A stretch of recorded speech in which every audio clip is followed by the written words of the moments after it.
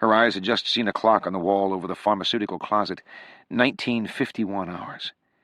Rachel blinked, staring. Is that clock right? You're on a Navy vessel, ma'am. Our clocks are accurate. And is that Eastern time? 7:51 p.m. Eastern Standard. We're out of Norfolk. My God, she thought, stunned. It's only 7:51 p.m.? Rachel had the impression hours had passed since she passed out. It was not even past 8 o'clock. The president hasn't yet gone public about the meteorite. I still have time to stop him. She immediately slid down off the bed, wrapping the blanket around her. Her legs felt shaky. I need to speak to the president right away. The captain looked confused. The president of what? Of the United States. I thought you wanted William Pickering. I don't have time. I need the president. The captain didn't move, his huge frame blocking her way.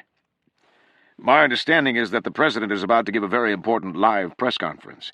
I doubt he's taking personal phone calls.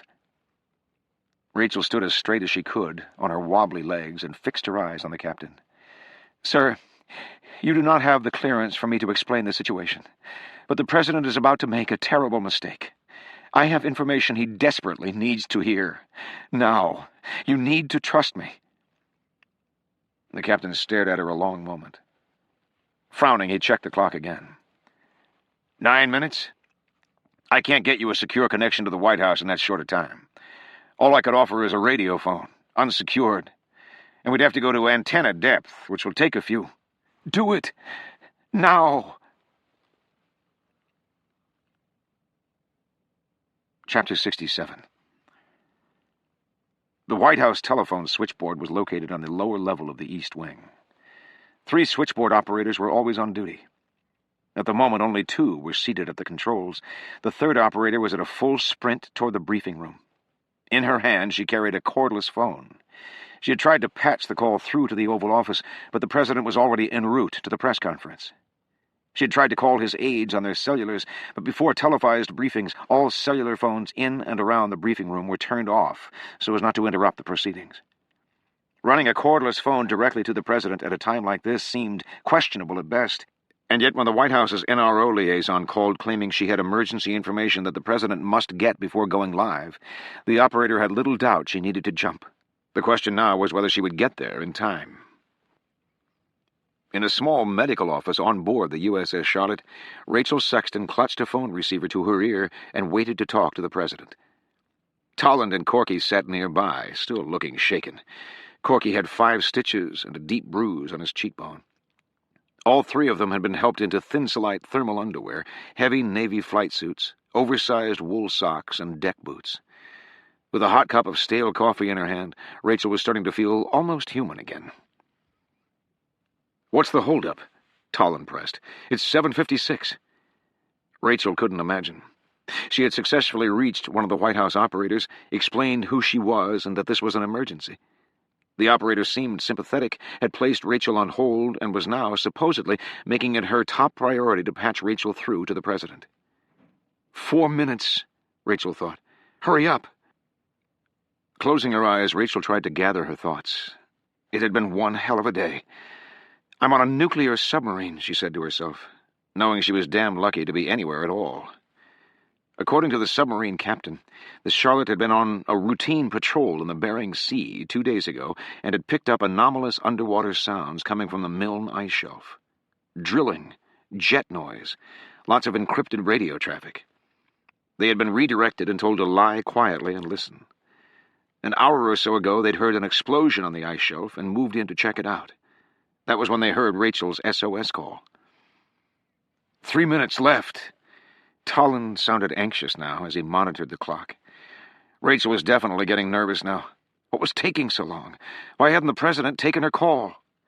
If Zach Hurney went public with the data as it stood... Rachel forced the thought from her mind and shook the receiver. Pick up! As the White House operator dashed toward the stage entrance of the briefing room, she was met with a gathering throng of staff members. Everyone here was talking excitedly, making final preparations. She could see the president 20 yards away, waiting at the entrance. The makeup people were still primping. Coming through, the operator said, trying to get through the crowd. Call for the president. Excuse me, coming through. Live in 2 minutes, a media coordinator called out. Clutching the phone, the operator shoved her way toward the president. "Call for the president," she panted. "Coming through." A towering roadblock stepped into her path. Marjorie Tench. The senior advisor's long face grimaced down in disapproval. "What's going on?" "I have an emergency." The operator was breathless. "Phone call for the president." Tench looked incredulous. "Not now, you don't." "It's from Rachel Sexton. She says it's urgent." The scowl that darkened Tench's face appeared to be more one of puzzlement than anger. Tench eyed the cordless phone. "That's a house line. That's not secure." "No, ma'am, but the incoming call is open anyway. She's on a radio phone. She needs to speak to the president right away." "Live in 90 seconds. Tench's cold eyes stared, and she held out a spider-like hand. "Give me the phone." The operator's heart was pounding now. "Miss Sexton wants to speak to President Herney directly. She told me to postpone the press conference until she'd talked to him.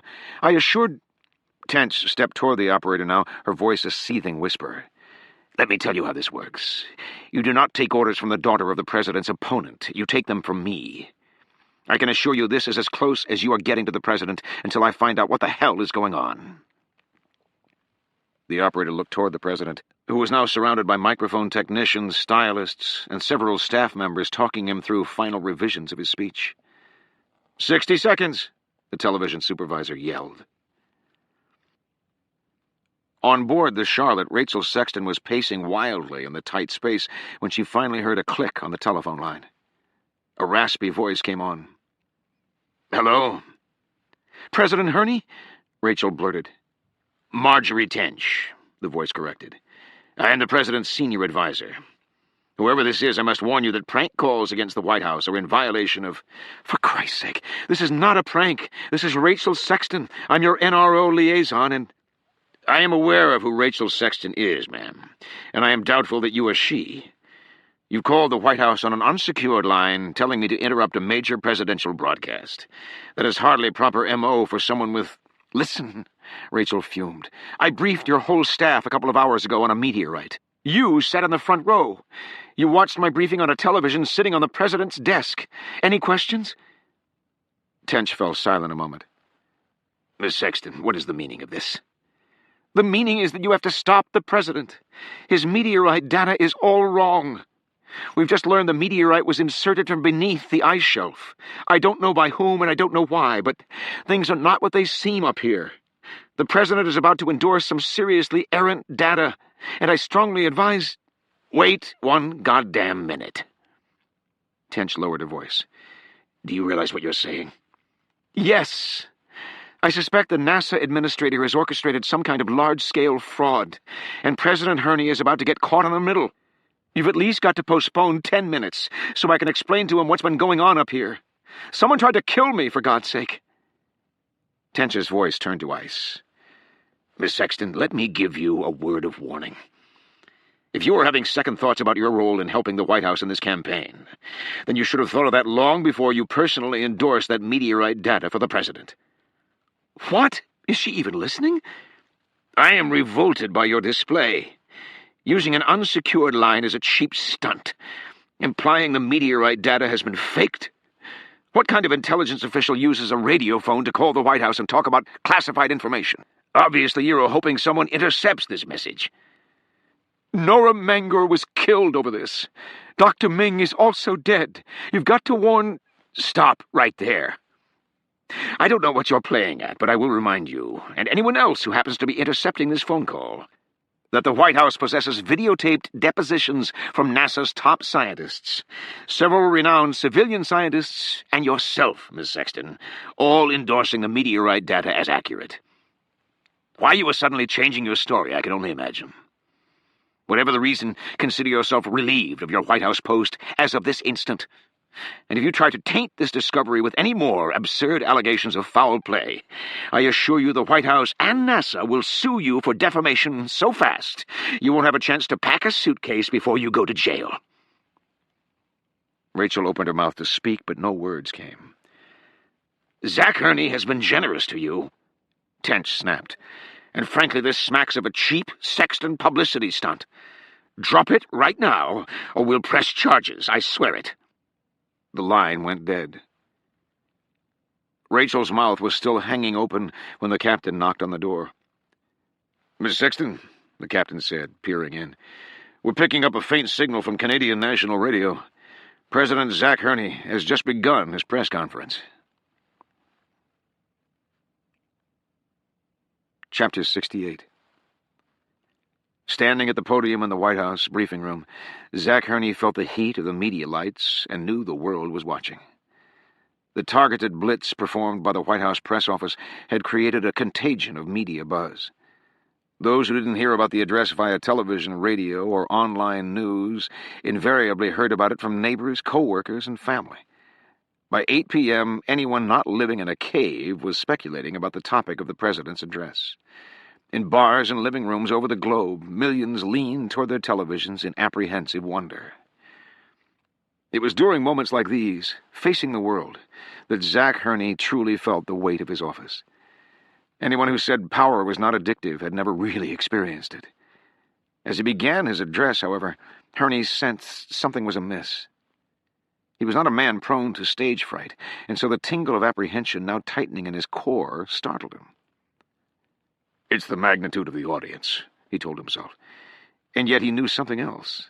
Instinct. Something he had seen. It had been such a little thing, and yet he told himself to forget it. It was nothing. And yet it stuck. Tench. Moments ago, as Herney was preparing to take the stage, he had seen Marjorie Tench in the yellow hallway talking on a cordless phone. This was strange in itself, but it was made more so by the White House operator standing beside her, her face white with apprehension. Herney couldn't hear Tench's phone conversation, but he could see it was contentious. Tench was arguing with a vehemence and anger the president had seldom seen, even from Tench. He paused a moment and caught her eye, inquisitive. Tench gave him the thumbs up. Herney had never seen Tench give anyone the thumbs up. It was the last image in Herney's mind as he was cued onto the stage. On the blue rug in the press area inside the NASA Habisphere on Ellesmere Island, Administrator Lawrence Ekstrom was seated at the center of the long symposium table, flanked by top NASA officials and scientists. On a large monitor facing them, the president's opening statement was being piped in live. The remainder of the NASA crew was huddled around other monitors, teeming with excitement as their commander-in-chief launched into his press conference. "Good evening," Herney was saying, sounding uncharacteristically stiff. "To my fellow countrymen, and to our friends around the world." Ekstrom gazed at the huge charred mass of rock displayed prominently in front of him. His eyes moved to a standby monitor where he watched himself, flanked by his most austere personnel, against a backdrop of a huge American flag and NASA logo. The dramatic lighting made the setting look like some kind of neo-modern painting. The 12 Apostles at the Last Supper. Zach Herney had turned this whole thing into a political sideshow. Herney had no choice. Ekstrom still felt like a televangelist, packaging God for the masses. In about 5 minutes, the president would introduce Ekstrom and his NASA staff. Then, in a dramatic satellite link-up from the top of the world, NASA would join the president in sharing this news with the world. After a brief account of how the discovery was made, what it meant for space science, and some mutual backpatting, NASA and the president went hand-duty off to celebrity scientist Michael Tolland, whose documentary would roll for just under 15 minutes. Afterward, with credibility and enthusiasm at its peak, Ekstrom and the president would say their goodnights, promising more information to come in the days ahead via endless NASA press conferences. As Ekstrom sat and waited for his cue, he felt a cavernous shame settling inside him. He'd known he would feel it. He'd been expecting it. He'd told lies, endorsed untruths. Somehow, though, the lies seemed inconsequential now. Ekstrom had a bigger weight on his mind. In the chaos of the ABC production room, Gabrielle Ash stood shoulder to shoulder with dozens of strangers, all necks craned toward the bank of television monitors suspended from the ceiling. A hush fell as the moment arrived. Gabrielle closed her eyes, praying that when she opened them, she would not be looking at images of her own naked body. The air inside Senator Sexton's den was alive with excitement. All of his visitors were standing now, their eyes glued to the large-screen television. Zach Hurney stood before the world, and incredibly his greeting had been awkward. He seemed momentarily uncertain. "He looks shaky," Sexton thought. "He never looks shaky." "Look at him," somebody whispered. "It has to be bad news." "The space station?" Sexton wondered. Hurney looked directly into the camera and took a deep breath. "My friends, I have puzzled for many days now over how best to make this announcement." 3 easy words, Senator Sexton willed him. "We blew it." Hurney spoke for a moment about how unfortunate it was that NASA had become such an issue in this election, and how, that being the case, he felt he needed to preface the timing of his impending statement with an apology. "I would have preferred any other moment in history to make this announcement," he said. "The political charge in the air tends to make doubters out of dreamers. And yet, as your president, I have no choice but to share with you what I have recently learned." He smiled. "It seems the magic of the cosmos is something which does not work on any human schedule, not even that of a president."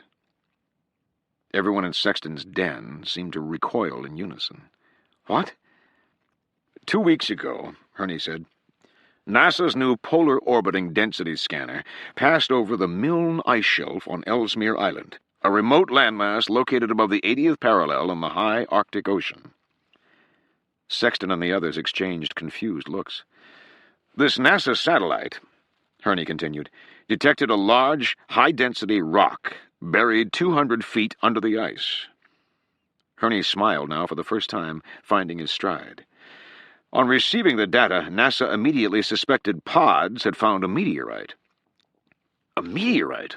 Sexton sputtered, standing. "This is news?" "NASA sent a team up to the ice shelf to take core samples. It was then that NASA made—" He paused. "Frankly, they made the scientific discovery of the century." Sexton took an incredulous step toward the television. "No." His guests shifted uneasily. "Ladies and gentlemen," Hurney announced, "several hours ago, NASA pulled from the Arctic ice an 8-ton meteorite, which contains—" The president paused again, giving the whole world time to lean forward. "A meteorite which contains fossils of a life form. Dozens of them. Unequivocal proof of extraterrestrial life." On cue, a brilliant image illuminated on the screen behind the president. A perfectly delineated fossil of an enormous bug-like creature embedded in a charred rock. In Sexton's den, 6 entrepreneurs jumped up in wide-eyed horror. Sexton stood frozen in place. "My friends," the president said, "the fossil behind me is 190 million years old. It was discovered in a fragment of a meteorite called the Jungasol Fall, which hit the Arctic Ocean almost 3 centuries ago. NASA's exciting new POD satellite discovered this meteorite fragment buried in an ice shelf. NASA and this administration have taken enormous care over the past 2 weeks to confirm every aspect of this momentous discovery before making it public. In the next half hour, you will be hearing from numerous NASA and civilian scientists, as well as viewing a short documentary prepared by a familiar face whom I'm sure you will all recognize. Before I go any further, though, I absolutely must welcome, live via satellite from above the Arctic Circle, the man whose leadership, vision, and hard work is solely responsible for this historic moment. It is with great honor that I present NASA Administrator Lawrence Ekstrom." Hurney turned to the screen on perfect cue. The image of the meteorite dramatically dissolved into a regal-looking panel of NASA scientists seated at a long table, flanked by the dominant frame of Lawrence Ekstrom. "Thank you, Mr. President." Ekstrom's air was stern and proud as he stood up and looked directly into the camera. "It gives me great pride to share with all of you this NASA's finest hour." Ekstrom spoke passionately about NASA and the discovery. With a fanfare of patriotism and triumph, he segued flawlessly to a documentary hosted by civilian science celebrity Michael Tolland.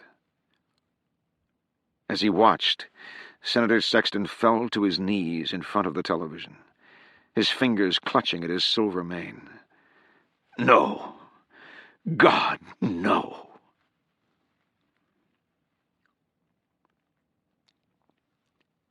Chapter 69. Marjorie Tench was livid as she broke away from the jovial chaos outside the briefing room and marched back to her private corner in the West Wing. She was in no mood for celebration. The phone call from Rachel Sexton had been most unexpected, most disappointing. Tench slammed her office door, stalked to her desk, and dialed the White House operator. "William Pickering, NRO." Tench lit a cigarette and paced the room as she waited for the operator to track down Pickering. Normally, he might have gone home for the night, but with the White House's big wind-up into tonight's press conference, Tench guessed Pickering had been in his office all evening, glued to his television screen, wondering what could possibly be going on in the world about which the NRO director did not have prior knowledge. Tench cursed herself for not trusting her instincts when the president said he wanted to send Rachel Sexton to Milne. Tench had been wary, feeling it was an unnecessary risk, but the president had been convincing, persuading Tench that the White House staff had grown cynical over the past weeks and would be suspect of the NASA discovery if the news came from in-house. As Herney had promised, Rachel Sexton's endorsement had squelched suspicions, prevented any skeptical in-house debate, and forced the White House staff to move forward with a united front. Invaluable, Tench had to admit. And yet now Rachel Sexton had changed her tune. "The bitch called me on an unsecured line." Rachel Sexton was obviously intent on destroying the credibility of this discovery, and Tench's only solace was knowing the president had captured Rachel's earlier briefing on videotape. Thank God. At least Herney had thought to obtain that small insurance. Tench was starting to fear they were going to need it. At the moment, however, Tench was trying to stem the bleeding in other ways. Rachel Sexton was a smart woman, and if she truly intended to go head-to-head with the White House and NASA, she would need to recruit some powerful allies. Her first logical choice would be William Pickering. Tench already knew how Pickering felt about NASA. She needed to get to Pickering before Rachel did. "Miss Tench?" the transparent voice on the line said. "William Pickering here. To what do I owe this honor?" Tench could hear the television in the background, NASA commentary. She could already sense in his tone that he was still reeling from the press conference. "Do you have a minute, Director?" "I expected you'd be busy celebrating. Quite a night for you. Looks like NASA and the president are back in the fight." Tench heard stark amazement in his voice, combined with a tinge of acrimony, the latter no doubt on account of the man's legendary distaste for hearing breaking news at the same time as the rest of the world. "I apologize," Tench said, trying to build an immediate bridge, "that the White House and NASA were forced to keep you unapprised." "You are aware," Pickering said, "that the NRO detected NASA activity up there a couple of weeks ago and ran an inquiry." Tench frowned. He's pissed. "Yes, I know, and yet NASA told us it was nothing. They said they were running some kind of extreme environment training exercises, testing equipment, that sort of thing." Pickering paused. "We bought the lie." "Let's not call it a lie," Tench said. "More of a necessary misdirection. Considering the magnitude of the discovery, I trust you understand NASA's need to keep this quiet." "From the public, perhaps." Pouting was not in the repertoire of men like William Pickering, and Tench sensed this was as close as he would get.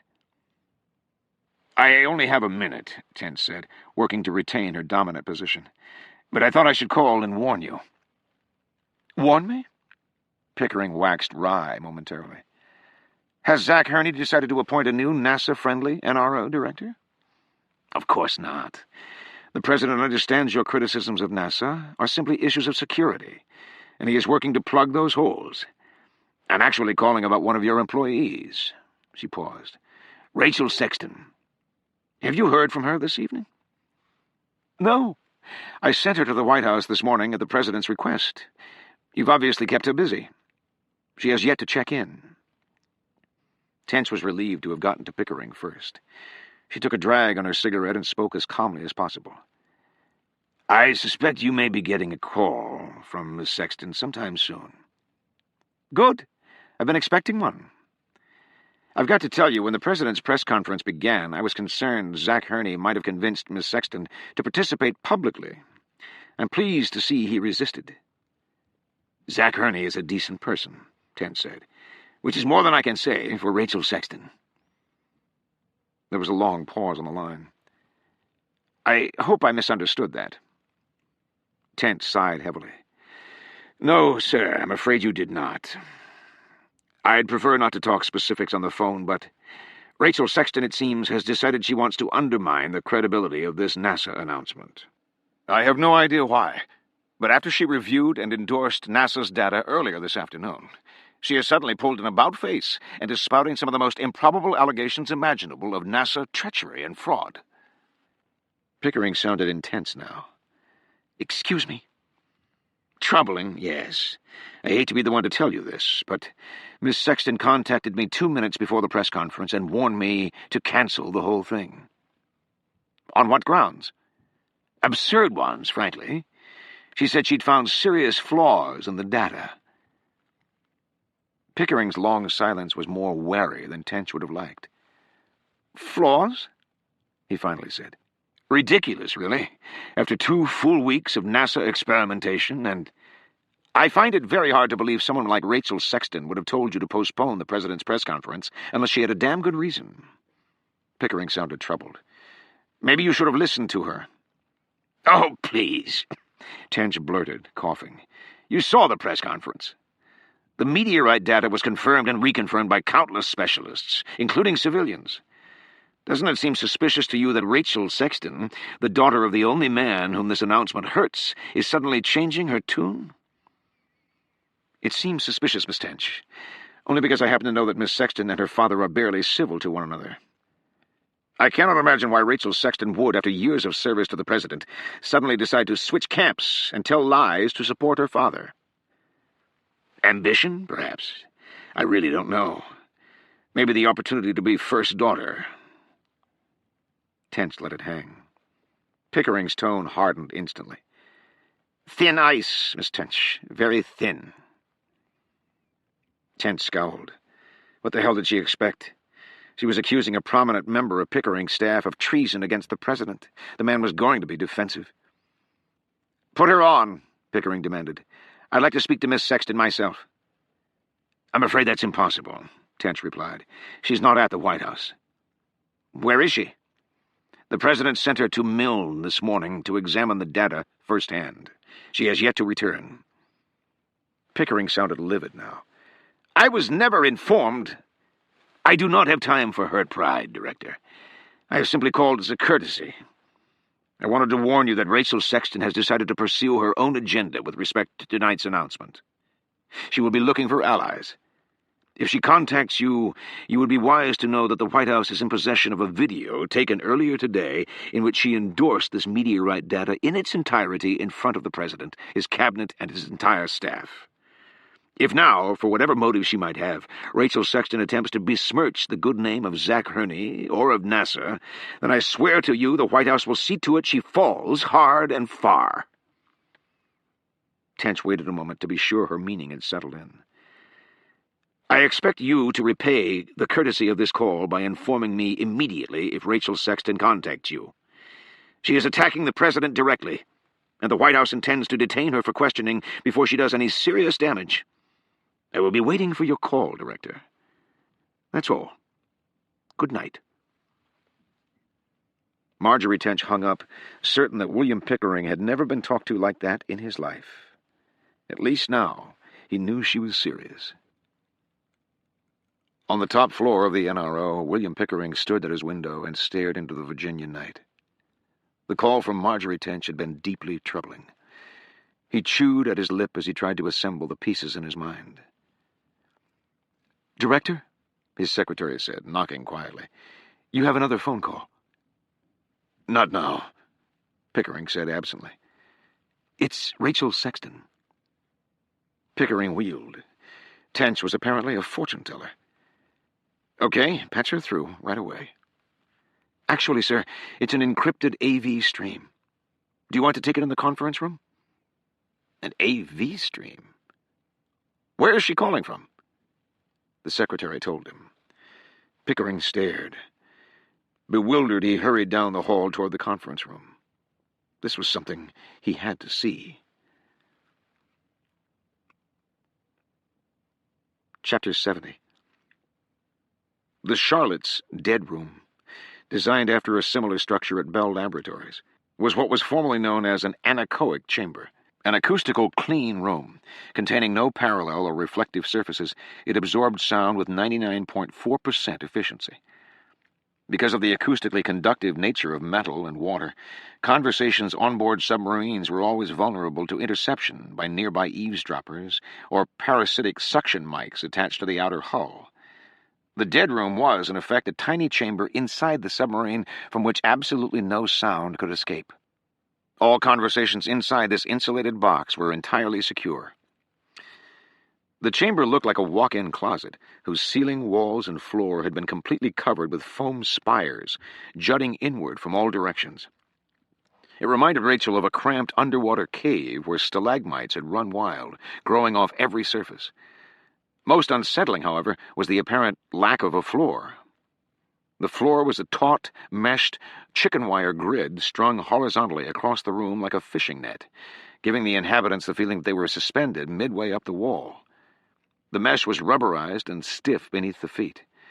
As Rachel gazed down through the webbed flooring, she felt like she was crossing a string bridge suspended over a surrealistic, fractalized landscape. 3 feet below, a forest of foam needles pointed ominously upward.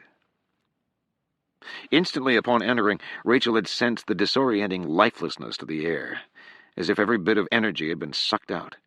Her ears felt as if they'd been stuffed with cotton. Only her breath was audible inside her head. She called out, and the effect was that of speaking into a pillow. The walls absorbed every reverberation, making the only perceivable vibrations those inside her head. Now the captain had departed, closing the padded door behind him. Rachel, Corky, and Tolland were seated in the center of the room at a small U-shaped table that stood on long metal stilts that descended through the mesh. On the table were affixed several gooseneck microphones, headphones, and a video console with a fisheye camera on top. It looked like a mini United Nations symposium. As someone who worked in the U.S. intelligence community, the world's foremost manufacturers of hard laser microphones, underwater parabolic eavesdroppers, and other hypersensitive listening devices, Rachel was well aware there were few places on Earth where one could have a truly secure conversation. The dead room was, apparently, one of those places. The mics and headphones on the table enabled a face-to-face conference call in which people could speak freely, knowing the vibrations of their words could not escape the room. Their voices, upon entering the microphones, would be heavily encrypted for their long journey through the atmosphere. "Level check." The voice materialized suddenly inside their headphones, causing Rachel, Tolland, and Corky to jump. "Do you read me, Miss Sexton?" Rachel leaned into her microphone. "Yes, thank you." "Whoever you are." "I have Director Pickering on the line for you. He's accepting AV. I am signing off now. You will have your data stream momentarily." Rachel heard the line go dead. Then there was a distant whir of static, and then a rapid series of beeps and clicks in the headphones. With startling clarity, the video screen in front of them sprang to life, and Rachel saw Director Pickering in the NRO conference room. He was alone. His head snapped up, and he looked into Rachel's eyes. She felt oddly relieved to see him. "Miss Sexton," he said, his expression perplexed and troubled. "What in the world is going on?" "The meteorite, sir," Rachel said. "I think we may have a serious problem." Chapter 71. Inside the Charlotte's dead room, Rachel Sexton introduced Michael Tolland and Corky Marlinson to Pickering. Then she took charge and launched into a quick account of the day's incredible chain of events. The NRO director sat motionless as he listened. Rachel told him about the bioluminescent plankton in the extraction pit, their journey onto the ice shelf, and discovery of an insertion shaft beneath the meteorite, and finally of their sudden attack by a military team she suspected was special ops. William Pickering was known for his ability to listen to disturbing information without so much as flinching an eye, and yet his gaze grew more and more troubled with each progression in Rachel's story. She sensed disbelief and then rage when she talked about Nora Manger's murder and their own near-death escape. Although Rachel wanted to voice her suspicions of the NASA administrator's involvement, she knew Pickering well enough not to point fingers without evidence. She gave Pickering the story as cold, hard facts. When she was finished, Pickering didn't respond for several seconds.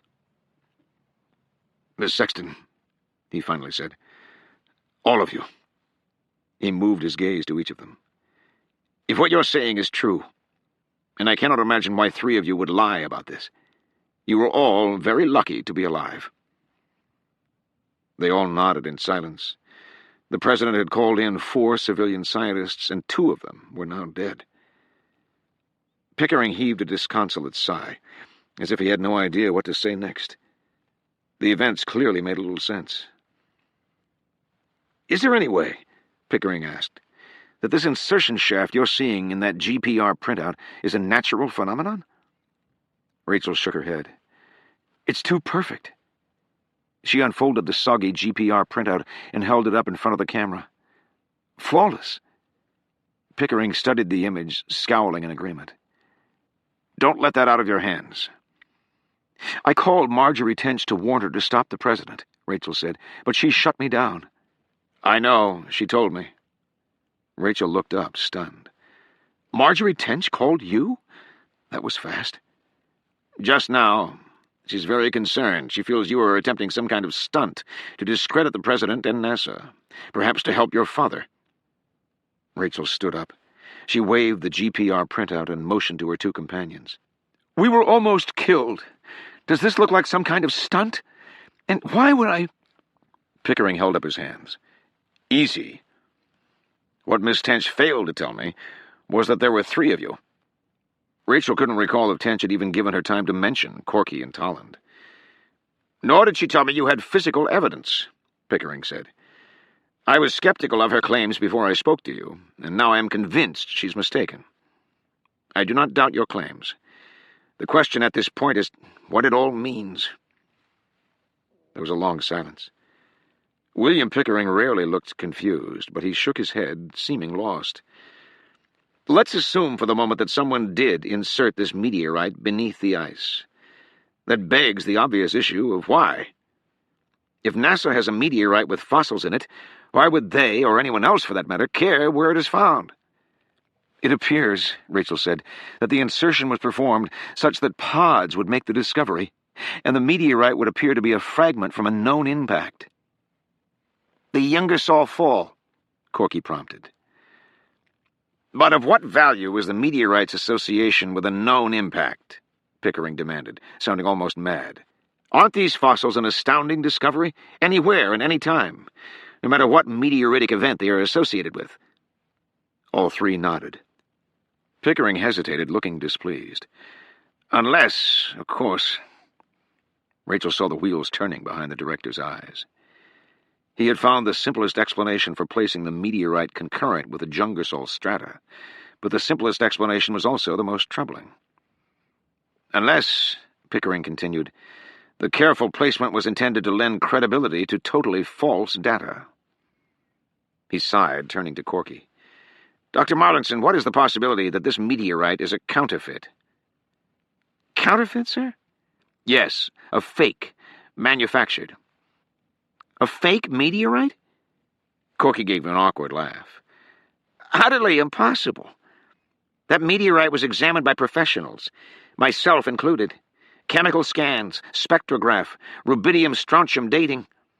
It is unlike any kind of rock ever seen on Earth. The meteorite is authentic. Any astrogeologist would agree." Pickering seemed to consider this a long time, gently stroking his tie.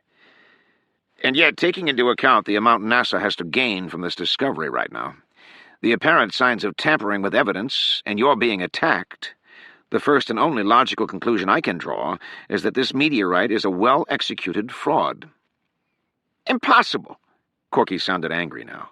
"With all respect, sir, meteorites are not some Hollywood special effect that can be conjured up in a lab to fool a bunch of unsuspecting astrophysicists. They are chemically complex objects with unique crystalline structures and element ratios. I'm not challenging you, Dr. Marlinson. I am simply following a logical chain of analysis. Considering someone wanted to kill you to keep you from revealing it was inserted under the ice, I'm inclined to entertain all kinds of wild scenarios here. What specifically makes you certain this rock is indeed a meteorite? Specifically? Corky's voice cracked in the headphones. A flawless fusion crust, the presence of chondrules, a nickel ratio unlike anything ever found on Earth. If you're suggesting that someone tricked us by manufacturing this rock in a lab, then all I can say is that the lab was about 190 million years old.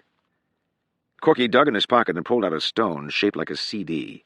He held it in front of the camera.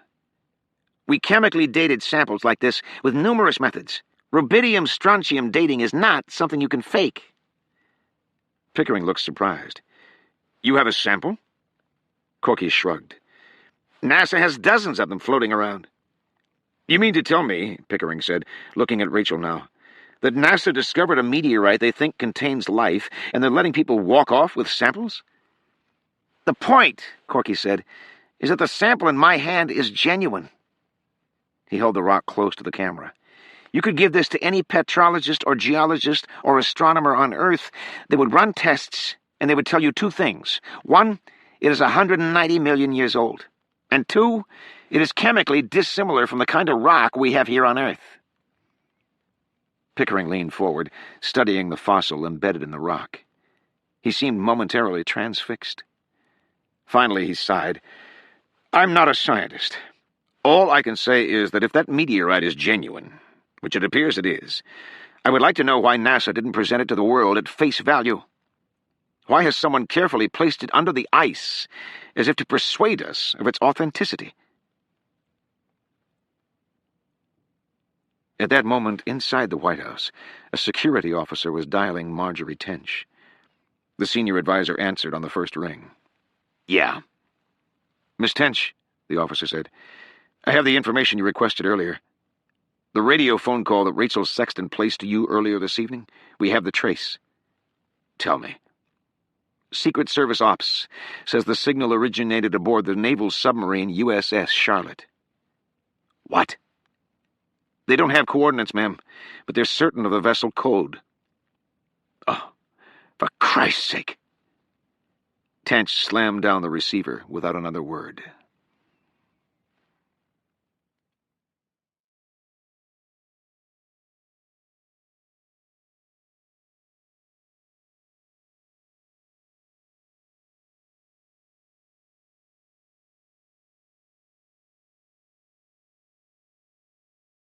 Chapter 72. The muted acoustics of the Charlotte's dead room were starting to make Rachel feel mildly nauseated. On screen, William Pickering's troubled gaze moved now to Michael Tolland. You're quiet, Mr. Tolland. Tolland glanced up like a student who had been called on unexpectedly. Sir? You just gave quite a convincing documentary on television, Pickering said. What's your take on the meteorite now? Well, sir, Tolland said, his discomfort obvious, I have to agree with Dr. Marlinson. I believe the fossils and meteorite are authentic. I'm fairly well versed in dating techniques, and the age of that stone was confirmed by multiple tests. The nickel content as well. These data cannot be forged. There exists no doubt the rock, formed 190 million years ago, exhibits non-terrestrial nickel ratios and contains dozens of confirmed fossils whose formation is also dated at 190 million years. I can think of no other possible explanation than that NASA has found an authentic meteorite. Pickering fell silent now. His expression was one of quandary, a look Rachel had never before seen on William Pickering. What should we do, sir? Rachel asked.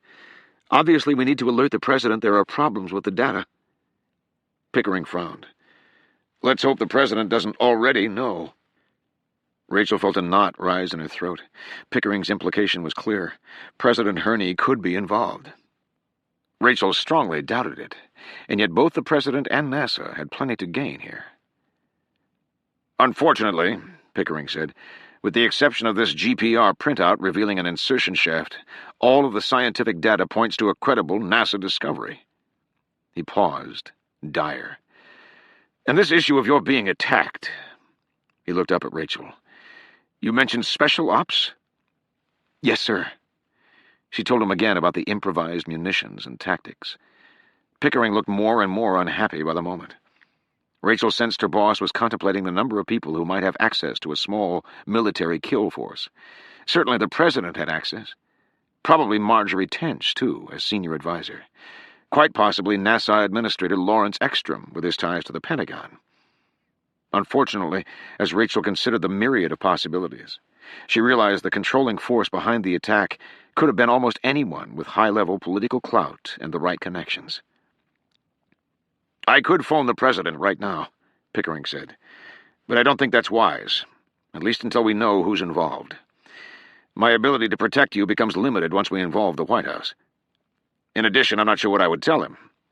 If the meteorite is real, which you all feel it is, then your allegation of an insertion shaft and attack doesn't make sense.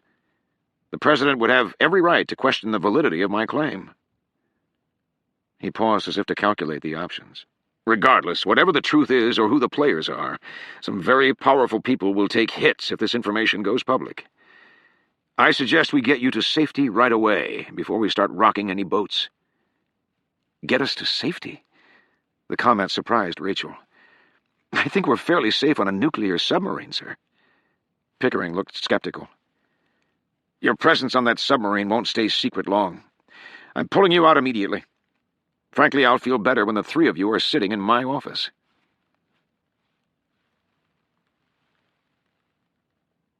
Chapter 73. Senator Sexton huddled alone on his couch, feeling like a refugee. His Westbrook Place apartment, that had only an hour ago been filled with new friends and supporters, now looked forsaken, scattered with the rubble of snifters and business cards, abandoned by men who had quite literally dashed out the door. Now Sexton crouched in solitude before his television, wanting more than anything to turn it off, and yet being unable to pull himself from the endless media analyses. This was Washington, and it didn't take long for the analysts to rush through their pseudo-scientific and philosophical hyperbole and lock in on the ugly stuff, the politics. Like torture masters rubbing acid in Sexton's wounds, the newscasters were stating and restating the obvious. "Hours ago, Sexton's campaign was soaring," one analyst said. "Now, with NASA's discovery, the senator's campaign has crashed back to Earth." Sexton winced, reaching for the Courvoisier and taking a hit right out of the bottle. Tonight, he knew, would be the longest and loneliest night of his life. He despised Marjorie Tench for setting him up. He despised Gabrielle Ash for ever mentioning NASA in the first place. He despised the president for being so goddamn lucky. And he despised the world for laughing at him. "Obviously, this is devastating for the senator," the analyst was saying. "The president and NASA have claimed an incalculable triumph with this discovery. News like this would revitalize the president's campaign regardless of Sexton's position on NASA. But with Sexton's admission today that he would go so far as to abolish NASA funding outright if need be, well, this presidential announcement is a 1-2 punch from which the senator will not recover." "I was tricked," Sexton said. "The White House fucking set me up." The analyst was smiling now. "All of the credibility NASA has lost with Americans recently has just been restored in spades. There's a real feeling of national pride out there on the streets right now. As there should be. They love Zach Hurney, and they were losing faith. You got to admit, the president was lying down and took some pretty big hits recently, but he's come out of it smelling like a rose." Sexton thought of the CNN debate that afternoon and hung his head, thinking he might be sick to his stomach. All of the NASA inertia he had so carefully built up over the last months had not only come to a screeching halt, but it had become an anchor around his neck. He looked like a fool. He'd been brazenly played by the White House. He was already dreading all the cartoons in tomorrow's paper. His name would be the punchline to every joke in the country. Obviously, there would be no more quiet SFF campaign funding. Everything had changed. All the men who had been in his apartment had just seen their dreams go down the toilet. The privatization of space had just struck a brick wall. Taking another hit of cognac, the senator stood up and walked unevenly to his desk. He gazed down at the unhooked phone receiver. Knowing it was an act of masochistic self-flagellation, he slowly replaced the phone receiver in its cradle and began counting the seconds. 1, 2, the phone rang. He let the machine pick up. Senator Sexton, Judy Oliver from CNN. I'd like to give you an opportunity to react to the NASA discovery this evening. Please call me. She hung up. Sexton started counting again. 1, the phone started ringing. He ignored it, letting the machine get it. Another reporter. Holding his bottle of Courvoisier, Sexton wandered toward the sliding door of his balcony. He pulled it aside and stepped out into the cool air. Leaning against the railing, he gazed out across town to the illuminated facade of the White House in the distance. The lights seemed to twinkle gleefully in the wind. Bastards, he thought. For centuries we've been looking for proof of life in the heavens. Now we find it in the same fucking year as my election? This wasn't propitious. This was goddamn clairvoyant. Every apartment window for as far as Sexton could see had a television on. Sexton wondered where Gabrielle Ash was tonight. This was all her fault. She'd fed him NASA failure after NASA failure. He raised the bottle to take another swig. God damn, Gabrielle. She's the reason I'm in this so deep. Across town, standing amid the chaos of the ABC production room, Gabrielle Ash felt numb. The president's announcement had come out of left field, leaving her suspended in a semi-catatonic haze. She stood lock-kneed in the center of the production room floor, staring up at one of the television monitors, while pandemonium raged around her. The initial seconds of the announcement had brought dead silence to the newsroom floor. It had lasted only moments before the place erupted into a deafening carnival of scrambling reporters. These people were professionals. They had no time for personal reflection. There would be time for that after the work was done. At the moment, the world wanted to know more, and ABC had to provide it. This story had everything: science, history, political drama, an emotional mother lode. Nobody in the media was sleeping tonight. Gabs. Yolanda's voice was sympathetic. Let's get you back into my office before someone realizes who you are and starts grilling you on what this means for Sexton's campaign. Gabrielle felt herself guided through a haze into Yolanda's glass-walled office. Yolanda sat her down and handed her a glass of water. She tried to force a smile. Look on the bright side, Gabs. Your candidate's campaign is fucked, but at least you're not. Thanks. Terrific. Yolanda's tone turned serious. Gabrielle, I know you feel like shit. Your candidate just got hit by a Mack truck, and if you ask me, he's not getting up. At least not in time to turn this thing around. But at least nobody's splashing your picture all over the television. Seriously, this is good news. Herney won't need a sex scandal now. He's looking far too presidential right now to talk sex. It seemed a small consolation to Gabrielle. As for Tench's allegations of Sexton's illegal campaign finance, Yolanda shook her head. I have my doubts. Granted, Herney is serious about no negative campaigning, and granted a bribery investigation would be bad for the country. But is Herney really so patriotic that he would forego a chance to crush his opposition, simply to protect national morale? My guess is Tench stretched the truth about Sexton's finances in an effort to scare. She gambled, hoping you'd jump ship and give the president a free sex scandal. And you got to admit, Gabs, tonight would have been a hell of a night for Sexton's morals to come into question. Gabrielle nodded vaguely. A sex scandal would have been a 1-2 punch from which Sexton's career would never have recovered. Ever. You outlasted her, Gabs. Marjorie Tench went fishing, but you didn't bite. You're home free. There'll be other elections. Gabrielle nodded vaguely, unsure what to believe anymore. You got to admit, Yolanda said, the White House played Sexton brilliantly. Luring him down the NASA path, getting him to commit, coaxing him to put all his eggs in the NASA basket. Totally my fault, Gabrielle thought. And this announcement we just watched, my God, it was genius. The importance of the discovery entirely aside, the production values were brilliant. Live feeds from the Arctic? A Michael Tolland documentary? Good God. How can you compete? Zach Herney nailed it tonight. There's a reason the guy is president. And will be for another 4 years. "I gotta get back to work, Gabs," Yolanda said. "You sit right there as long as you want. Get your feet under you." Yolanda headed out the door. "Hon, I'll check back in a few minutes." Alone now, Gabrielle sipped her water, but it tasted foul. Everything did. "It's all my fault," she thought, trying to ease her conscience by reminding herself of all the glum NASA press conferences of the past year.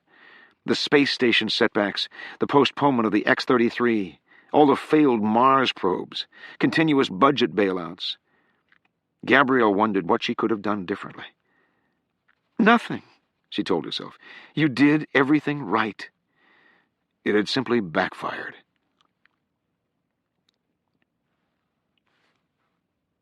Chapter 74.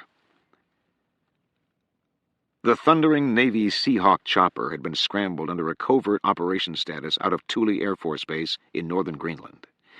It stayed low, out of radar range, as it shot through the gale winds across 70 miles of open sea. Then, executing the bizarre orders they had been given, the pilots fought the wind and brought the craft to a hover above a preordained set of coordinates on the empty ocean. "Where's the rendezvous?" the co-pilot yelled, confused. They had been told to bring a chopper with a rescue winch, so he anticipated a search and retrieve operation. "You sure these are the right coordinates?" He scanned the choppy seas with a searchlight, but there was nothing below them except... Holy shit! The pilot pulled back on the stick, jolting upward. The black mountain of steel rose before them out of the waves without warning. A gargantuan, unmarked submarine blew its ballast and rose on a cloud of bubbles.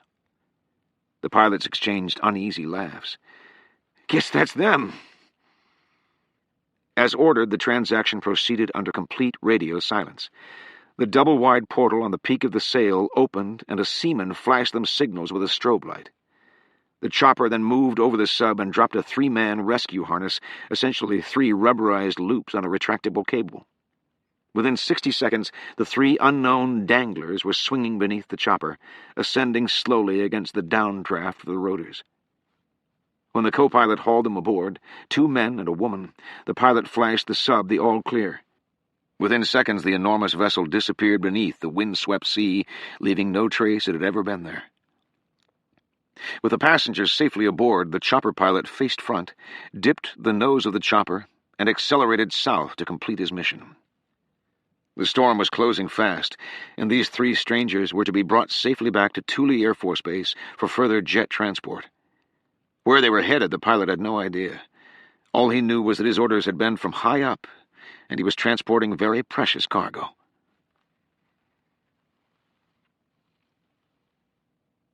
Chapter 75.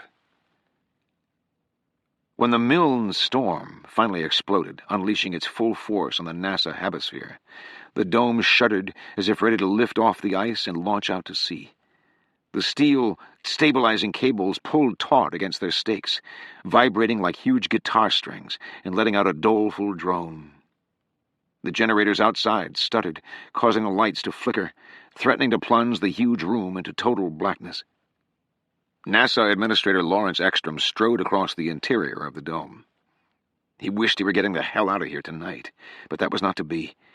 He would remain another day, giving additional on-site press conferences in the morning and overseeing preparations to transport the Meteorite back to Washington. He wanted nothing more at the moment than to get some sleep. The day's unexpected problems had taken a lot out of him.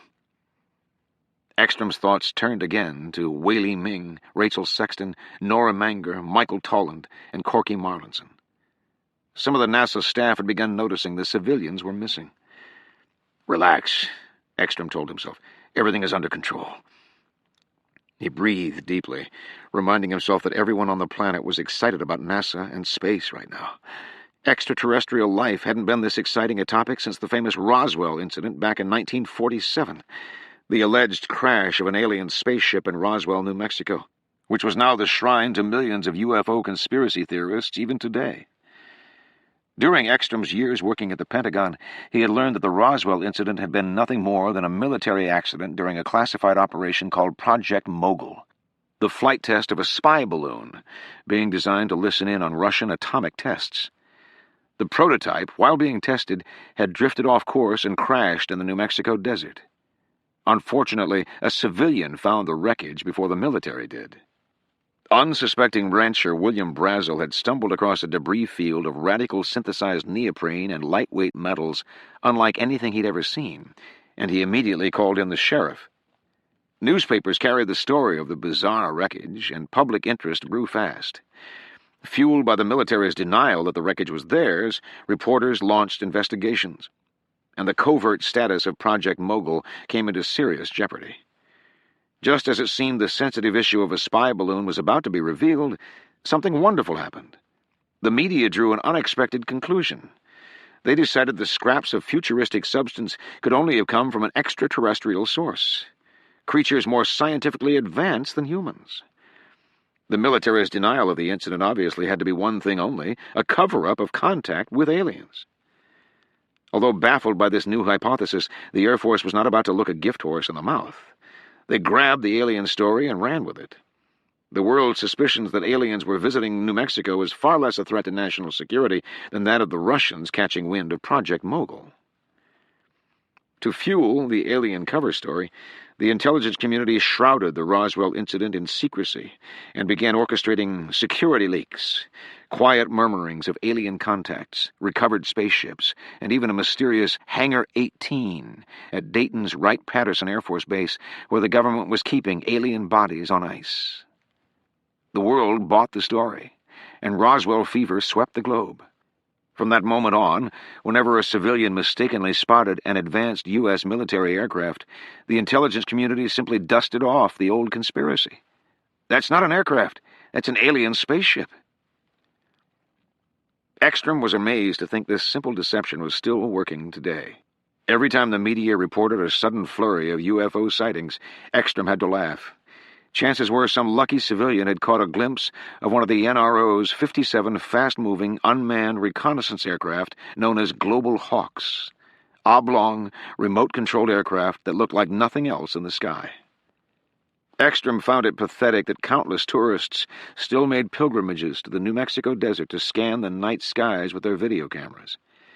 Occasionally one got lucky and captured hard evidence of a UFO. Bright lights flitting around the sky with more maneuverability and speed than any aircraft humans had ever built. What these people failed to realize, of course, was that there existed a 12-year lag between what the government could build and what the public knew about. These UFO gazers were simply catching a glimpse of the next generation of U.S. aircraft being developed out at Area 51, many of which were the brainstorms of NASA engineers. Of course, intelligence officials never corrected the misconception. It was obviously preferable that the world read about another UFO sighting than to have people learn the U.S. military's true flight capabilities. But everything has changed now, Ekstrom thought. In a few hours, the extraterrestrial myth would become a confirmed reality, forever. Administrator? A NASA technician hurried across the ice behind him. You have an emergency secure call in the PSC.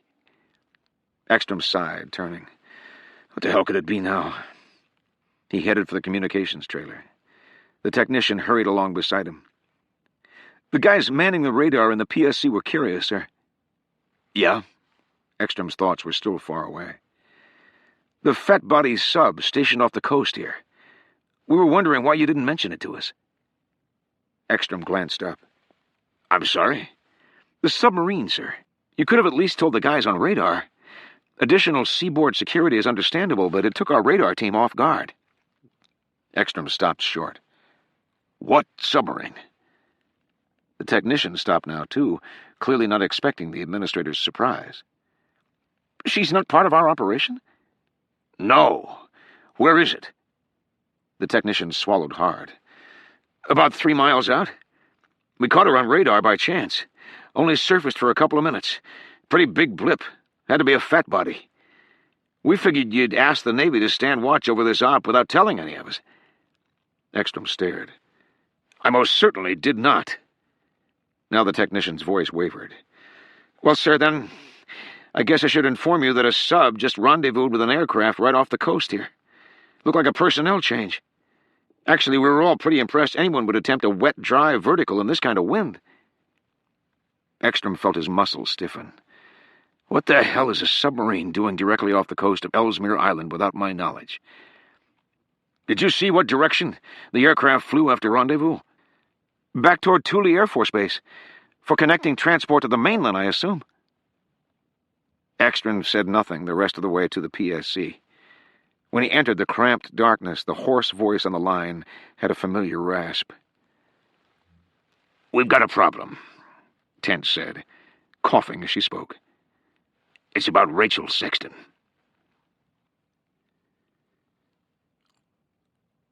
Chapter 76. Senator Sexton wasn't sure how long he had been staring into space when he heard the pounding. When he realized the throbbing in his ears was not from the alcohol, but rather from someone at his apartment door, he got up from the couch, stowed the bottle of Courvoisier, and made his way to the foyer. "Who is it?" Sexton yelled, in no mood for visitors. His bodyguard's voice called in with the identity of Sexton's unexpected guest. Sexton sobered instantly. That was fast. Sexton had hoped not to have this conversation until morning. Taking a deep breath and straightening his hair, Sexton opened the door. The face before him was all too familiar. Tough and leathery, despite the man's 70-something years. Sexton had met with him only this morning in the white Ford Windstar minivan in a hotel parking garage. Was it only this morning? Sexton wondered. God, how things had changed since then. "May I come in?" the dark-haired man asked. Sexton stepped aside, allowing the head of the Space Frontier Foundation to pass. "Did the meeting go well?" the man asked as Sexton closed the door. Did it go well? Sexton wondered if the man lived in a cocoon. "Things were terrific until the president came on television." The old man nodded, looking displeased. "Yes, an incredible victory. It will hurt our cause greatly." Hurt our cause? Here was an optimist. With NASA's triumph tonight, this guy would be dead and buried before the Space Frontier Foundation attained their goals of privatization. "For years I have suspected proof was forthcoming," the old man said. "I didn't know how or when, but sooner or later we had to know for sure." Sexton was stunned. "You're not surprised?" "The mathematics of the cosmos virtually requires other life forms," the man said, moving towards Sexton's den. "I am not surprised that this discovery has been made. Intellectually, I'm thrilled. Spiritually, I am in awe. Politically, I am deeply disturbed. The timing could not be worse." Sexton wondered why the man had come. It sure as hell wasn't to cheer him up. "As you know," the man said, "SFF member companies have spent millions trying to open the frontier of space to private citizens. Recently, much of that money has gone to your campaign." Sexton felt suddenly defensive. "I had no control over tonight's fiasco. The White House baited me to attack NASA. Yes, the president played the game well. And yet, all may not be lost." There was an odd glint of hope in the old man's eyes. "He's senile," Sexton decided. All was definitely lost. Every station on television right now was talking about the destruction of the Sexton campaign. The old man showed himself into the den, sat on the couch, and fixed his tired eyes on the senator. "Do you recall," the man said, "the problems NASA initially had with the anomaly software on board the PODS satellite?" Sexton couldn't imagine where this was headed. What the hell difference does that make now? PODS found a goddamn meteorite with fossils. "If you remember," the man said, "the onboard software didn't function properly at first. You made a big deal of it in the press." "As I should have," Sexton said, sitting down opposite the man. "It was another NASA failure." The man nodded. "I agree. But shortly after that, NASA held a press conference announcing they had come up with a workaround, some sort of patch for the software." Sexton hadn't actually seen the press conference, but he'd heard it was short, flat, and hardly newsworthy. The PODS project leader giving a dull, technical description of how NASA had overcome a minor glitch in PODS anomaly detection software and gotten everything up and running. "I've been watching PODS with interest ever since it failed," the man said. He produced a video cassette and walked to Sexton's television, putting the video in the VCR. "This should interest you. The video began to play. It showed the NASA press room at headquarters in Washington. A well-dressed man was taking the podium and greeting the audience. The subtitle beneath the podium read, "Chris Harper, Section Manager, Polar Orbiting Density Scanner Satellite. PODS." Chris Harper was tall, refined, and spoke with the quiet dignity of a European-American who still clung proudly to his roots. His accent was erudite and polished. He was addressing the press conference with confidence, giving them some bad news about PODS. Although the PODS satellite is in orbit and functioning well, we have a minor setback with the onboard computers. A minor programming error for which I take full responsibility. Specifically, the FIR filter has a faulty voxel index, which means the POD's anomaly detection software is not functioning properly. We are working on a fix. The crowd sighed, apparently accustomed to NASA letdowns. "What does that mean for the current effectiveness of the satellite?" someone asked. Harper took it like a pro, confident and matter-of-fact. "Imagine a perfect set of eyes without a functioning brain. Essentially, the POD satellite is seeing 2020, but it has no idea what it's looking at. The purpose of the POD's mission is to look for melt pockets in the polar ice cap. But without the computer to analyze the density data PODS receives from its scanners, PODS cannot discern where the points of interest are. We should have the situation remedied after the next shuttle mission can make an adjustment to the onboard computer." A groan of disappointment rose in the room. The old man glanced over at Sexton. "He presents bad news pretty well, doesn't he?" "He's from NASA," Sexton grumbled. "That's what they do."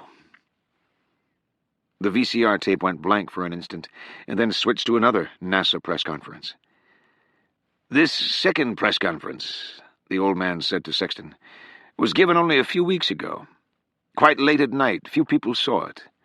This time Dr. Harper is announcing good news." The footage launched. This time Chris Harper looked disheveled and uneasy.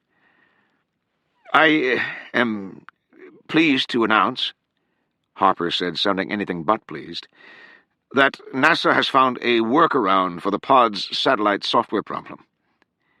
He fumbled through an explanation of the workaround, something about redirecting the raw data from PODS and sending it through computers here on Earth, rather than relying on the onboard PODS computer. Everyone seemed impressed. It all sounded quite feasible and exciting. When Harper was done, the room gave him an enthusiastic round of applause. "So we can expect data soon?" someone in the audience asked. Harper nodded, sweating. A couple of weeks." More applause. Hands shot up around the room. "That's all I have for you now," Harper said, looking ill as he packed up his papers. "PODS is up and running. We'll have data soon." He practically ran off the stage. Sexton scowled. He had to admit this was odd.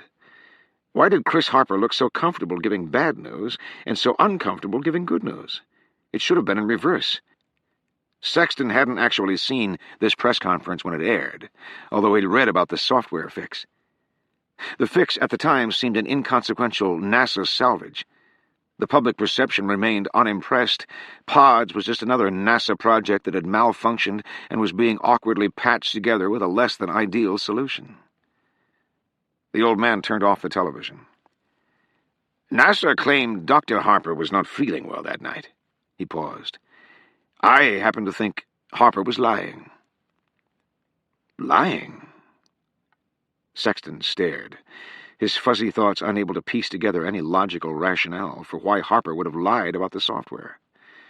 Still, Sexton had told enough lies in his life to recognize a poor liar when he saw one. He had to admit Dr. Harper sure looked suspicious. "Perhaps you don't realize," the old man said, "this little announcement you just heard Chris Harper give is the single most important press conference in NASA history." He paused. "That convenient software fix he just described is what allowed PODS to find the meteorite." Sexton puzzled. "And you think he was lying about it?" "But if Harper was lying and the PODS software isn't really working, then how the hell did NASA find the meteorite?" The old man smiled. "Exactly." Chapter 77. The U.S. military's fleet of repo aircraft, repossessed during drug trade arrests, consisted of over a dozen private jets, including 3 reconditioned G-4s used for transporting military VIPs. A half hour ago, one of those G-4s had lifted off the Thule runway, fought its way above the storm, and was now pounding southward into the Canadian night en route to Washington. On board, Rachel Sexton, Michael Tolland, and Corky Marlinson had the 8-seat cabin to themselves, looking like some kind of disheveled sports team in their matching blue USS Charlotte jumpsuits and caps. Despite the roar of the Grumman engines, Corky Marlinson was asleep in the rear. Tolland sat near the front, looking exhausted as he gazed out the window at the sea. Rachel was beside him, knowing she couldn't sleep even if she'd been sedated. Her mind churned through the mystery of the meteorite, and, most recently, the dead room conversation with Pickering. Before signing off, Pickering had given Rachel 2 additional pieces of disturbing information. First, Marjorie Tench claimed to possess a video recording of Rachel's private deposition to the White House staff. Tench was now threatening to use the video as evidence if Rachel tried to go back on her confirmation of the meteorite data. The news was particularly unsettling because Rachel had specifically told Zach Herney that her remarks to the staff were for in-house use only. Apparently, Zach Herney had ignored that request. The second bit of troubling news dealt with a CNN debate her father had attended earlier in the afternoon. Apparently, Marjorie Tench had made a rare appearance and deftly baited Rachel's father into crystallizing his position against NASA. More specifically, Tench had cajoled him into crudely proclaiming his skepticism that extraterrestrial life would ever be found. Eat his hat? That's what Pickering said her father had offered to do if NASA ever found extraterrestrial life. Rachel wondered how Tench had managed to coax out that propitious little soundbite. Clearly the White House had been setting the stage carefully, ruthlessly lining up all the dominoes, preparing for the big Sexton collapse. The President and Marjorie Tench, like some sort of political tag-team wrestling duo, had maneuvered for the kill.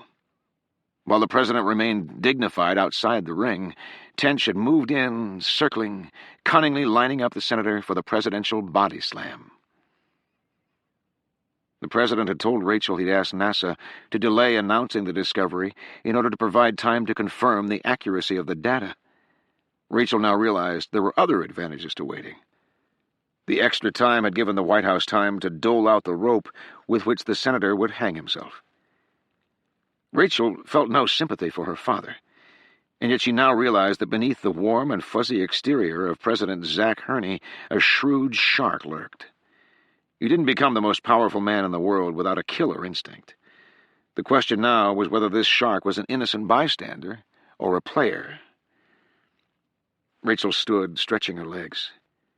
As she paced the aisle of the plane, she felt frustrated that the pieces to this puzzle seemed so contradictory. Pickering, with his trademark chaste logic, had concluded the meteorite must be fake. Corky and Tolland, with scientific assurance, insisted the meteorite was authentic. Rachel only knew what she had seen, a charred, fossilized rock being pulled from the ice. Now, as she passed beside Corky, she gazed down at the astrophysicist, battered from his ordeal on the ice. The swelling on his cheek was going down now, and the stitches looked good. He was asleep, snoring, his pudgy hands clutching the disc-shaped meteorite sample like some kind of security blanket. Rachel reached down and gently slipped the meteorite sample away from him. She held it up, studying the fossils again. Remove all assumptions, she told herself, forcing herself to reorganize her thoughts. Re-establish the chain of substantiation. It was an old NRO trick. Rebuilding a proof from scratch was a process known as null start, something all data analysts practiced when the pieces didn't quite fit. Reassemble the proof. She began pacing again. Does this stone represent proof of extraterrestrial life? Proof, she knew, was a conclusion built on a pyramid of facts, a broad base of accepted information on which more specific assertions were made. Remove all the base assumptions. Start again. What do we have? A rock. She pondered that for a moment. A rock. A rock with fossilized creatures. Walking back toward the front of the plane, she took her seat beside Michael Tolland. Mike, let's play a game. Tolland turned from the window, looking distant, apparently deep in his own thoughts. A game? She handed him the meteorite sample. Let's pretend you're seeing this fossilized rock for the first time. I've told you nothing about where it came from or how it was found. What would you tell me it is? Tolland heaved a disconsolate sigh. Funny you should ask. I just had the strangest thought. Hundreds of miles behind Rachel and Tolland, a strange-looking aircraft stayed low as it tore south above a deserted ocean. On board, the Delta Force was silent. They had been pulled out of locations in a hurry, but never like this. Their controller was furious. Earlier, Delta One had informed the controller that unexpected events on the ice shelf had left his team with no option but to exercise force. Force that had included killing 4 civilians, including Rachel Sexton and Michael Tolland. The controller reacted with shock. Killing, although an authorized last resort, obviously never had been part of the controller's plan. Later, the controller's displeasure over the killings turned to outright rage when he learned the assassinations had not gone as planned. Your team failed, the controller seethed, the androgynous tone hardly masking the person's rage. 3 of your 4 targets are still alive. Impossible, Delta One had thought. But we witnessed. They made contact with a submarine and are now en route to Washington. What? The controller's tone turned lethal. Listen carefully. I'm about to give you new orders, and this time you will not fail.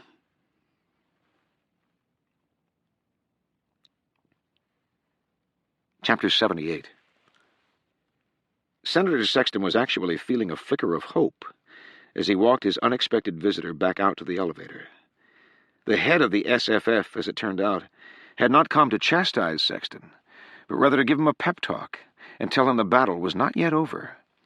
A possible chink in NASA's armor. The videotape of the bizarre NASA press conference had convinced Sexton that the old man was right. POD's mission director Chris Harper was lying. But why? And if NASA never fixed the POD software, how did NASA find the meteorite? As they walked to the elevator, the old man said, Sometimes all it takes to unravel something is a single strand. Perhaps we can find a way to eat away at NASA's victory from within. Cast a shadow of distrust. Who knows where it will lead? The old man locked his tired eyes on Sexton. I am not ready to lay down and die, Senator. And I trust nor are you. Of course not, Sexton said, mustering resolve in his voice. We've come too far. Chris Harper lied about fixing pods, the man said as he boarded the elevator.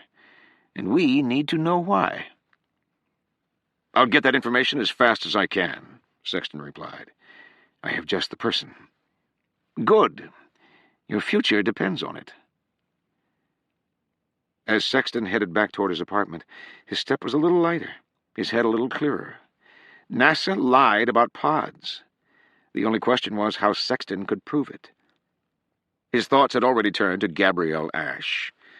Wherever she was at the moment, she had to be feeling like shit. Gabrielle had no doubt seen the press conference and was now standing on a ledge somewhere getting ready to jump. Her proposition of making NASA a major issue in Sexton's campaign had turned out to be the biggest mistake of Sexton's career. She owes me, Sexton thought, and she knows it. Gabrielle already had proven she had a knack for obtaining NASA secrets. She has a contact, Sexton thought. She'd been scoring insider information for weeks now. Gabrielle had connections she was not sharing, connections she could pump for information on pods. Moreover, tonight Gabrielle would be motivated. She had a debt to repay, and Sexton suspected she would do anything to regain his favor.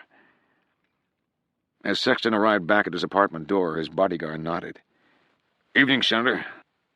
I trust I did the right thing by letting Gabrielle in earlier. She said it was critical she talked to you. Sexton paused. I'm sorry? Miss Ash? She had important information for you earlier tonight. That's why I let her in. Sexton felt his body stiffen.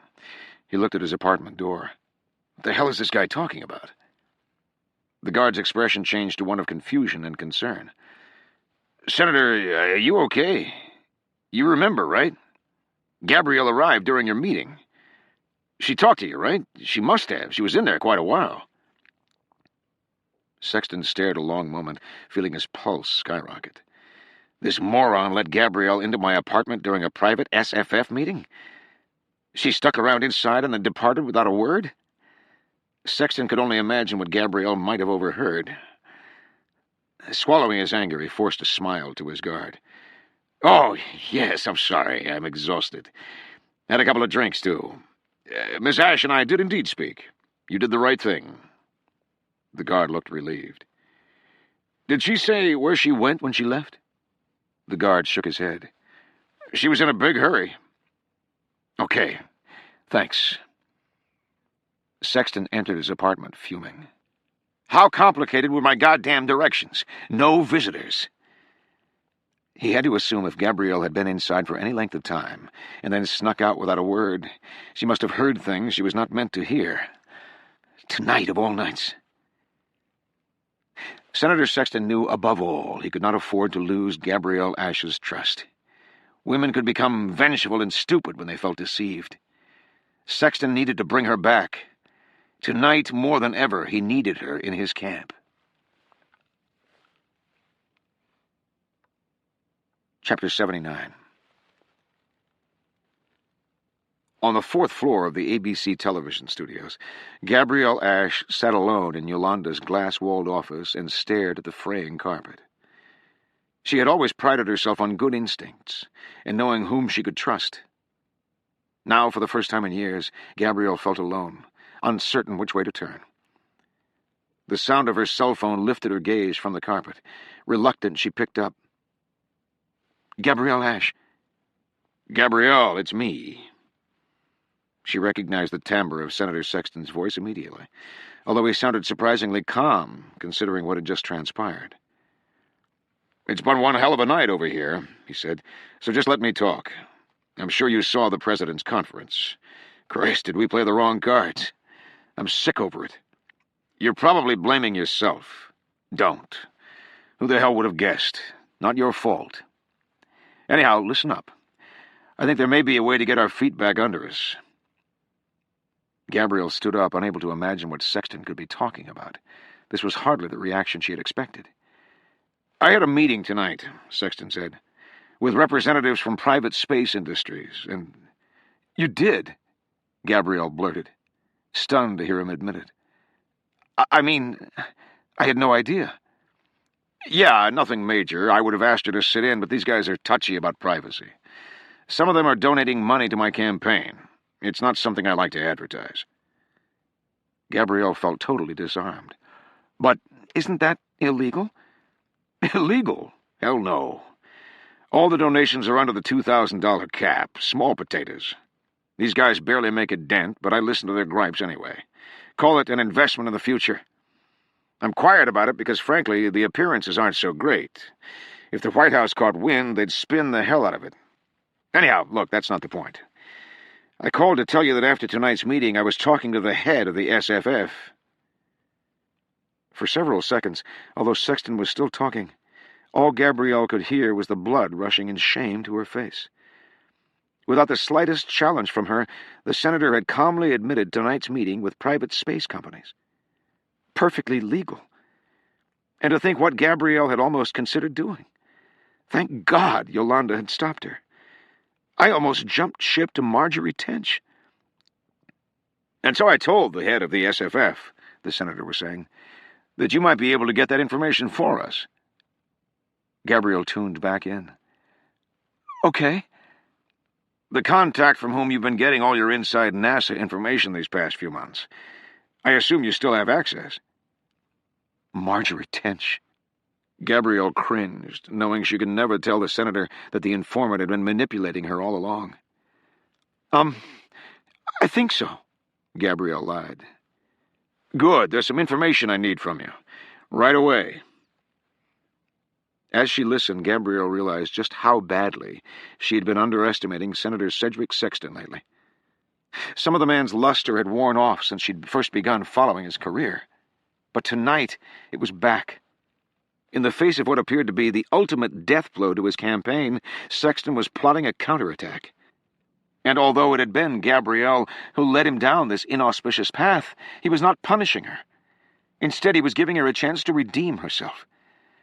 And redeem herself she would, whatever it took.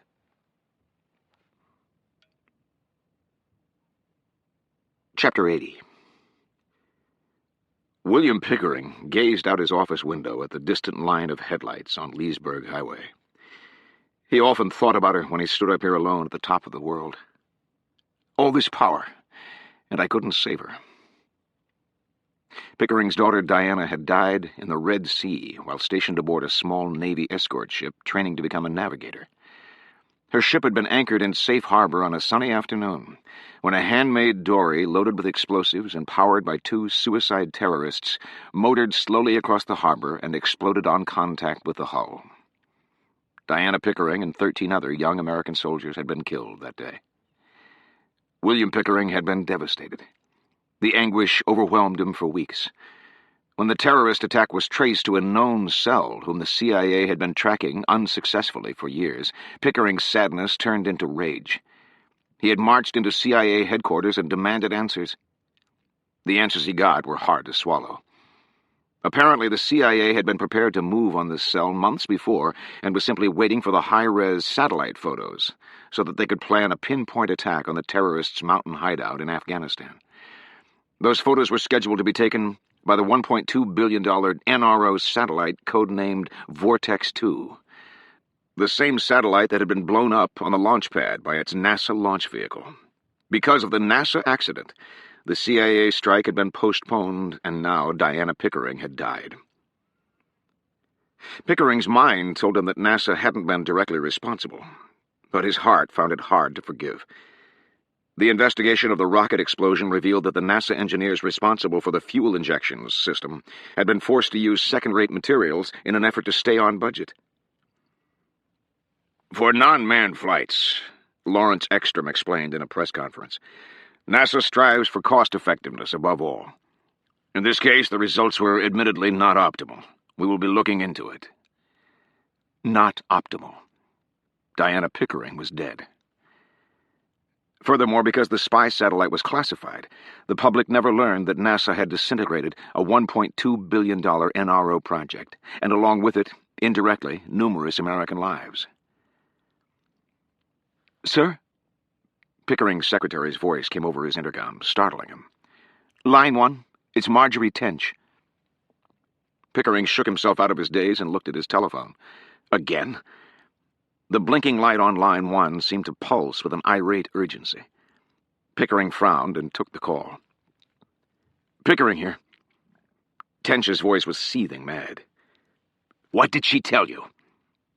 I'm sorry? Rachel Sexton contacted you. What did she tell you?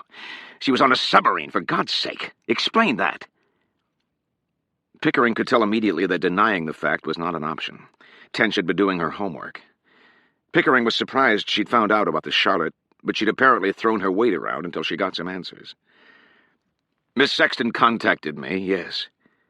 You arranged a pickup, and you didn't contact me? I arranged transport, that is correct. 2 hours remained until Rachel Sexton, Michael Tolland, and Corky Marlinson were scheduled to arrive at the nearby Balling Air Force Base. And yet you chose not to inform me? Rachel Sexton has made some very disturbing accusations. Regarding the authenticity of the meteorite, and some kind of attack on her life? Among other things. Obviously, she's lying. You are aware she is with 2 others who corroborate her story? Tench paused. Yes, most disturbing. The White House is very concerned by their claims. The White House? Or you, personally? Her tone turned razor-sharp. As far as you are concerned, Director, there is no difference tonight. Pickering was unimpressed. He was no stranger to blustering politicians and support staff trying to establish footholds over the intel community. Few put up as strong a front as Marjorie Tench. Does the President know you're calling me? Frankly, Director, I'm shocked that you would even entertain these lunatic ravings. You didn't answer my question. I see no logical reason for these people to lie. I have to assume they are either telling the truth or they have made an honest mistake. Mistake?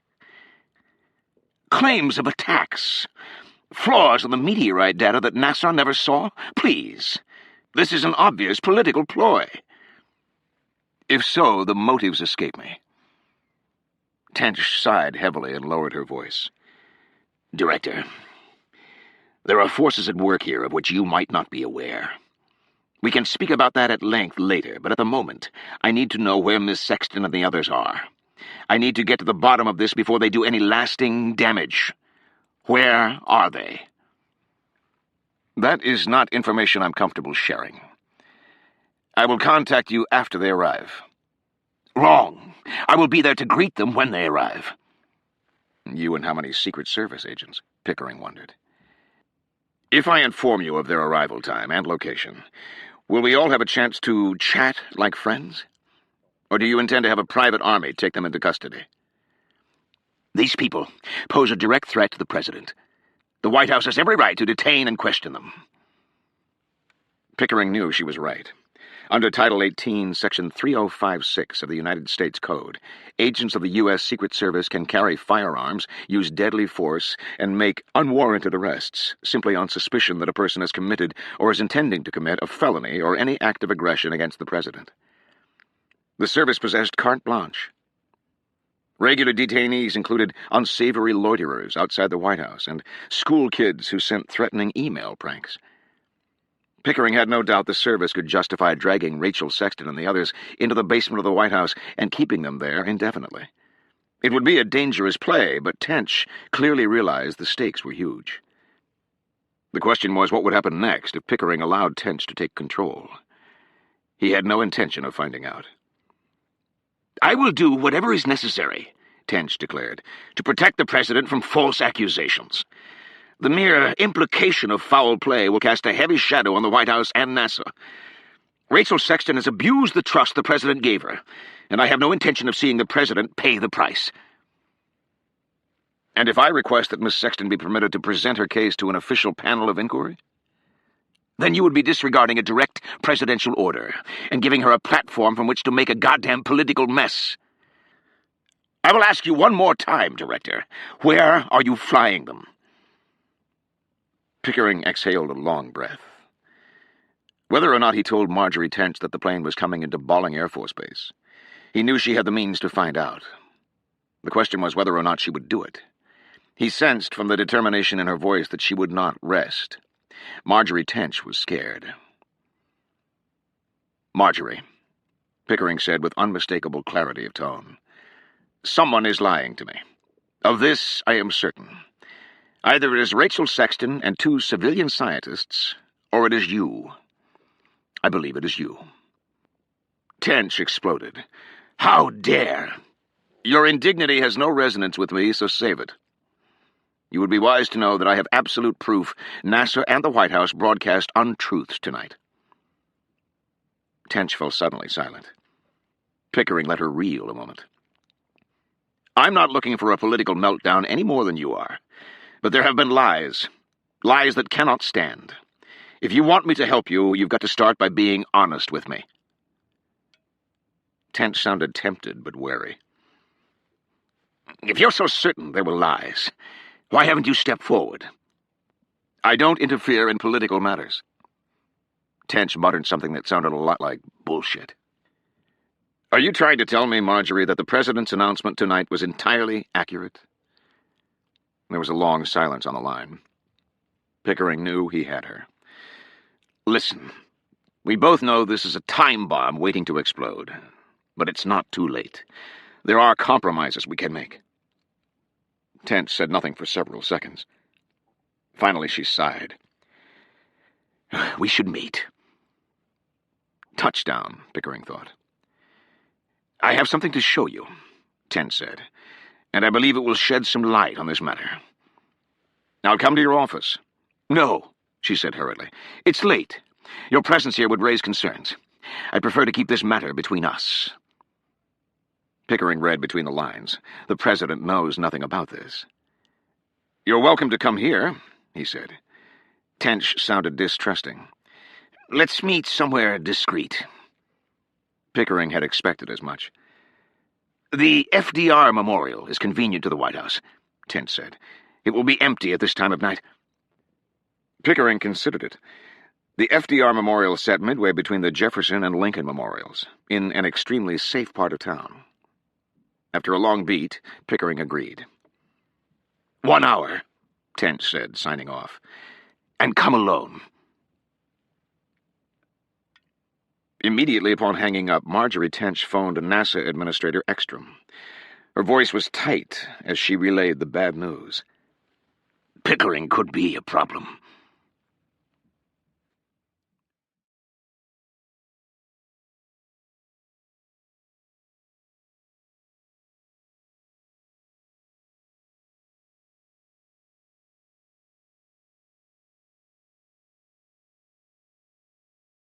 Chapter 81.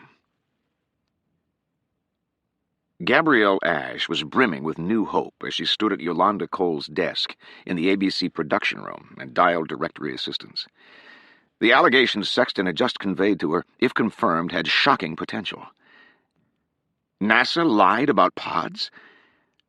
Gabrielle had seen the press conference in question and recalled thinking it was odd, and yet she'd forgotten all about it. Pods was not a critical issue a few weeks ago. Tonight, however, pods had become the issue. Now Sexton needed inside information, and he needed it fast. He was relying on Gabrielle's informant to get the information. Gabrielle had assured the senator she would do her best. The problem, of course, was that her informant was Marjorie Tench, who would be no help at all. So Gabrielle would have to get the information another way. Directory assistance, the voice on the phone said. Gabrielle told them what she needed. The operator came back with 3 listings for a Chris Harper in Washington. Gabrielle tried them all. The first number was a law firm. The second had no answer. The third was now ringing. A woman answered on the first ring. Harper residence? Mrs. Harper? Gabrielle said as politely as possible. I hope I haven't woken you. Heavens, no, I don't think anyone's asleep tonight. She sounded excited. Gabrielle could hear the television in the background. Meteorite coverage. You're calling for Chris, I assume. Gabrielle's pulse quickened. Yes, ma'am. I'm afraid Chris isn't here. He raced off to work as soon as the president's address was over. The woman chuckled to herself. Of course, I doubt there's any work going on, most likely a party. The announcement came as quite a surprise to him, you know. To everyone. Our phone's been ringing all night. I bet the whole NASA crew's over there by now. East Street Complex? Gabrielle asked, assuming the woman meant NASA headquarters. Righto, take a party hat. Thanks, I'll track him down over there. Gabrielle hung up. She hurried out onto the production room floor and found Yolanda, who was just finishing prepping a group of space experts who were about to give enthusiastic commentary on the meteorite. Yolanda smiled when she saw Gabrielle coming. You look better, she said. Starting to see the silver lining here? I just talked to the senator. His meeting tonight wasn't what I thought. I told you Tench was playing you. How's the senator taking the meteorite news? Better than expected. Yolanda looked surprised. I figured he'd jumped in front of a bus by now. He thinks there may be a snag in the NASA data. Yolanda let out a dubious snort. Did he see the same press conference I just saw? How much more confirmation and reconfirmation can anyone need? I'm going over to NASA to check on something. Yolanda's penciled eyebrows raised in cautionary arches. Senator Sexton's right-hand aide is going to march into NASA headquarters? Tonight? Can you say public stoning? Gabrielle told Yolanda about Sexton's suspicion that the pod's section manager, Chris Harper, had lied about fixing the anomaly software. Yolanda clearly wasn't buying it. We covered that press conference, Gabs, and I'll admit Harper was not himself that night, but NASA said he was sick as a dog. Senator Sexton is convinced he lied. Others are convinced, too. Powerful people. If the pod's anomaly detection software wasn't fixed, how did pod spot the meteorite? Sexton's point exactly, Gabrielle thought. I don't know, but the senator wants me to get him some answers. Yolanda shook her head.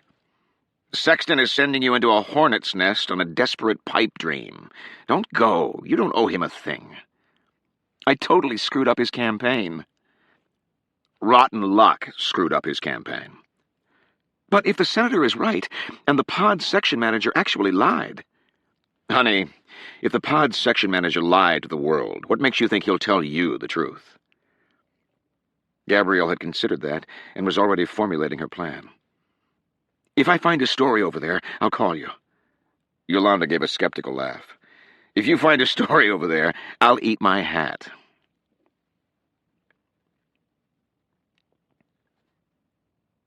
Chapter 82. Erase everything you know about this rock sample. Michael Tolland had been struggling with his own disquieting ruminations about the meteorite. But now, with Rachel's probing questions, he was feeling an added unease over the issue. He looked down at the rock slice in his hand. Pretend someone handed it to you with no explanation of where it was found or what it is. What would your analysis be? Rachel's question, Tolland knew, was loaded, and yet, as an analytical exercise, it proved powerful. By discarding all the data he had been given on his arrival at the Habisphere, Tolland had to admit that his analysis of the fossils was profoundly biased by a singular premise, that the rock in which the fossils were found was a meteorite. What if I had not been told about the meteorite? He asked himself. Although still unable to fathom any other explanation, Tolland allowed himself the leeway of hypothetically removing the meteorite as a presupposition, and when he did, the results were somewhat unsettling. Now Tolland and Rachel, joined by a groggy Corky Marlinson, were discussing the ideas. So, Rachel repeated, her voice intense. Mike, you're saying that if someone handed you this fossilized rock with no explanation whatsoever, you would have to conclude it was from Earth? Of course, Tolland replied. What else could I conclude? It's a far greater leap to assert you found extraterrestrial life than it is to assert you found a fossil of some previously undiscovered terrestrial species. Scientists discover dozens of new species every year. 2-foot-long lice? Corky demanded, sounding incredulous. You would assume a bug that big is from Earth? Not now, maybe, Tolland replied. But the species doesn't necessarily have to be currently living. It's a fossil. It's 170 million years old, about the same age as our Jurassic. A lot of prehistoric fossils are oversized creatures that look shocking when we discover their fossilized remains.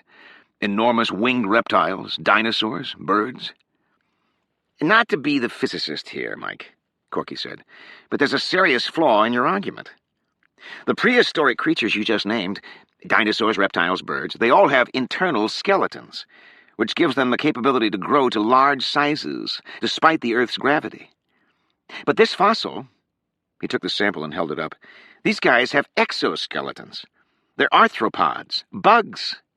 You yourself said that any bug this big could only have evolved in a low-gravity environment. Otherwise, its outer skeleton would have collapsed under its own weight. Correct, Tolland said. This species would have collapsed under its own weight if it walked around on Earth. Corky's brow furrowed with annoyance. Well, Mike, unless some caveman was running an anti-gravity louse farm, I don't see how you could possibly conclude a 2-foot-long bug is earthly in origin. Tolland smiled inwardly to think Corky was missing such a simple point. Actually, there's another possibility. He focused closely on his friend. Corky, you're used to looking up. Look down. There's an abundant anti-gravity environment right here on Earth, and it's been here since prehistoric times. Corky stared. What the hell are you talking about? Rachel also looked surprised. Tolland pointed out the window at the moonlit sea glistening beneath the plane. The ocean. Rachel let out a low whistle. Of course. Water is a low-gravity environment, Tolland explained. Everything weighs less underwater. The ocean supports enormous, fragile structures that could never exist on land. Jellyfish, giant squid, ribbon eels. Corky acquiesced, but only slightly. Fine, but the prehistoric ocean never had giant bugs. Sure it did.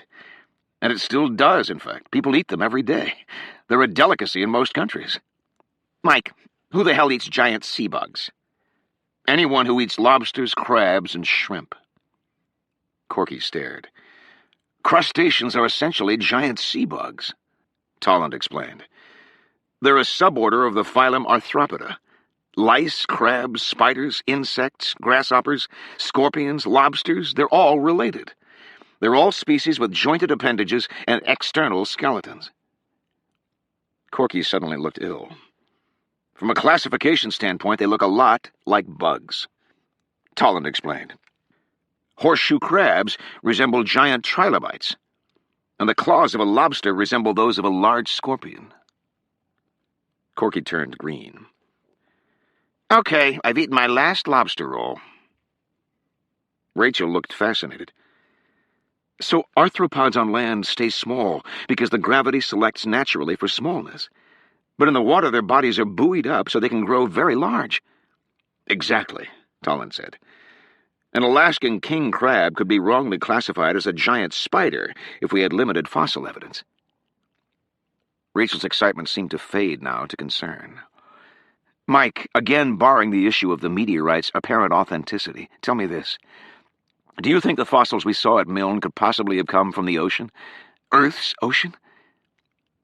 Tolland felt the directness of her gaze and sensed the true weight of her question. Hypothetically, I'd have to say yes. The ocean floor has sections that are 190 million years old, the same age as the fossils. And theoretically, the oceans could have sustained life forms that looked like this. Oh, please, Corky scoffed. I can't believe what I'm hearing here. Barring the issue of the meteorite's authenticity, the meteorite is irrefutable. Even if Earth has ocean floor the same age as that meteorite, we sure as hell don't have ocean floor that has fusion crust, anomalous nickel content, and chondrules. You're grasping at straws. Tolland knew Corky was right, and yet imagining the fossils as sea creatures had robbed Tolland of some of his awe over them. They seemed somehow more familiar now. Mike, Rachel said, why didn't any of the NASA scientists consider that these fossils might be ocean creatures, even from an ocean on another planet? 2 reasons, really. Pelagic fossil samples, those from the ocean floor, tend to exhibit a plethora of intermingled species. Anything living in the millions of cubic feet of life above the ocean floor will eventually die and sink to the bottom. This means the ocean floor becomes a graveyard for species from every depth, pressure, and temperature environment. But the sample at Milne was clean. A single species. It looked more like something we might find in the desert. A brood of similar animals getting buried in a sandstorm, for example. Rachel nodded. And the second reason you guessed land rather than sea? Tolland shrugged. Gut instinct. Scientists have always believed space, if it were populated, would be populated by insects. And from what we've observed of space, there's a lot more dirt and rock out there than water. Rachel fell silent. Although, Tolland added, Rachel had him thinking now. I'll admit there are very deep parts of the ocean floor that oceanographers call dead zones. We don't really understand them, but they're areas in which the currents and food sources are such that almost nothing lives there, just a few species of bottom-dwelling scavengers. So from that standpoint, I suppose a single-species fossil is not entirely out of the question. Hello, Corky grumbled. Remember the fusion crust? The mid-level nickel content? The chondrules? Why are we even talking about this? Tolland didn't reply. This issue of nickel content, Rachel said to Corky. Explain this to me again. The nickel content in Earth rocks is either very high or very low, but in meteorites the nickel content is within a specific mid-range window? Corky bobbed his head. Precisely. And so the nickel content in this sample falls precisely within the expected range of values. Very close, yes. Rachel looked surprised. Hold on. Close? What's that supposed to mean? Corky looked exasperated. As I explained earlier, all meteorite mineralogies are different. As scientists find new meteorites, we constantly need to update our calculations as to what we consider an acceptable nickel content for meteorites. Rachel looked stunned as she held up the sample. So, this meteorite forced you to reevaluate what you consider acceptable nickel content in a meteorite?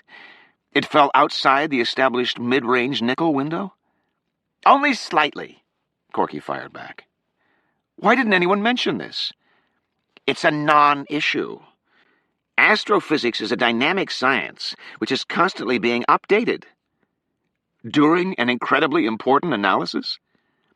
Look, Corky said with a huff, I can assure you the nickel content of that sample is a hell of a lot closer to other meteorites than it is to any Earth rock. Rachel turned to Tolland. Did you know about this? Tolland gave a reluctant nod. It hadn't seemed a major issue at the time. I was told this meteorite exhibited slightly higher nickel content than seen in other meteorites, but the NASA specialists seemed unconcerned. For good reason, Corky interjected. The mineralogical proof here is not that the nickel content is conclusively meteorite-like, but rather that it is conclusively non-Earth-like. Rachel shook her head. Sorry, but in my business, that's the kind of faulty logic that gets people killed. Saying a rock is non-Earth-like doesn't prove it's a meteorite. It simply proves that it's not like anything we've ever seen on Earth. What the hell's the difference? Nothing, Rachel said, if you've seen every rock on Earth. Corky fell silent a moment. Okay, he finally said. Ignore the nickel content if it makes you nervous.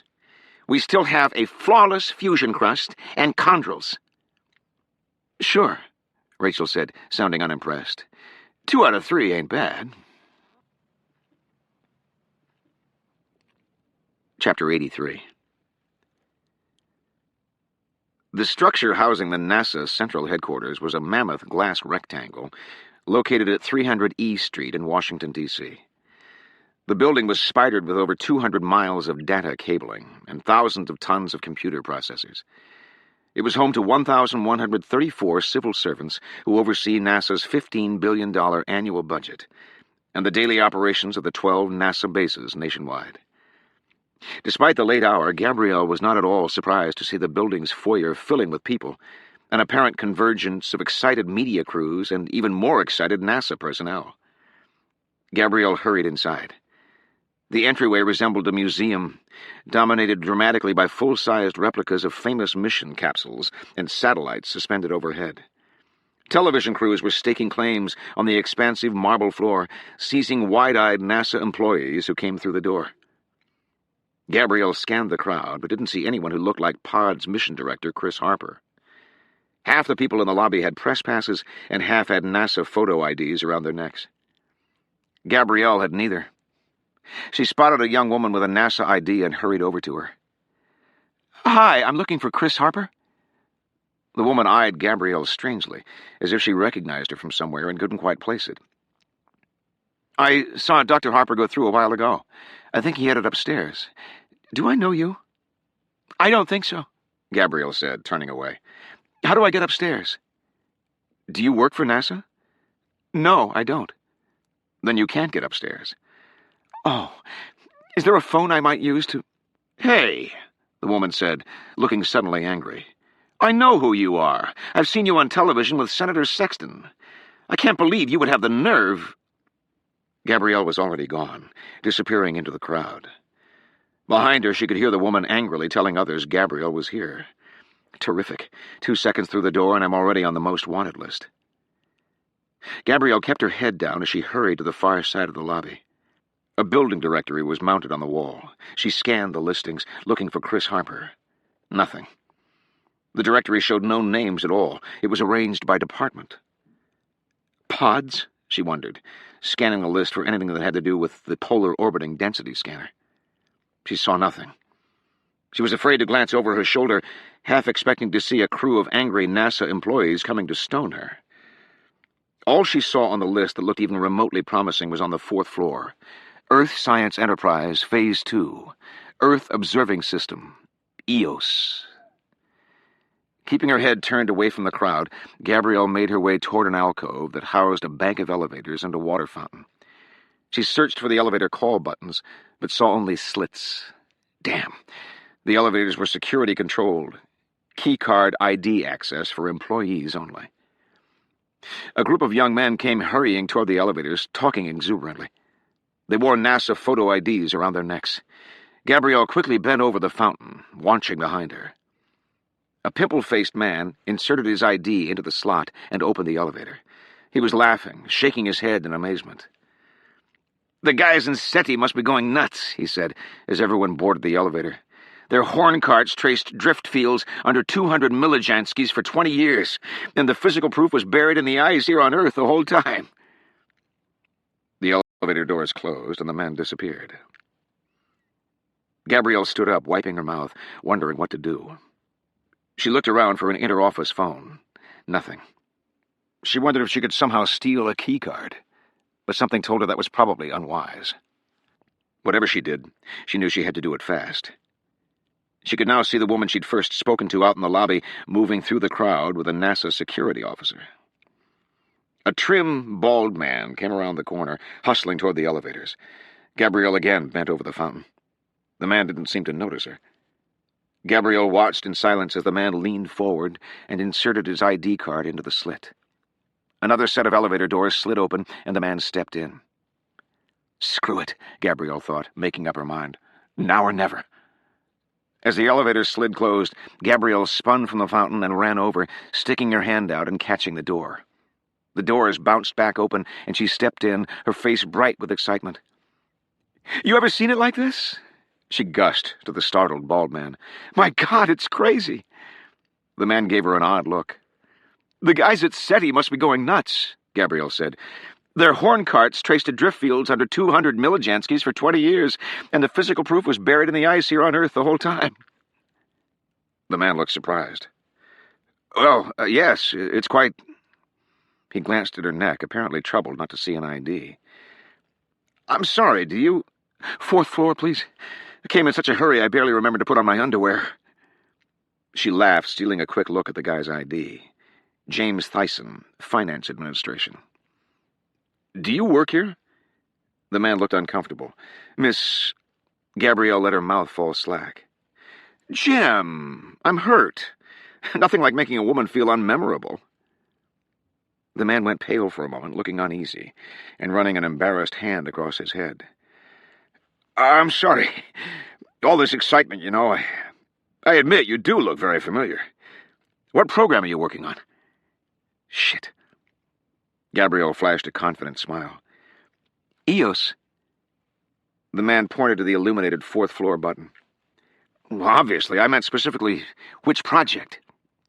Gabrielle felt her pulse quicken. She could only think of one. "Pods." The man looked surprised. "Really? I thought I'd met everyone on Dr. Harper's team." She gave an embarrassed nod. "Chris keeps me hidden away. I'm the idiot programmer who screwed up voxel index on the anomaly software." Now it was the bald man whose jaw dropped. "That was you?" Gabrielle frowned. "I haven't slept in weeks." "But Dr. Harper took all the heat for that." "I know. Chris is that kind of guy. At least he got it straightened out. What an announcement tonight, though, isn't it? This meteorite. I'm just in shock." The elevator stopped on the fourth floor. Gabrielle jumped out. "Great seeing you, Jim. Give my best to the boys in budgeting." "Sure," the man stammered as the doors slid shut. "Nice seeing you again."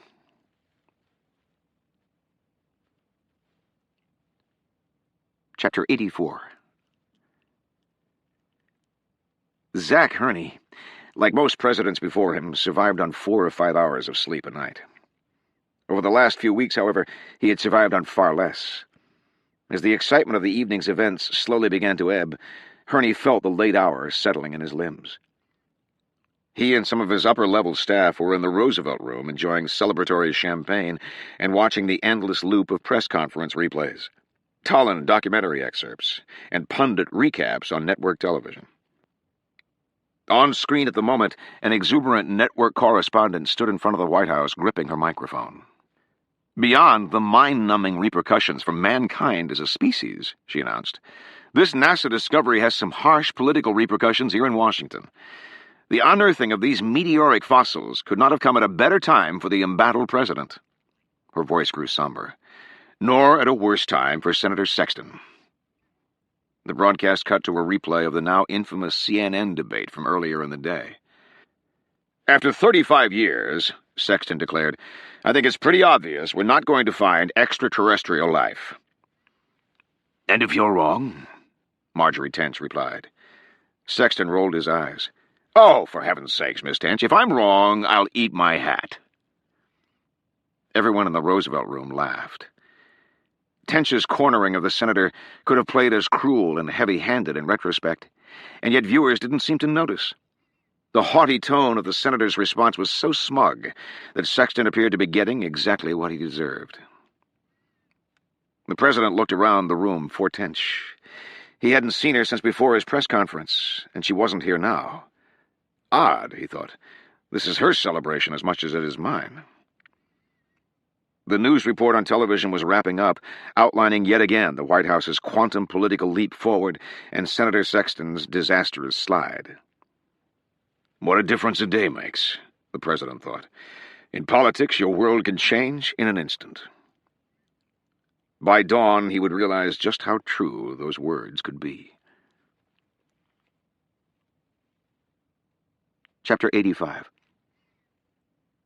Pickering could be a problem, Tench had said. Administrator Ekstrom was too preoccupied with this new information to notice that the storm outside the Habisphere was raging harder now. The howling cables had increased in pitch, and the NASA staff was nervously milling and chatting rather than going to sleep.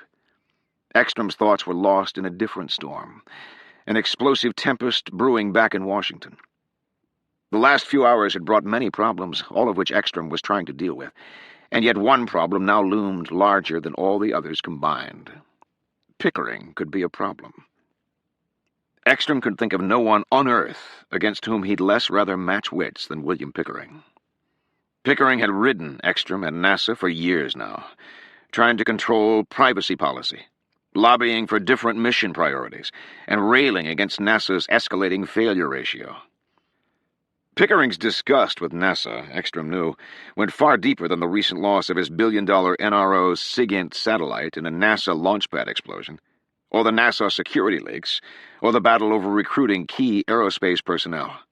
Pickering's grievances against NASA were an ongoing drama of disillusionment and resentment. NASA's X-33 spaceplane, which was supposed to be the shuttle replacement, had run 5 years overdue, meaning dozens of NRO satellite maintenance and launch programs were scrapped or put on hold. Recently, Pickering's rage over the X-33 reached a fever pitch when he discovered NASA had canceled the project entirely, swallowing an estimated $900 million loss. Ekstrom arrived at his office, pulled the curtain aside, and entered. Sitting down at his desk, he put his head in his hands. He had some decisions to make. What had started as a wonderful day was becoming a nightmare unraveling around him. He tried to put himself in the mindset of William Pickering. What would the man do next? Someone as intelligent as Pickering had to see the importance of this NASA discovery. He had to forgive certain choices made in desperation. He had to see the irreversible damage that would be done by polluting this moment of triumph. What would Pickering do with the information he had? Would he let it ride, or would he make NASA pay for their shortcomings? Ekstrom scowled, having little doubt which it would be. After all, William Pickering had deeper issues with NASA, an ancient personal bitterness that went far deeper than politics.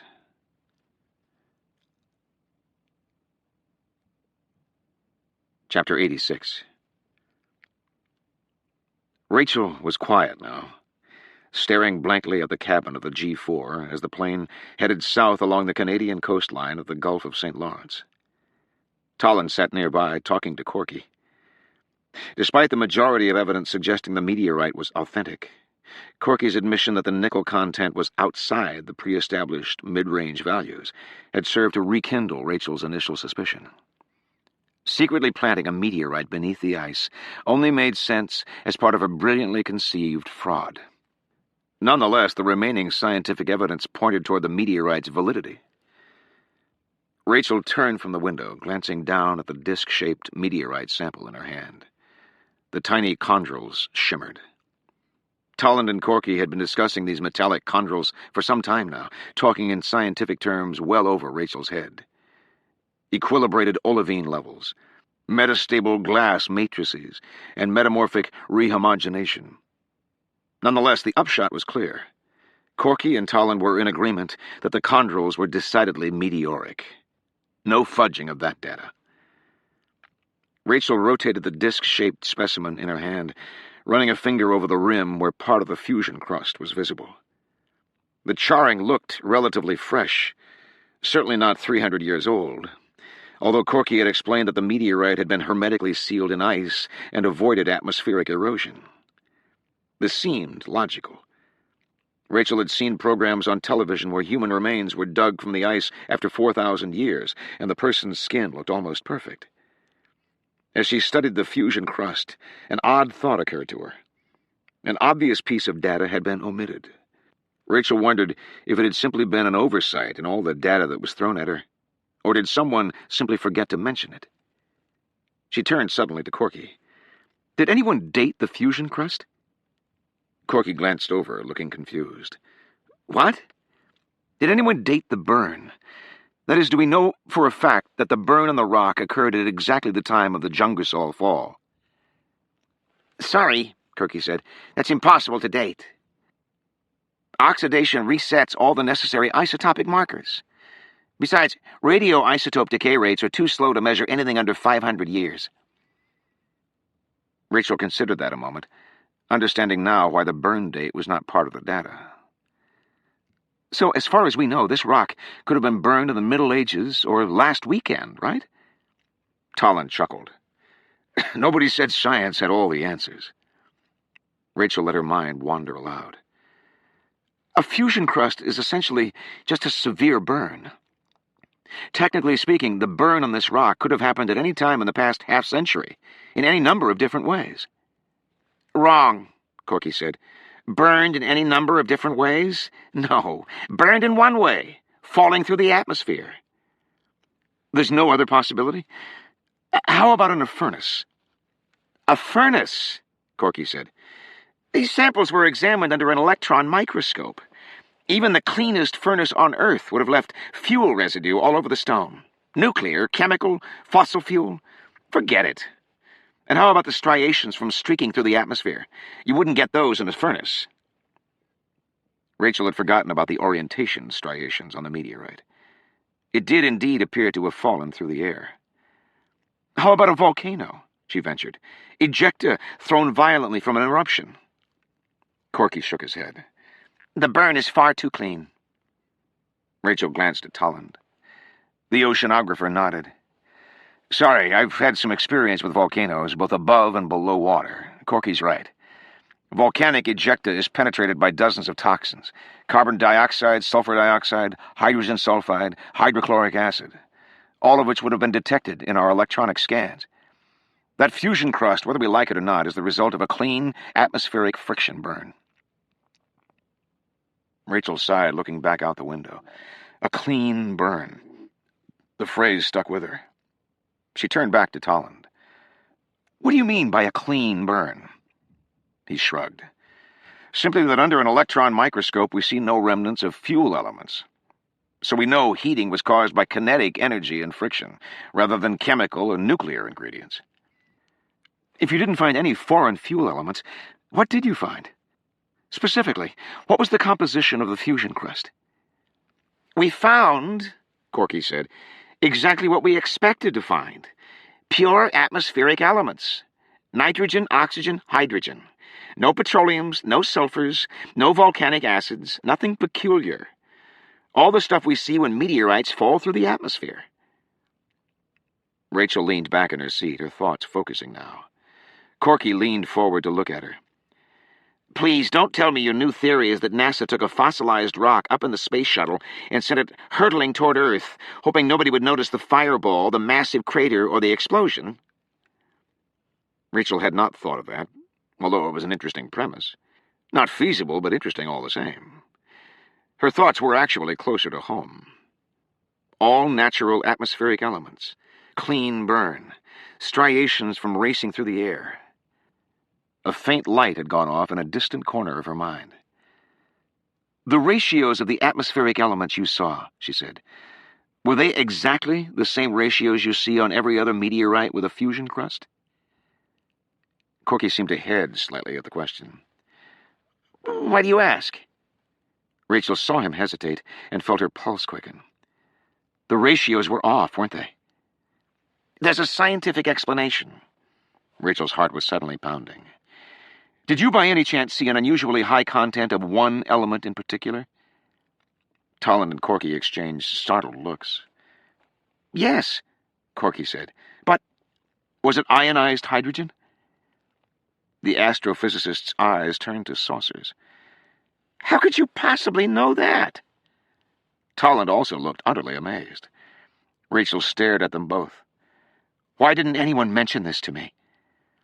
Because it's a perfectly sound scientific explanation, Corky declared. I'm all ears, Rachel said. There was surplus ionized hydrogen, Corky said, because the meteorite passed through the atmosphere near the North Pole, where the Earth's magnetic field causes an abnormally high concentration of hydrogen ions.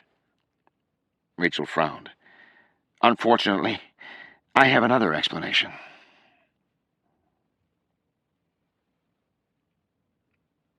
Chapter 87. The fourth floor of NASA headquarters was less impressive than the lobby. Long, sterile corridors with office doors equally spaced along the walls. The corridor was deserted. Laminated signs pointed in all directions. Landsat 7, Terra, Akramsat, Jason 1, Aqua, Pods. Gabrielle followed the signs for pods. Winding her way down a series of long corridors and intersections, she came to a set of heavy steel doors. The stencil read, Polar Orbiting Density Scanner, Pods, Section Manager, Chris Harper. The doors were locked, secured both by keycard and a pin pad access. Gabrielle put her ear to the cold metal door. For a moment she thought she heard talking. Arguing. Maybe not. She wondered if she should just bang on the door until someone inside let her in. Unfortunately, her plan for dealing with Chris Harper required a bit more subtlety than banging on doors. She looked around for another entrance, but saw none. A custodial alcove stood adjacent to the door, and Gabrielle stepped in, searching the dimly lit niche for a janitor's key ring or key card. Nothing. Just brooms and mops. Returning to the door, she put her ear to the metal again. This time, she definitely heard voices. Getting louder. And footsteps. The latch engaged from inside. Gabrielle had no time to hide as the metal door burst open. She jumped to the side, plastering herself against the wall behind the door as a group of people hurried through, talking loudly. They sounded angry. What the hell is Harper's problem? I thought he'd be on Cloud 9.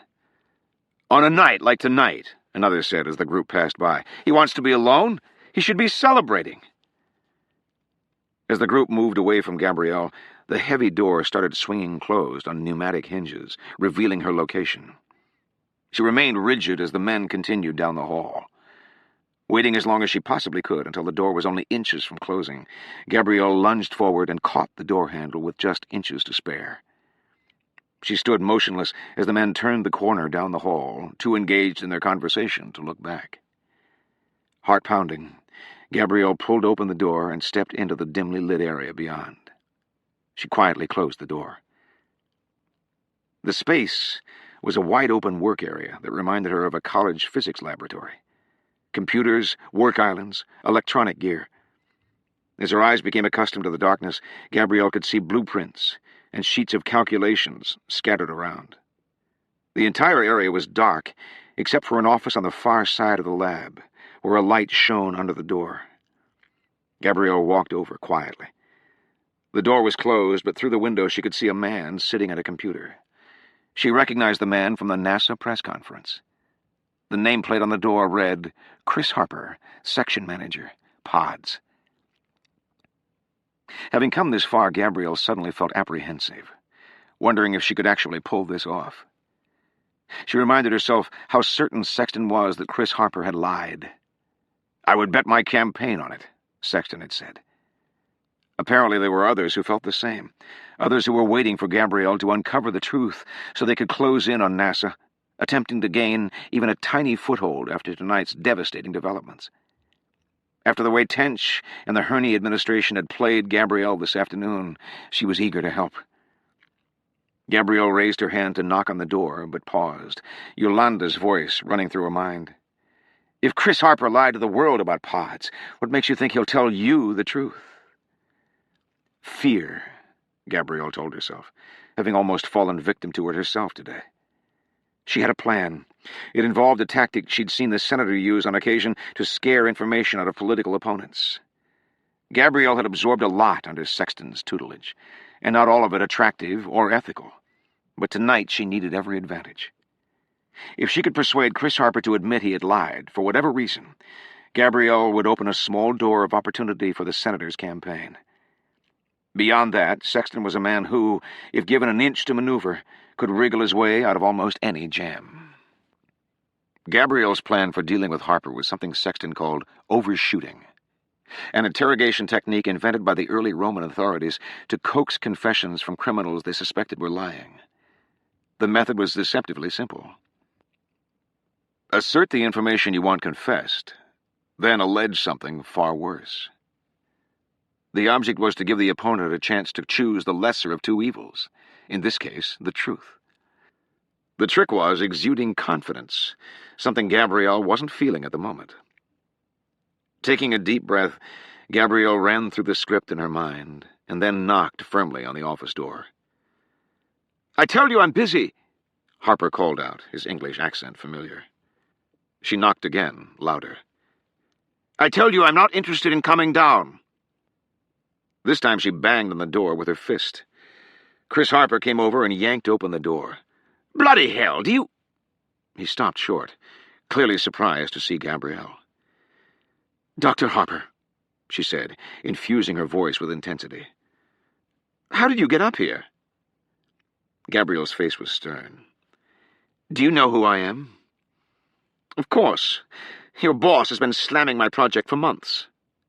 How did you get in?" "Senator Sexton sent me." Harper's eyes scanned the lab behind Gabrielle. "Where is your staff escort?" "That's not your concern. The senator has influential connections." "In this building?" Harper looked dubious. "You've been dishonest, Dr. Harper, and I'm afraid the senator has called a special senatorial justice board to look into your lies." A pall crossed Harper's face. What are you talking about?" "Smart people like yourself don't have the luxury of playing stupid, Dr. Harper. You're in trouble, and the senator sent me up here to offer you a deal. The senator's campaign took a huge hit tonight. He's got nothing left to lose, and he's ready to take you down with him if he needs to." "What the devil are you talking about?" Gabrielle took a deep breath and made her play. "You lied in your press conference about the pod's anomaly detection software. We know that. A lot of people know that. That's not the issue." Before Harper could open his mouth to argue, Gabrielle steamed onward. "The senator could blow the whistle on your lies right now, but he's not interested. He's interested in the bigger story. I think you know what I'm talking about." "No, Here's the senator's offer. He'll keep his mouth shut about your software lies if you give him the name of the top NASA executive with whom you're embezzling funds." Chris Harper's eyes seemed to cross for a moment. "What? I'm not embezzling." "I suggest you watch what you say, sir. The senatorial committee has been collecting documentation for months now. Did you really think you two would slip by undetected? Doctoring Pod's paperwork and redirecting allocated NASA funds to private accounts? Lying and embezzling can put you in jail, Dr. Harper." "I did no such things." "You're saying you didn't lie about pods?" "No, I'm saying I bloody well didn't embezzle money." "So you're saying you did lie about pods?" Harper stared, clearly at a loss for words. "Forget about the lying," Gabrielle said, waving it off. "Senator Sexton isn't interested in the issue of your lying in a press conference. We're used to that. You guys found a meteorite. Nobody cares how you did it. The issue for him is the embezzlement. He needs to take down someone high in NASA. Just tell him who you're working with, and he'll steer the investigation clear of you entirely. You can make it easy and tell us who the other person is, or the senator will make it ugly and start talking about anomaly detection software and phony workarounds. You're bluffing. There are no embezzled funds. You're an awful liar, Dr. Harper. I've seen the documentation. Your name is on all the incriminating paperwork, over and over. I swear I know nothing about any embezzlement. Gabrielle let out a disappointed sigh. Put yourself in my position, Dr. Harper. I can only draw two conclusions here.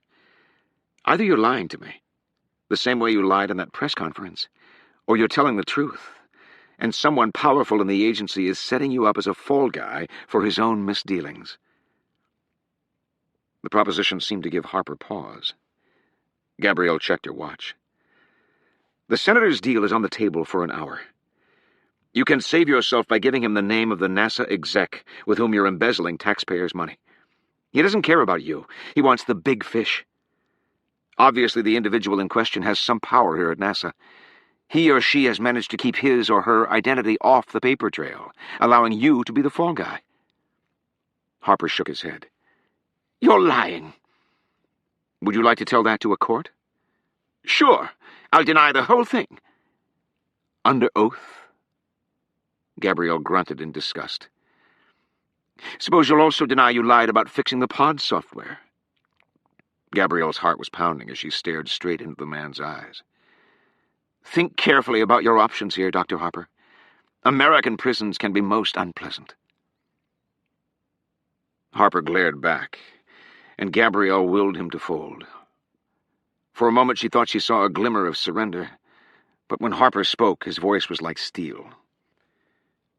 Miss Ash, he declared, anger simmering in his eyes, you are clutching at thin air. You and I both know there was no embezzlement going on at NASA. The only liar in this room is you. Gabrielle felt her muscles go rigid. The man's gaze was angry and sharp. She wanted to turn and run. You tried to bluff a rocket scientist. What the hell did you expect? She forced herself to hold her head high. All I know, she said, feigning utter confidence and indifference to his position, is the incriminating documents I've seen. Conclusive evidence that you and another are embezzling NASA funds. The senator simply asked me to come here tonight and offer you the option of giving up your partner instead of facing the inquiry alone. I will tell the senator you prefer to take your chances with a judge.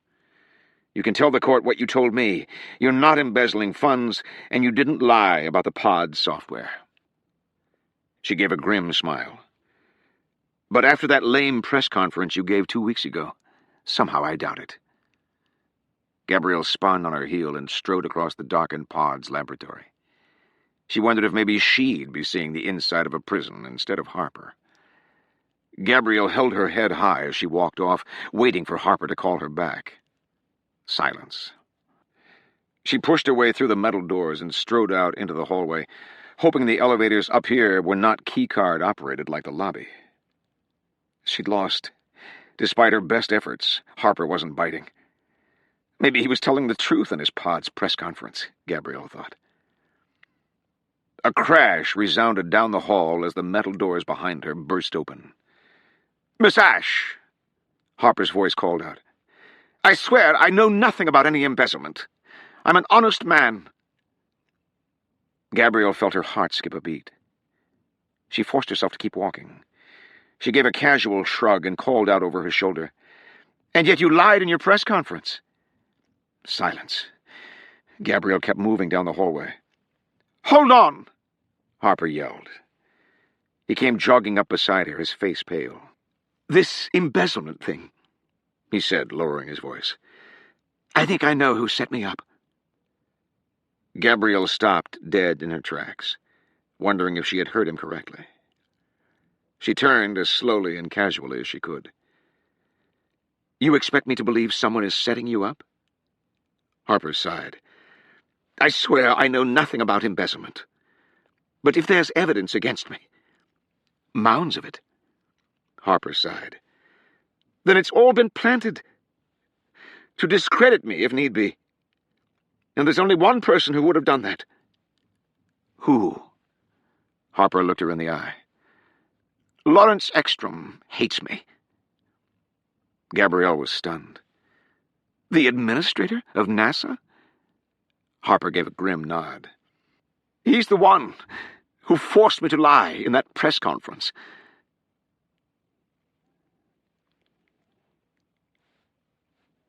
Chapter 88.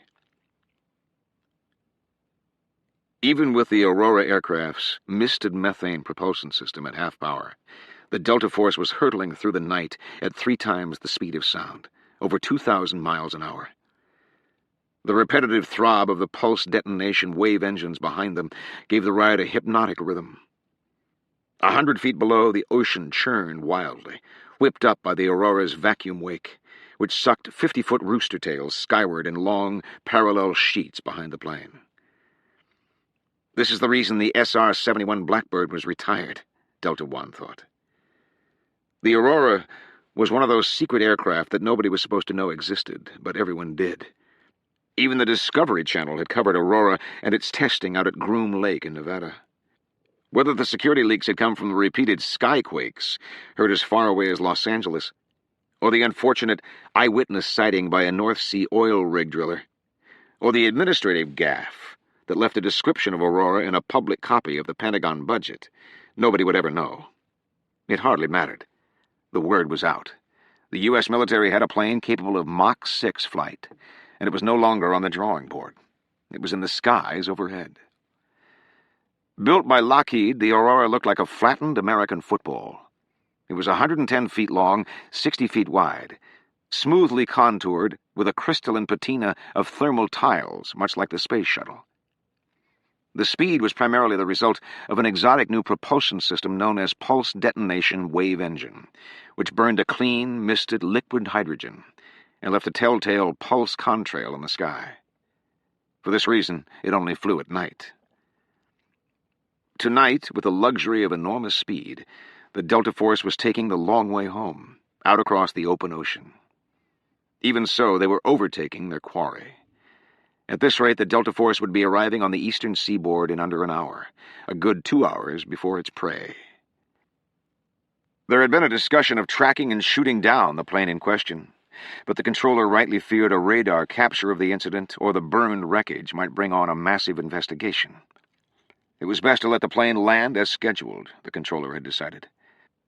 Once it became clear where their quarry intended to land, the Delta Force would move in. Now, as Aurora streaked over the desolate Labrador Sea, Delta One's cryptalk indicated an incoming call. He answered. The situation has changed, the electronic voice informed them. You have another mark before Rachel, Sexton, and the scientists land. Another mark. Delta One could feel it. Things were unraveling. The controller's ship had sprung another leak, and the controller needed them to patch it as fast as possible. The ship would not be leaking, Delta One reminded himself, if we had hit our marks successfully on the Milne Ice Shelf. Delta One knew damn well he was cleaning up his own mess. A fourth party has become involved, the controller said. Who? The controller paused a moment and then gave them a name. The 3 men exchanged startled looks. It was a name they knew well. No wonder the controller sounded reluctant, Delta One thought. For an operation conceived as a zero-casualty venture, the body count and target profile was climbing fast. He felt his sinews tighten as the controller prepared to inform them exactly how and where they would eliminate this new individual. The stakes have increased considerably, the controller said. Listen closely. I will give you these instructions only once. Chapter 89. High above northern Maine, a G-4 jet continued speeding toward Washington. On board, Michael Tolland and Corky Marlinson looked on as Rachel Sexton began to explain her theory for why there might be increased hydrogen ions in the fusion crust of the meteorite. NASA has a private test facility called Plum Brook Station, Rachel explained, hardly able to believe she was going to talk about this. Sharing classified information out of protocol was not something she had ever done, but considering the circumstances, Tolland and Corky had a right to know this. Plum Brook is essentially a test chamber for NASA's most radical new engine systems. 2 years ago, I wrote a gist about a new design NASA was testing there, something called an expander cycle engine. Corky eyed her suspiciously. Expander cycle engines are still in the theoretical stage. On paper.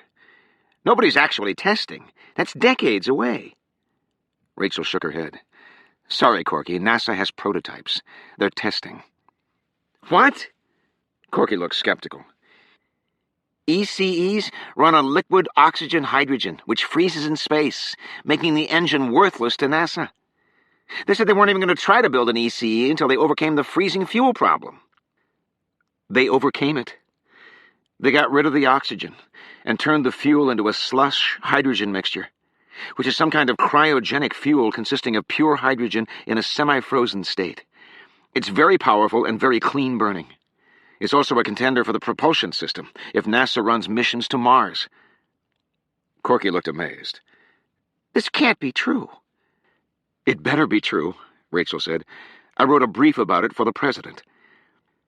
My boss was up in arms because NASA wanted to publicly announce slush hydrogen as a big success.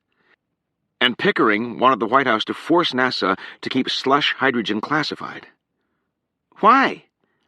Not important, Rachel said, having no intention of sharing more secrets than she had to. The truth was that Pickering's desire to classify slush hydrogen's success was to fight a growing national security concern few knew existed: the alarming expansion of China's space technology. The Chinese were currently developing a deadly for-hire launch platform, which they intended to rent out to high bidders, most of whom would be U.S. enemies. The implications for U.S. security were devastating.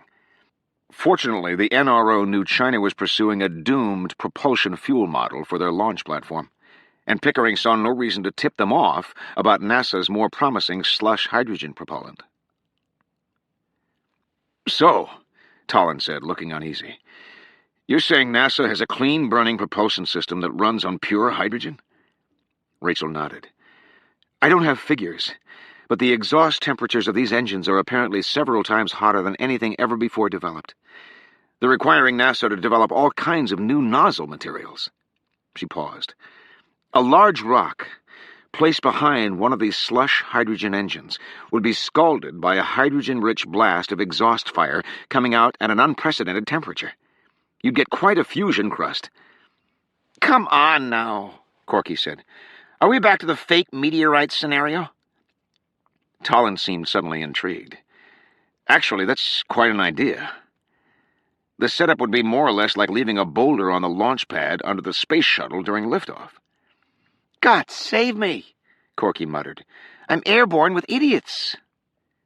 Corky, Tolland said, hypothetically speaking, a rock placed in an exhaust field would exhibit similar burn features to one that fell through the atmosphere, wouldn't it?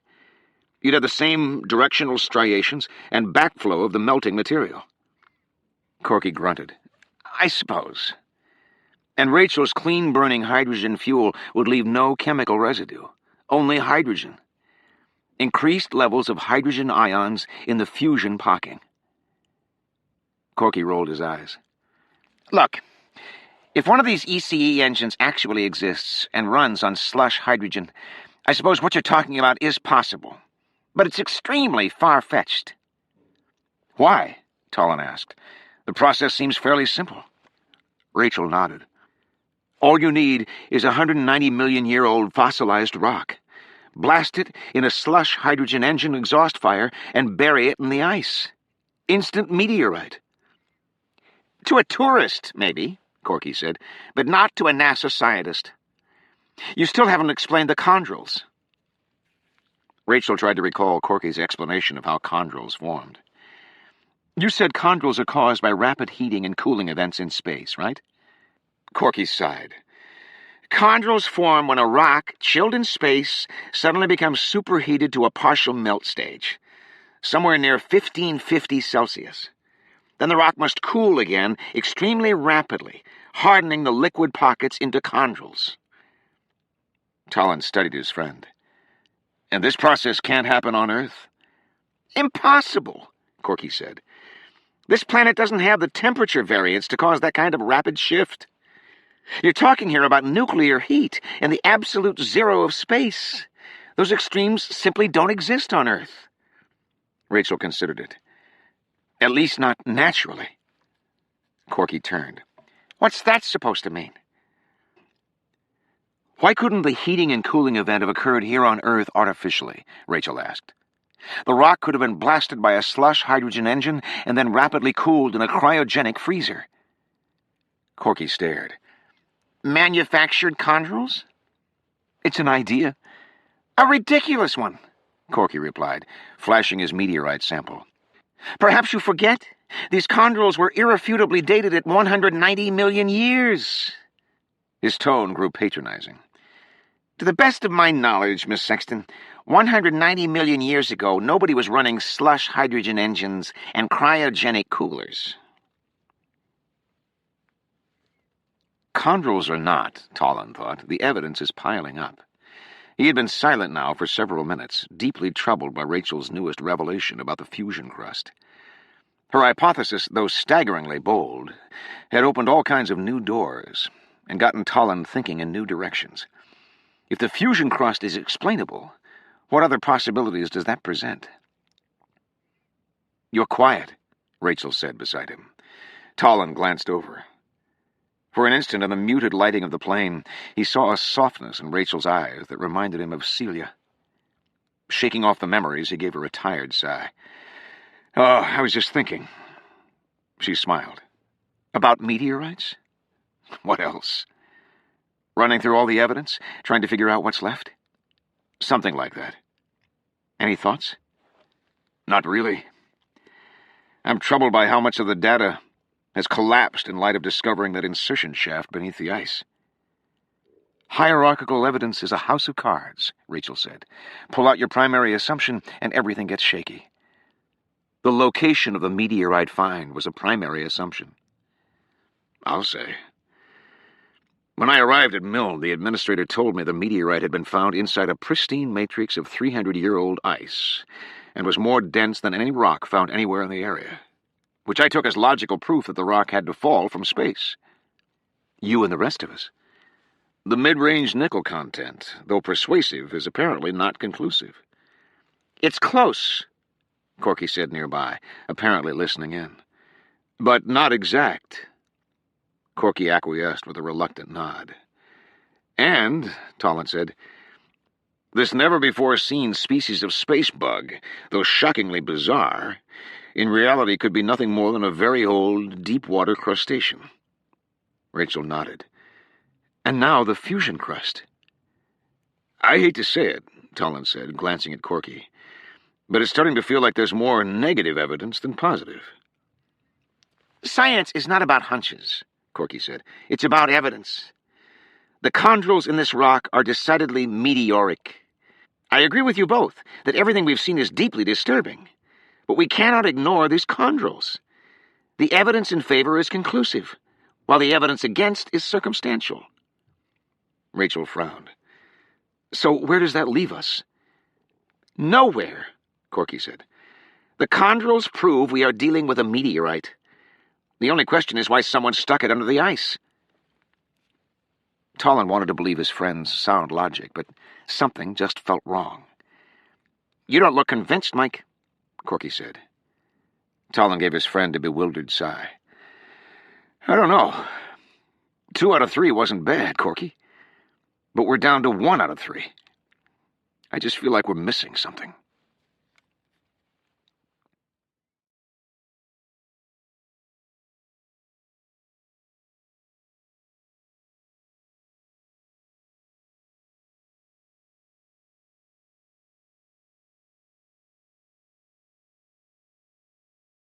Chapter 90. I got caught, Chris Harper thought, feeling a chill as he pictured an American prison cell. Senator Sexton knows I lied about the pod software. As the pod's section manager escorted Gabriel Ash back into his office and closed the door, he felt his hatred of the NASA administrator grow deeper by the instant. Tonight Harper had learned just how deep the administrator's lies truly ran. In addition to forcing Harper to lie about having fixed pod software, the administrator had apparently set up some insurance, just in case Harper got cold feet and decided not to be a team player. Evidence of embezzlement? Harper thought. Blackmail. Very sly. After all, who would believe an embezzler trying to discredit the single greatest moment in American space history? Harper had already witnessed to what length the NASA administrator would go to save America's space agency, and now with the announcement of a meteorite with fossils, the stakes had skyrocketed. Harper paced for several seconds around the wide table on which sat a scale model of the pod's satellite, a cylindrical prism with multiple antennae and lenses behind reflective shields. Gabrielle sat down, her dark eyes watching, waiting. The nausea in Harper's gut reminded him of how he had felt during the infamous press conference. He'd put on a lousy show that night, and everyone had questioned him about it. He'd had to lie again and say he was feeling ill that night and was not himself. His colleagues and the press shrugged off his lackluster performance and quickly forgot about it. Now the lie had come back to haunt him. Gabrielle Ash's expression softened. Mr. Harper, with the administrator as an enemy, you will need a powerful ally. Senator Sexton could well be your only friend at this point. Let's start with the pod software lie. Tell me what happened. Harper sighed. He knew it was time to tell the truth. I bloody well should have told the truth in the first place. The pod's launch went smoothly, he began. The satellite settled into a perfect polar orbit, just as planned. Gabrielle Ash looked bored. Apparently she knew all this. Go on. Then came the trouble. When we geared up to start searching the ice for density anomalies, the onboard anomaly detection software failed. Uh-huh. Harper's words came faster now. The software was supposed to be able to rapidly examine thousands of acres of data and find parts of the ice that fell outside the range of normal ice density. Primarily, the software was looking for soft spots in the ice, global warming indicators. But if it stumbled across other density incongruities, it was programmed to flag those as well. The plan was for pods to scan the Arctic Circle over several weeks and identify any anomalies that we could use to measure global warming. But without functioning software, Gabrielle said, pods was no good. NASA would have had to examine images of every square inch of the Arctic by hand, looking for trouble spots. Harper nodded, reliving the nightmare of his programming gaffe. It would take decades. The situation was terrible. Because of a flaw in my programming, pods was essentially worthless. With the election coming up and Senator Sexton being so critical of NASA, he sighed. Your mistake was devastating to NASA and the President. It couldn't have come at a worse time. The administrator was livid. I promised him I could fix the problem during the next shuttle mission. A simple matter of swapping out the chip that held the pod's software system. But it was too little, too late. He sent me home on leave, but essentially I was fired. That was a month ago. And yet you were back on television 2 weeks ago, announcing you'd found a workaround. Harper slumped. A terrible mistake. That was the day I got a desperate call from the administrator.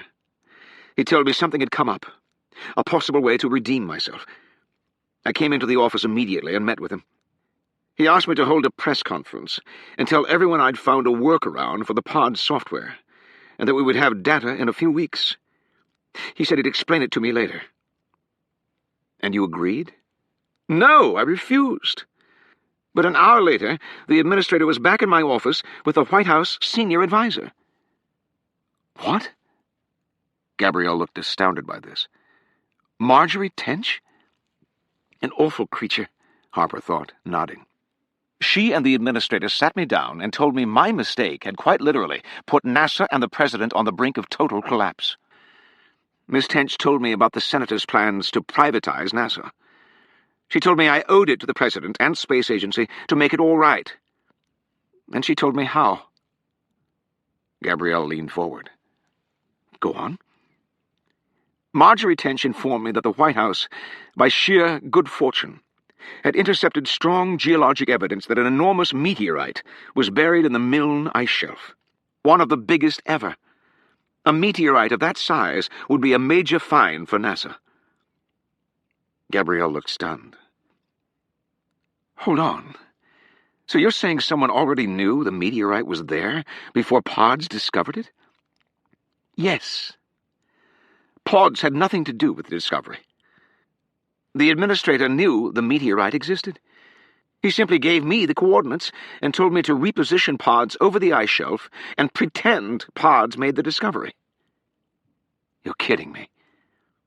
That was my reaction when they asked me to participate in the sham. They refused to tell me how they'd found out the meteorite was there, but Miss Tench insisted it didn't matter, and that this was the ideal opportunity to salvage my Pods fiasco. If I could pretend the Pods satellite located the meteorite, then NASA could praise Pods as a much-needed success and boost the president before the election. Gabrielle was awestruck. And of course you couldn't claim Pods had detected a meteorite until you'd announced that the Pods anomaly detection software was up and running. Harper nodded. Hence the press conference lie. I was forced into it. Tench and the administrator were ruthless. They reminded me I'd let everyone down. The president had funded my Pods project.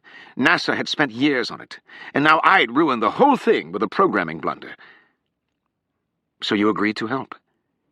I didn't have a choice. My career was essentially over if I didn't. And the reality was that if I hadn't muffed the software, Pods would have found that meteorite on its own. So it seemed a small lie at the time. I rationalized it by telling myself that the software would be fixed in a few months when the space shuttle went up. So I would simply be announcing the fix a little early. Gabrielle let out a whistle. A tiny lie to take advantage of a meteoric opportunity. Harper was feeling ill just talking about it. So, I did it. Following the administrator's orders, I held a press conference announcing that I'd found a workaround for my anomaly detection software. I waited a few days, and then I repositioned Pods over the administrator's meteorite coordinates. Then, following the proper chain of command, I phoned the EOS director and reported that Pods had located a hard-density anomaly in the Milne Ice Shelf. I gave him the coordinates and told him the anomaly appeared to be dense enough to be a meteorite. Excitedly, NASA sent a small team up to Milne to take some drill cores. That's when the operation got very hush-hush. So you had no idea that the meteorite had fossils until tonight? Nobody here did. We're all in shock. Now everyone is calling me a hero for finding proof of extraterrestrial bioforms, and I don't know what to say. Gabrielle was silent a long moment, studying Harper with firm black eyes. But if Pods didn't locate the meteorite in the ice, how did the administrator know the meteorite was there? Someone else found it first. Someone else? Who? Harper sighed. A Canadian geologist named Charles Brophy, a researcher on Ellesmere Island. Apparently he was doing geologic ice soundings on the Milne Ice Shelf when he by chance discovered the presence of what appeared to be a huge meteorite in the ice. He radioed it in, and NASA happened to intercept the transmission. Gabrielle stared. But isn't this Canadian furious that NASA is taking all the credit for the find? No, Harper said, feeling a chill. Conveniently, he's dead.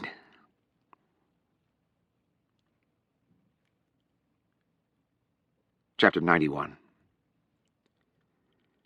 Michael Tolland closed his eyes and listened to the drone of the G4 jet engine. He had given up trying to think any more about the meteorite until they got back to Washington. The chondrules, according to Corky, were conclusive. The rock in the Milne Ice Shelf could only be a meteorite. Rachel had hoped to have a conclusive answer for William Pickering by the time they landed, but her thought experiments had run into a dead end with the chondrules. As suspicious as the meteorite evidence was, the meteorite appeared to be authentic. So be it. Rachel had obviously been shaken by the trauma in the ocean. Tolland was amazed, though, by her resilience. She was focused now on the issue at hand, trying to find a way to debunk or authenticate the meteorite, and trying to assess who had tried to kill them. For most of the trip, Rachel had been in the seat beside Tolland. He'd enjoyed talking to her, despite the trying circumstances. Several minutes ago, she'd headed back to the restroom, and now Tolland was surprised to find himself missing her beside him. He wondered how long it had been since he'd missed a woman's presence, a woman other than Celia. "Mr. Tolland?" Tolland glanced up. The pilot was sticking his head into the cabin. "You asked me to tell you when we were in telephone range of your ship. I can get you that connection if you want." "Thanks." Tolland made his way up the aisle. Inside the cockpit, Tolland placed a call to his crew. He wanted to let them know that he wouldn't be back for another day or two. Of course, he had no intention of telling them what trouble he'd run into. The phone rang several times, and Tolland was surprised to hear the ship's Shincom 2100 communications system pick up. The outgoing message wasn't the usual professional-sounding greeting, but rather the rowdy voice of one of Tolland's crew, the onboard joker. "Hiya, hiya, this is the Goya," the voice announced. "We're sorry nobody's here right now, but we've all been abducted by very large lice. Actually, we've taken temporary shore leave to celebrate Mike's huge night. Gosh, are we proud? You can leave your name and number, and maybe we'll get back to you tomorrow when we're sober. Ciao! Go, E.T.!" Tolland laughed, missing his crew already. Obviously, they'd seen the press conference. He was glad they'd gone ashore. He'd abandoned them rather abruptly when the president called, and their sitting idle at sea was crazy. Although the message said everyone had gone ashore, Tolland had to assume they would not have left his ship unattended, particularly in the strong currents where it was now anchored. Tolland pressed the numeric code to play any internal voicemail messages they'd left for him. The line beeped once. One message. The voice was the same rowdy crew member. "Hi, Mike! One hell of a show! If you're hearing this, you're probably checking your messages from some swanky White House party and wondering where the hell we are. Sorry we abandoned ship, buddy, but this was not a dry celebration kind of night. Don't worry, we anchored her really good and left the porch light on. We're secretly hoping she gets pirated, so you'll let NBC buy you that new boat. Just kidding, man. Don't worry, Xavier agreed to stay on board and mind the fort. She said she'd prefer time alone to partying with a bunch of drunken fishmongers. Can you believe that?" Tolland chuckled, relieved to hear someone was aboard watching the ship. Xavier was responsible. Definitely not the partying type. A respected marine geologist, Xavier had the reputation for speaking her mind with a caustic honesty. "Anyhow, Mike," the message went on, "tonight was incredible. Kind of makes you proud to be a scientist, doesn't it? Everyone's talking about how good this looks for NASA. Screw NASA, I say. This looks even better for us. Amazing Seas ratings must have gone up a few million points tonight. You're a star, man. A real one. Congrats. Excellent job." There was hushed talking on the line, and the voice came back. "Oh, yeah, and speaking of Xavier, just so you don't get too big ahead, she wants to razz you about something. Here she is." Xavier's razor voice came on the machine. "Mike, Xavier, you're a god, yada yada. And because I love you so much, I've agreed to babysit this antediluvian wreck of yours. Frankly, it'll be nice to be away from these hoodlums you call scientists. Anyhow, in addition to babysitting the ship, the crew has asked me, in my role as onboard bitch, to do everything in my power to keep you from turning into a conceited bastard, which after tonight I realize is going to be difficult. But I had to be the first to tell you that you made a boo-boo in your documentary. Yes, you heard me. A rare Michael Tolland brain fart. Don't worry, there are only about 3 people on Earth who will notice, and they're all anal-retentive marine geologists with no sense of humor. A lot like me. But you know what they say about us geologists, always looking for faults?" She laughed. "Anyhow, it's nothing, a minuscule point about meteorite petrology. I only mention it to ruin your night. You might get a call or two about it, so I thought I'd give you the heads up, so you don't end up sounding like the moron we all know you really are." She laughed again. "Anyhow, I'm not much of a party animal, so I'm staying on board. Don't bother calling me. I had to turn on the machine because the goddamn press have been calling all night. You're a real star tonight, despite your screw-up. Anyhow, I'll fill you in on it when you get back. Ciao." The line went dead. Michael Tolland frowned. A mistake in my documentary? Rachel Sexton stood in the restroom of the G4 and looked at herself in the mirror. She looked pale, she thought, and more frail than she'd imagined. Tonight's scare had taken a lot out of her. She wondered how long it would be before she would stop shivering, or before she would go near an ocean. Removing her USS Charlotte cap, she let her hair down. Better, she thought, feeling more like herself. Looking into her eyes, Rachel sensed a deep weariness. Beneath it, though, she saw the resolve. She knew that was her mother's gift. Nobody tells you what you can and can't do. Rachel wondered if her mother had seen what happened tonight. Someone tried to kill me, Mom. Someone tried to kill all of us. Rachel's mind, as it had for several hours now, scrolled through the list of names. Lawrence Ekstrom, Marjorie Tench, President Zach Hurney. All had motives, and, more chillingly, all had means.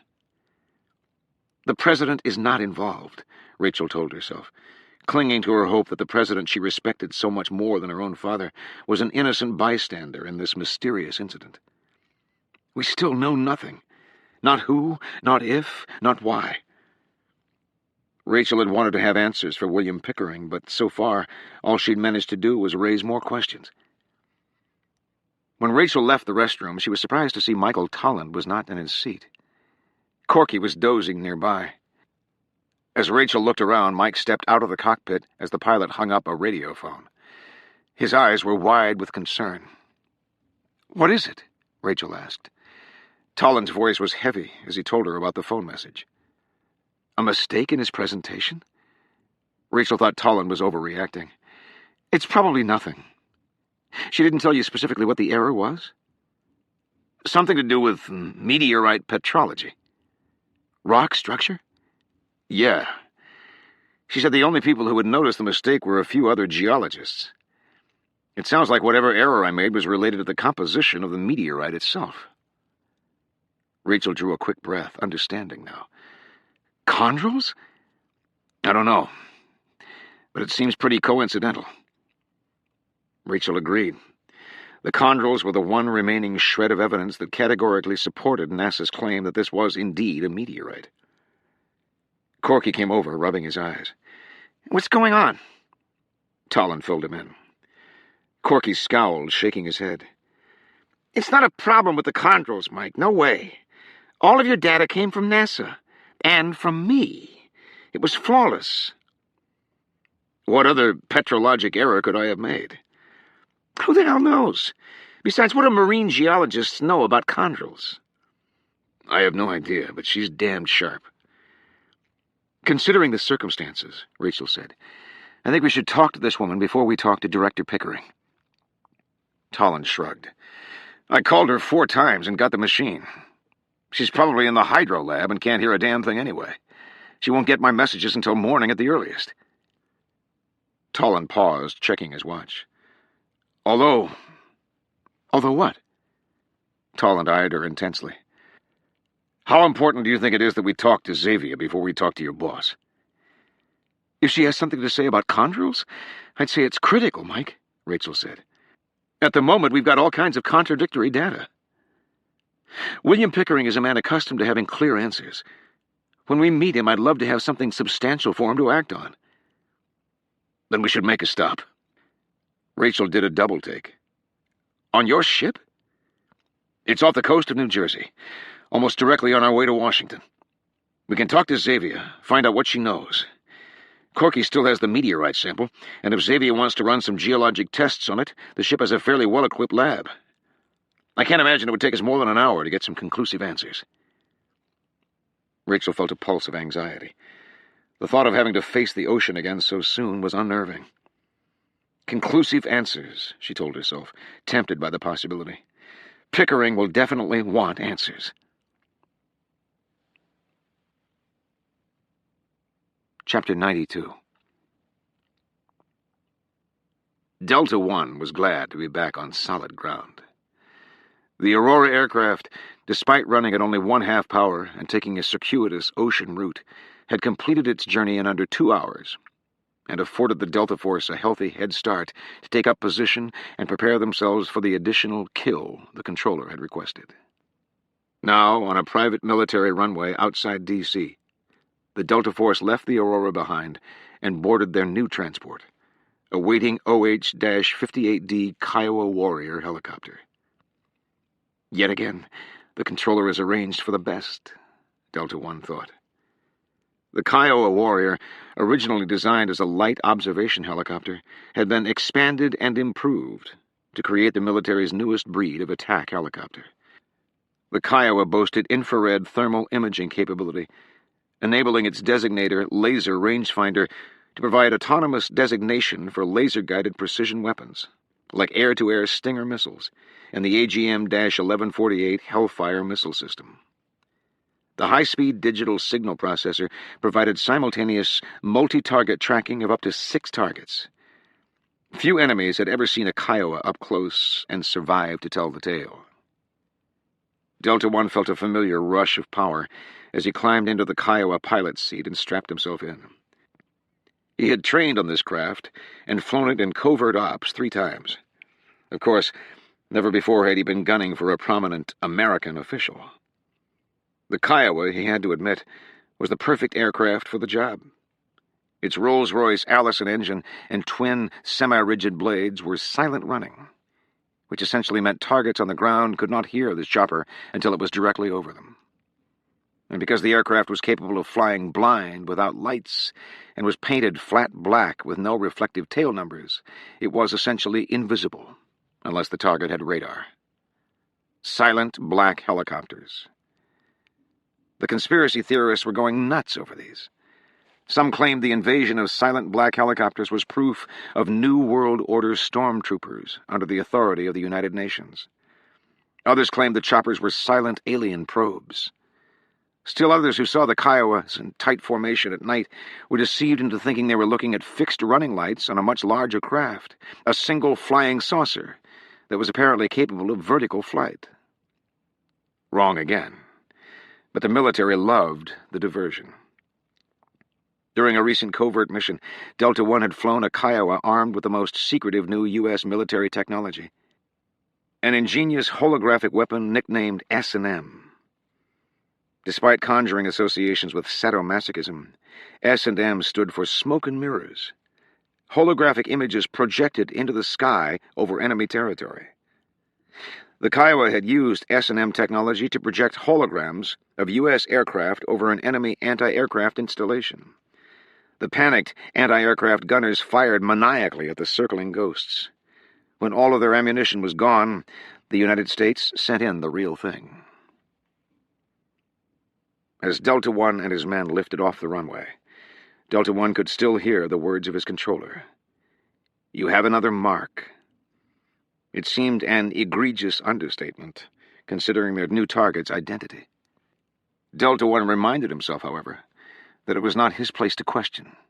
His team had been given an order, and they would carry it out in the exact method instructed, as shocking as that method was. I hope to hell the controller is certain this is the right move.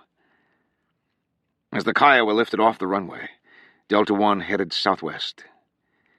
He had seen the FDR Memorial twice, but tonight would be his first time from the air.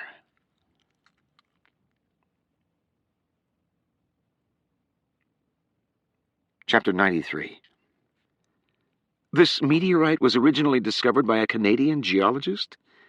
Gabriel Ash stared in astonishment at the young programmer, Chris Harper. And this Canadian is now dead? Harper gave a grim nod. How long have you known this? She demanded. A couple of weeks. After the administrator and Marjorie Tench forced me to perjure myself in the press conference, they knew I couldn't go back on my word. They told me the truth about how the meteorite was really discovered. Pods is not responsible for finding the meteorite. Gabriel had no idea where all of this information would lead, but clearly it was scandalous. Bad news for Tench, great news for the senator. As I mentioned, Harper said, looking somber now, the true way the meteorite was discovered was through an intercepted radio transmission.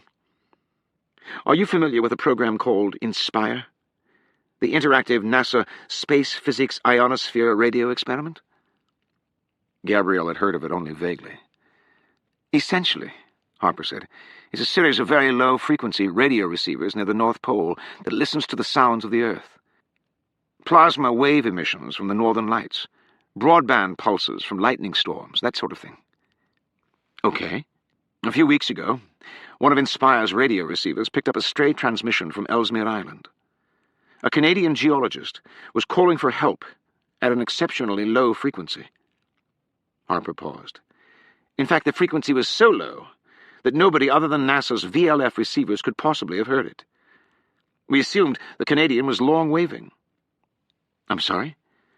"Broadcasting at the lowest possible frequency to get maximum distance on his transmission. He was in the middle of nowhere, remember. A standard frequency transmission probably would not have made it far enough to be heard." "What did his message say?" "The transmission was short. The Canadian said he had been out doing ice soundings on the Milne Ice Shelf, had detected an ultra-dense anomaly buried in the ice, suspected it was a giant meteorite, and while taking measurements had become trapped in a storm. He gave his coordinates, asked for rescue from the storm, and signed off. The NASA listening post sent a plane from Thule to rescue him. They searched for hours and finally discovered him miles off course, dead, at the bottom of a crevasse with his sled and dogs. Apparently he tried to outrun the storm, got blinded, went off course, and fell into a crevasse." Gabrielle considered the information, intrigued.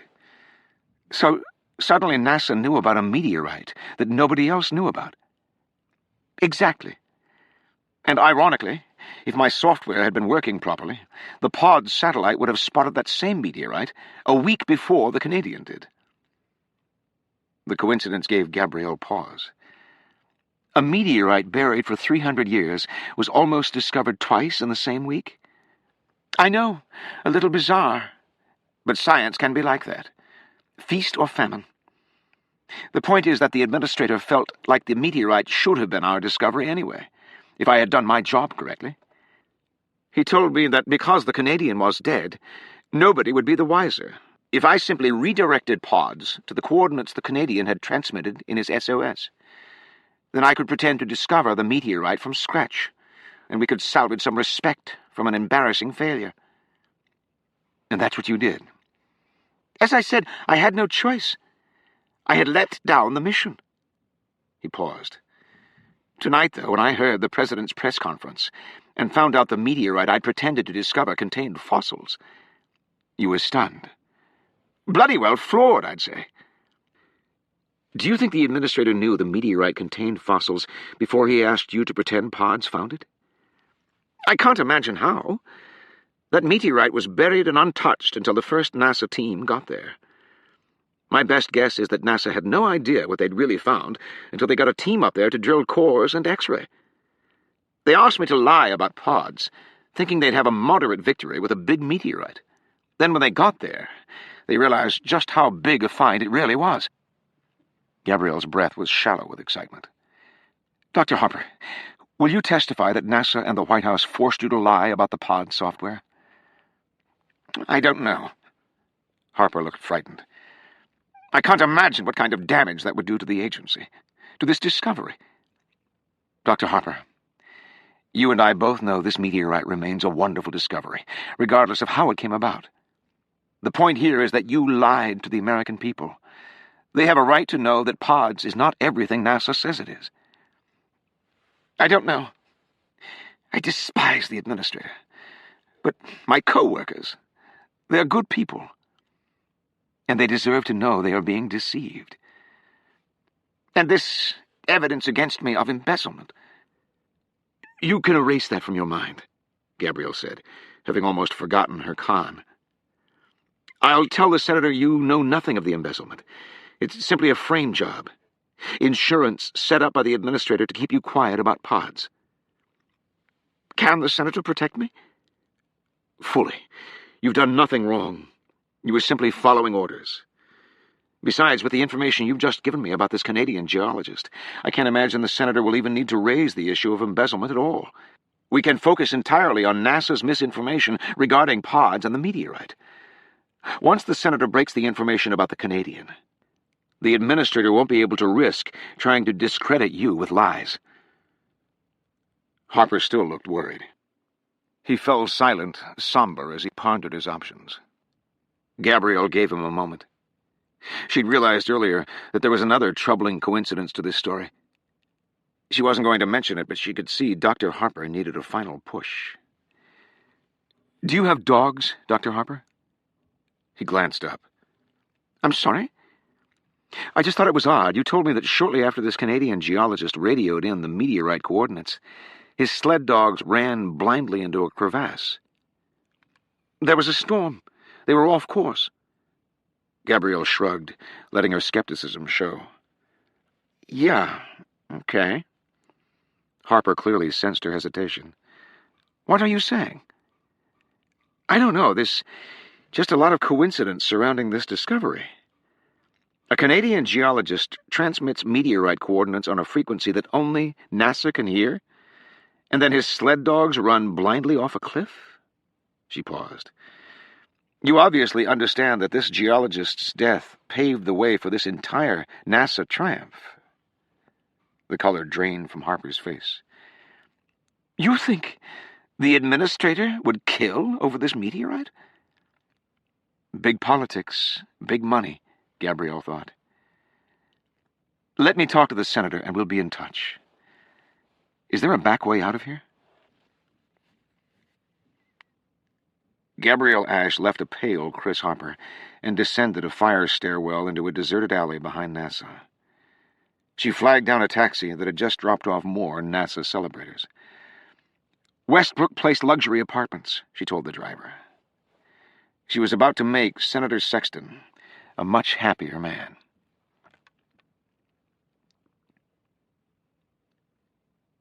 Chapter 94. Wondering what she had agreed to, Rachel stood near the entrance of the G4 cockpit, stretching a radio transceiver cable into the cabin so she could place her call out of earshot of the pilot. Corky and Tolland looked on.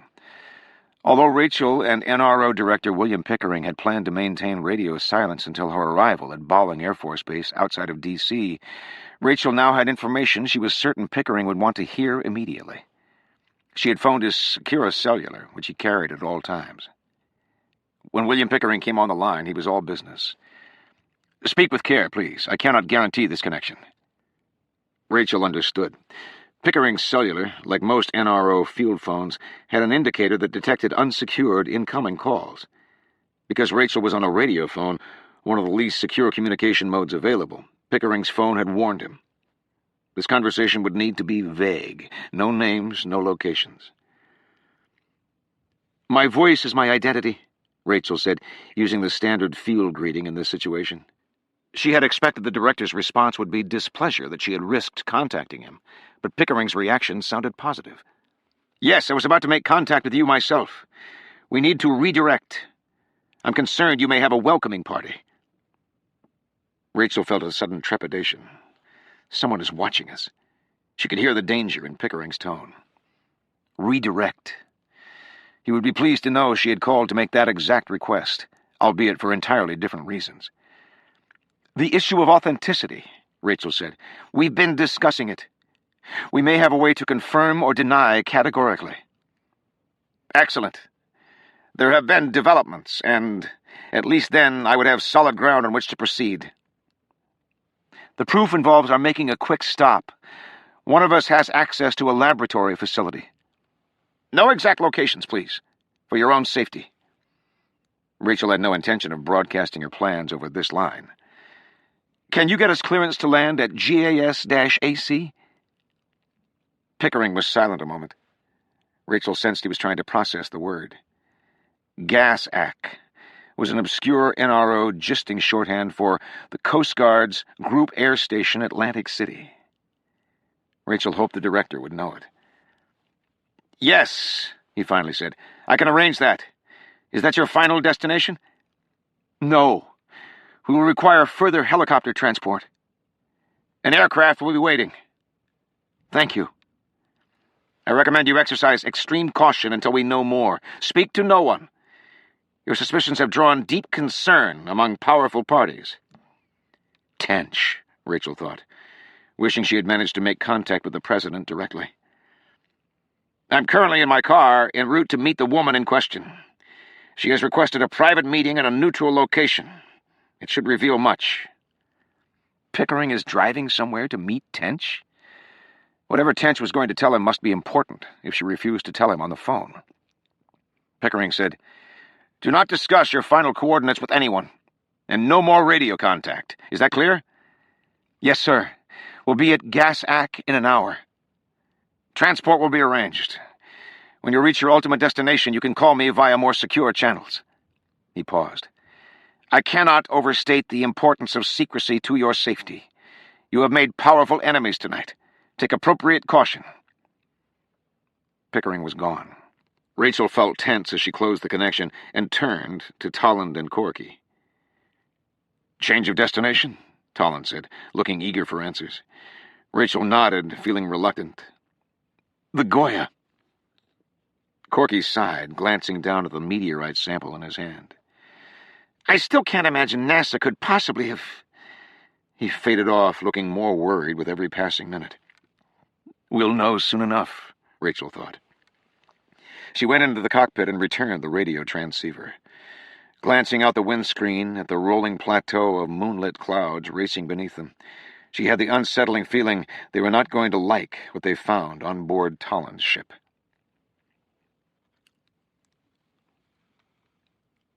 Chapter 95. William Pickering felt an unusual solitude as he drove his sedan down the Leesburg Pike. It was almost 2 a.m., and the road was empty. It had been years since he'd been driving this late. Marjorie Tench's raspy voice still grated on his mind. "Meet me at the FDR Memorial." Pickering tried to recall the last time he had seen Marjorie Tench face to face. Never a pleasant experience. It had been 2 months ago, at the White House. Tench was seated opposite Pickering at a long oak table, surrounded by members of the National Security Council, Joint Chiefs, CIA, President Herney, and the Administrator of NASA. "Gentlemen," the head of the CIA had said, looking directly at Marjorie Tench, "yet again, I am before you to urge this administration to confront the ongoing security crisis of NASA." The declaration took no one in the room by surprise. NASA's security woes had become a tired issue in the intelligence community. 2 days previously, more than 300 high-resolution satellite photos from one of NASA's Earth-observing satellites had been stolen by hackers out of a NASA database. The photos, inadvertently revealing a classified U.S. military training facility in North Africa, had turned up on the black market, where they had been purchased by hostile intelligence agencies in the Middle East. "Despite the best of intentions," the CIA director said with a weary voice, "NASA continues to be a threat to national security. Simply put, our space agency is not equipped to protect the data and technologies they develop." "I realize," the president replied, "that there have been indiscretions, damaging leaks, and it troubles me deeply." He motioned across the table to the stern face of NASA Administrator Lawrence Ekstrom. "We are yet again looking into ways to tighten NASA security." "With due respect," the CIA director said, "whatever security changes NASA implements will be ineffective as long as NASA operations remain outside the umbrella of the United States intelligence community." The statement brought an uneasy rustle from those assembled. Everyone knew where this was headed. "As you know," the CIA director went on, his tone sharpening, "all U.S. government entities who deal with sensitive intelligence information are governed by strict rules of secrecy. Military, CIA, NSA, NRO, all of them must abide by stringent laws regarding the concealment of the data they glean and the technologies they develop. I ask you all, yet again, why NASA, the agency currently producing the largest portion of cutting-edge aerospace, imaging, flight, software, reconnaissance, and telecom technologies used by the military and intelligence community, exists outside this umbrella of secrecy?" The president heaved a weighty sigh. The proposal was clear. Restructure NASA to become part of the U.S. military intelligence community. Although similar restructurings had happened with other agencies in the past, Herney refused to entertain the idea of placing NASA under the auspices of the Pentagon, the CIA, the NRO, or any other military directive. The National Security Council was starting to splinter on the issue, many siding with the intelligence community. Lawrence Ekstrom never looked pleased at these meetings, and this was no exception. He shot an acrimonious glare toward the CIA director. At the risk of repeating myself, sir, the technologies NASA develops are for non-military, academic applications. If your intelligence community wants to turn one of our space telescopes around and look at China, that's your choice. The CIA director looked like he was about to boil over. Pickering caught his eye and stepped in. Larry, he said, careful to keep an even tone. Every year NASA kneels before Congress and begs for money. You're running operations with too little funding, and you're paying the price in failed missions. If we incorporate NASA into the intelligence community, NASA will no longer need to ask Congress for help. You would be funded by the black budget at significantly higher levels. It's a win-win.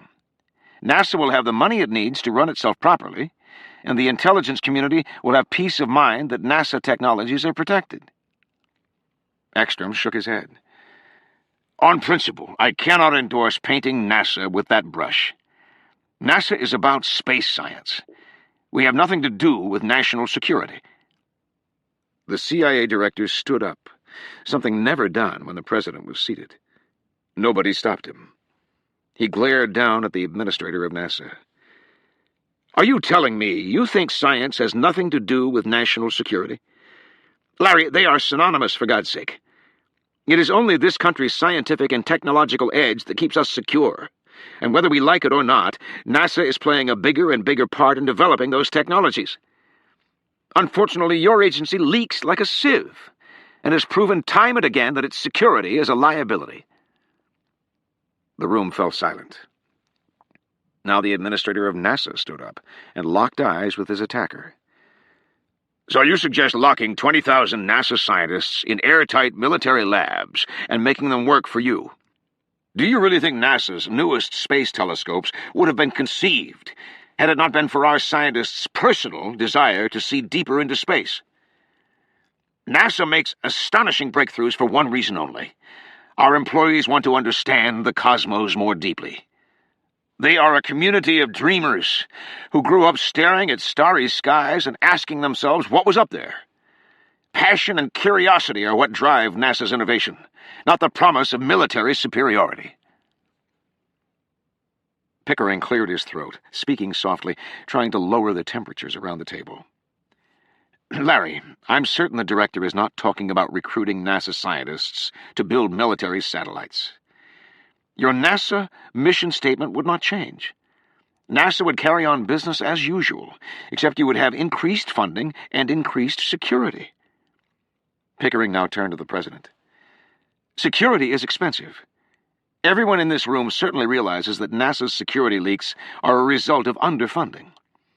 NASA has to toot its own horn, cut corners on security measures, run joint projects with other countries so they can share the price tag. I am proposing that NASA remain the superb, scientific, non-military entity it currently is, but with a bigger budget and some discretion. Several members of the Security Council nodded in quiet agreement. President Herney stood slowly, staring directly at William Pickering, clearly not at all amused with the way Pickering had just taken over.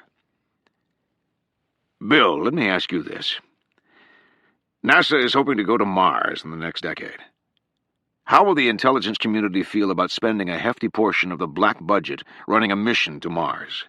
A mission that has no immediate national security benefits. NASA will be able to do as they please. Bullshit, Herney replied flatly. Everyone's eyes shot up. President Herney seldom used profanity. If there is one thing I've learned as president, Herney declared, it's that those who control the dollars control the direction. I refuse to put NASA's purse strings in the hands of those who do not share the objectives for which the agency was founded. I can only imagine how much pure science would get done with the military deciding which NASA missions are viable. Herney's eyes scanned the room. Slowly, purposefully, he returned his rigid gaze to William Pickering. Bill, Herney sighed, Your displeasure that NASA is engaged in joint projects with foreign space agencies is painfully short-sighted. At least someone is working constructively with the Chinese and Russians. Peace on this planet will not be forged by military strength. It will be forged by those who come together despite their government's differences. If you ask me, NASA's joint missions do more to promote national security than any billion-dollar spy satellite, and with a hell of a lot better hope for the future. Pickering felt an anger welling deep within him. How dare a politician talk down to me this way? Herney's idealism played fine in a boardroom, but in the real world it got people killed. Bill, Marjorie Tench interrupted, as if sensing Pickering was about to explode. We know you lost a child. We know this is a personal issue for you. Pickering heard nothing but condescension in her tone. But please remember, Tench said, that the White House is currently holding back a floodgate of investors who want us to open space to the private sector. If you ask me, for all its mistakes, NASA has been one hell of a friend to the intel community. You all might just want to count your blessings. A rumble strip on the shoulder of the highway jolted Pickering's mind back to the present. His exit was coming up. As he approached the exit for D.C., he passed a bloody deer lying dead by the side of the road. He felt an odd hesitation, but he kept driving. He had a rendezvous to keep.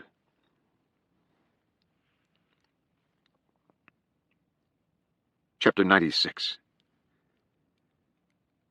The Franklin Delano Roosevelt Memorial is one of the largest memorials in the nation.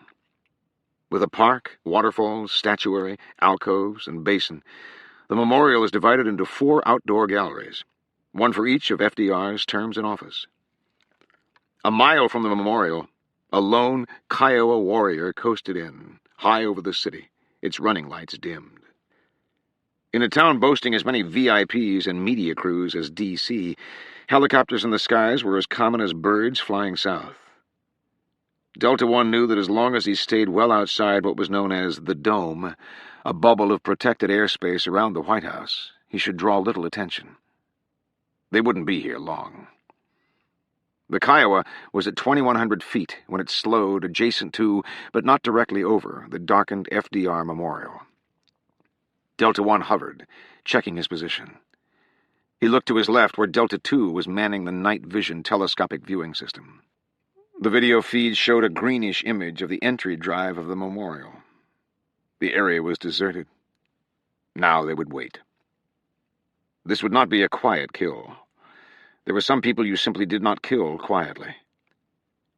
Regardless of the method, there would be repercussions, investigations, inquiries. In these cases, the best cover was to make a lot of noise. Explosions, fire, and smoke made it appear you were making a statement, and the first thought would be foreign terrorism, especially when the target was a high-profile official. Delta One scanned the night vision transmission of the tree-shrouded memorial below. The parking lot and entry road were empty. Soon, he thought. The location of this private meeting, though, in an urban area, was fortuitously desolate at this hour. Delta One turned his eyes from the screen to his own weapons controls. The Hellfire system would be the weapon of choice tonight. A laser-guided anti-armor missile. The Hellfire provided fire-and-forget capability. The projectile could home in on a laser spot that was projected from ground observers, another aircraft, or the launching aircraft itself. Tonight the missile would be guided autonomously through the laser designator in a mast-mounted sight. Once the Kiowa's designator had painted the target with a laser beam, the Hellfire missile would be self-directing. Because the Hellfire could be fired either from the air or ground, its employment here tonight would not necessarily imply an aircraft's involvement. In addition, the Hellfire was a popular munition among black-market arms dealers, so terrorist activity could certainly be blamed. Sedan, Delta Two said. Delta One glanced at the transmission screen. A nondescript black luxury sedan was approaching on the access road exactly on schedule. This was the typical motor pool car of large government agencies. The driver dimmed the car's headlights on entering the memorial. The car circled several times and then parked near a grove of trees. Delta One watched the screen as his partner trained the telescopic night vision on the driver's side window. After a moment, the person's face came into view. Delta One drew a quick breath. "Target confirmed," his partner said. Delta One looked at the night vision screen with its deadly crucifix of crosshairs, and he felt like a sniper aiming at royalty. "Target confirmed." Delta Two turned to the left side avionics compartment and activated the laser designator. He aimed, and 2,000 feet below, a pinpoint of light appeared on the roof of the sedan, invisible to the occupant. "Target painted," he said. Delta One took a deep breath. He fired. A sharp hissing sound sizzled beneath the fuselage, followed by a remarkably dim trail of light streaking toward the earth. 1 second later, the car in the parking lot blew apart in a blinding eruption of flames. Twisted metal flew everywhere. Burning tires rolled into the woods. "Kill complete," Delta One said, already accelerating the helicopter away from the area. "Call the controller." Less than 2 miles away, President Zach Hurney was preparing for bed. The Lexan bulletproof windows of the residence were an inch thick. Hurney never heard the blast.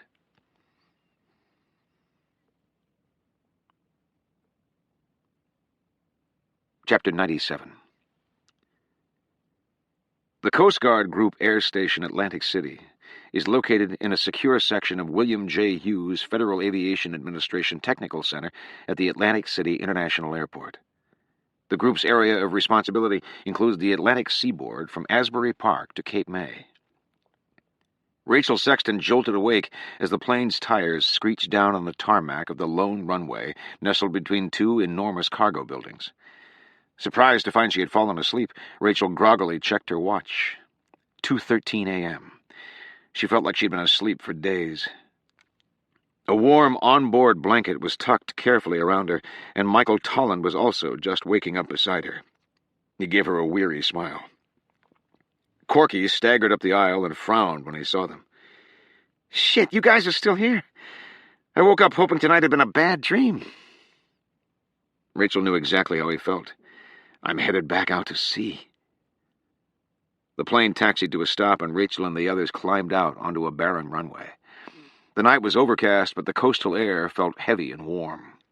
In comparison to Ellesmere, New Jersey felt like the tropics. "Over here!" a voice called out. Rachel and the others turned to see one of the Coast Guard's classic crimson-colored HH-65 Dolphin helicopters waiting nearby. Framed by the brilliant white stripe on the chopper's tail, a fully suited pilot waved them over. Tolland gave Rachel an impressed nod. "Your boss certainly gets things done." "You have no idea," she thought. Corky slumped. "Already? No dinner stop?" The pilot welcomed them over and helped them aboard. Never asking their names, he spoke exclusively in pleasantries and safety precautions. Pickering had apparently made it clear to the Coast Guard that this flight was not an advertised mission. Nonetheless, despite Pickering's discretion, Rachel could see that their identities had remained a secret for only a matter of seconds. The pilot failed to hide his wide-eyed double-take upon seeing television celebrity Michael Tolland. Rachel was already feeling tense as she buckled herself in beside Tolland. The aerospatial engine overhead shrieked to life, and the Dolphin's sagging 39-foot rotors began to flatten out into a silver blur. The whine turned to a roar, and it lifted off the runway, climbing into the night. The pilot turned to the cockpit and called out, "I was informed you would tell me your destination once we were airborne." Tolland gave the pilot the coordinates of an offshore location about 30 miles southeast of their current position. "His ship is 12 miles off the coast," Rachel thought, feeling a shiver. The pilot typed the coordinates into his navigation system. Then he settled in and gunned the engines. The chopper tipped forward and banked southeast. As the dark dunes of the New Jersey coast slipped away beneath the aircraft, Rachel turned her eyes away from the blackness of the ocean spreading out beneath her. Despite the wariness of being back over the water again, she tried to take comfort in knowing she was accompanied by a man who had made the ocean a lifetime friend. Tolland was pressed close beside her in the narrow fuselage, his hips and shoulders touching hers. Neither made any attempt to shift positions. "I know I shouldn't say this," the pilot sputtered suddenly, as if ready to burst with excitement. "But you're obviously Michael Tolland, and I gotta say, well, we've been watching you on TV all night. The Meteorite, it's absolutely incredible. You must be in awe." Tolland nodded patiently. "Speechless. The documentary was fantastic. You know, the networks keep playing it over and over. None of tonight's duty pilots wanted this gig because everyone wanted to keep watching television, but I drew the short straw. Can you believe it? Short straw. And here I am. If the boys had any idea, I'd be flying the actual—" "We appreciate the ride," Rachel interrupted. "And we need you to keep our presence here to yourself. Nobody's supposed to know we're here." "Absolutely, ma'am. My orders were very clear." The pilot hesitated, and then his expression brightened. "Hey, we aren't by any chance heading for the Goya, are we?" Tolland gave a reluctant nod. "We are." "Holy shit!" the pilot exclaimed. "Excuse me, sorry, but I've seen her on your show. The twin hull, right? Strange-looking beast. I've never actually been on a swath design. I never dreamed yours would be the first." Rachel tuned the man out, feeling a rising uneasiness to be heading out to sea. Tolland turned to her. "You okay? You could have stayed on shore. I told you that." I should have stayed on shore, Rachel thought, knowing pride would never have let her. "No, thanks. I'm fine." Tolland smiled. "I'll keep an eye on you." "Thanks." Rachel was surprised how the warmth in his voice made her feel more secure. "You've seen the Goya on television, right?" She nodded. "It's, an interesting-looking ship." Tolland laughed. "Yeah, she was an extremely progressive prototype in her day, but the design never quite caught on." "Can't imagine why," Rachel joked, picturing the ship's bizarre profile. "Now NBC is pressuring me to use a newer ship, something, I don't know, flashier, sexier. Another season or two and they'll make me part with her." Tolland sounded melancholy at the thought. "You wouldn't love a brand new ship?" "I don't know. A lot of memories on board the Goya." Rachel smiled softly. "Well, as my mom used to say, sooner or later we've all got to let go of our past." Tolland's eyes held hers for a long moment. "Yeah, I know." Chapter 98. "Shit," the taxi driver said, looking over his shoulder at Gabrielle. "Looks like an accident up ahead. We ain't going nowhere, not for a while." Gabrielle glanced out the window and saw the spinning lights of emergency vehicles piercing the night. Several policemen stood on the road ahead, halting traffic around the mall. "Must be a hell of an accident," the driver said, motioning towards some flames near the FDR Memorial. Gabrielle frowned at the flickering glow. Now, of all times. She needed to get to Senator Sexton with this new information about pods and the Canadian geologist. She wondered if NASA's lies about how they found the meteorite would be a big enough scandal to breathe life back into Sexton's campaign. Maybe not for most politicians, she thought, but this was Sedgwick Sexton, a man who had built his campaign on amplifying the failures of others. Gabrielle was not always proud of the senator's ability to put negative ethical spin on opponents' political misfortunes, but it was effective. Sexton's mastery of innuendo and indignity could probably turn this one compartmentalized NASA fib into a sweeping question of character that infected the entire space agency, and by association, the president. Outside the window, the flames at the FDR Memorial seemed to climb higher. Some nearby trees had caught fire, and the fire trucks were now hosing them down. The taxi driver turned on the car radio and began channel surfing. Sighing, Gabrielle closed her eyes and felt the exhaustion roll over her in waves. When she'd first come to Washington, she'd dreamed of working in politics forever, maybe someday in the White House. At the moment, however, she felt like she'd had enough politics for a lifetime. The duel with Marjorie Tench, the lewd photographs of herself and the senator, all of NASA's lies.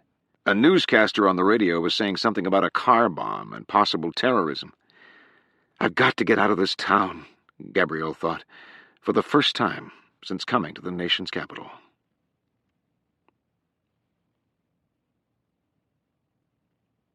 Chapter 99. The controller seldom felt weary, but today had taken its toll. Nothing had gone as anticipated. The tragic discovery of the insertion shaft in the ice, the difficulties of keeping the information a secret, and now the growing list of victims. Nobody was supposed to die, except the Canadian. It seemed ironic that the most technically difficult part of the plan had turned out to be the least problematic. The insertion, completed months ago, had come off without a hitch.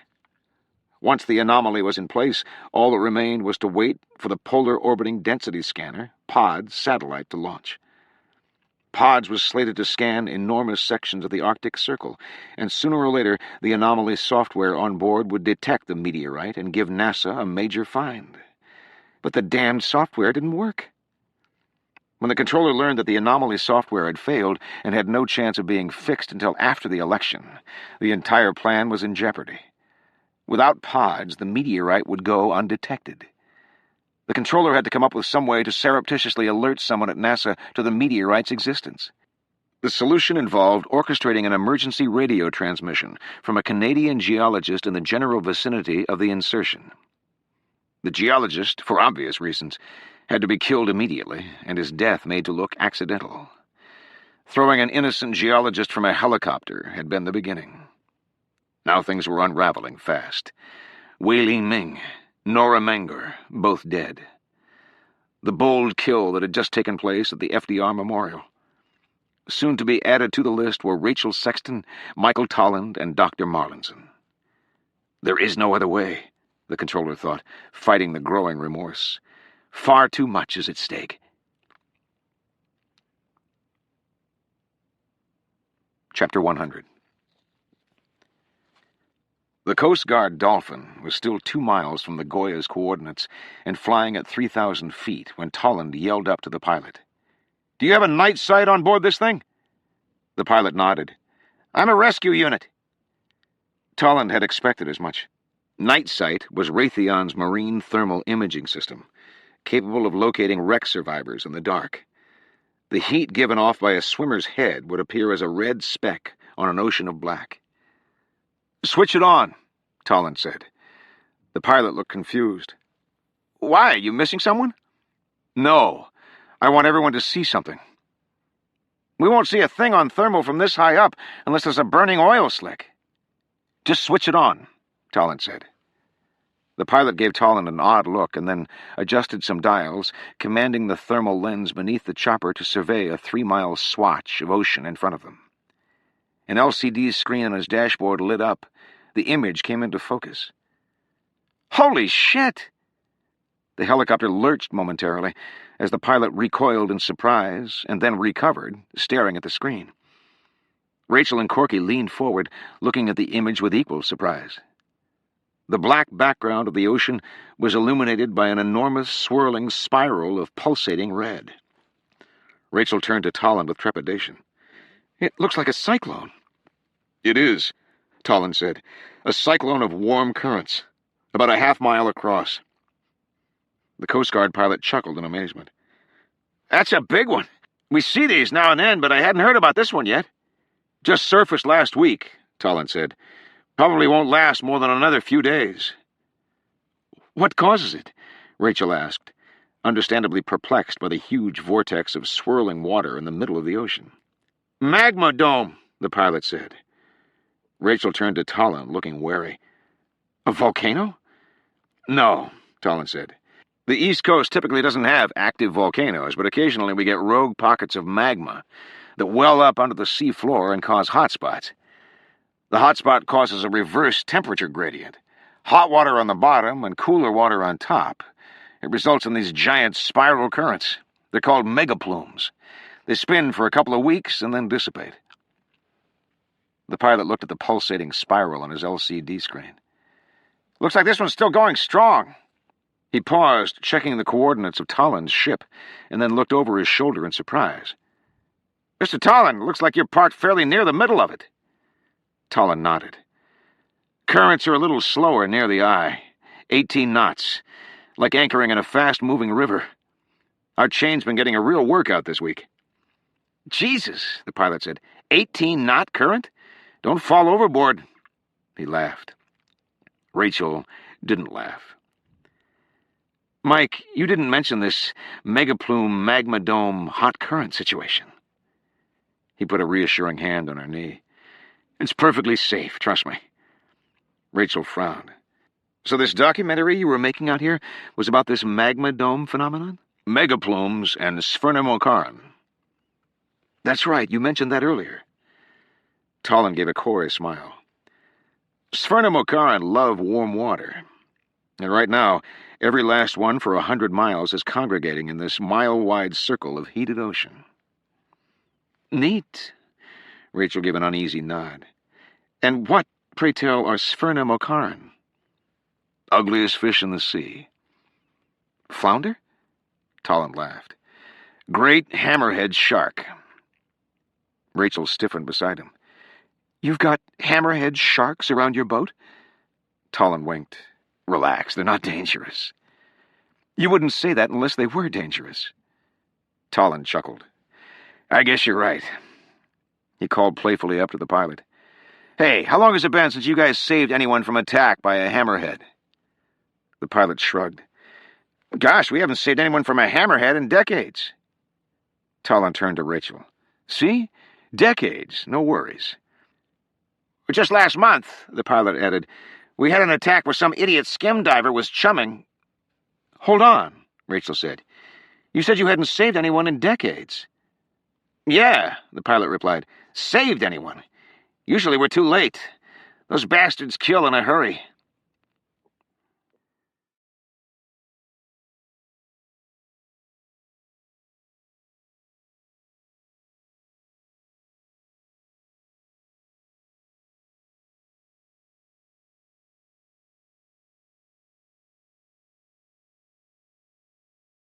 Chapter 101.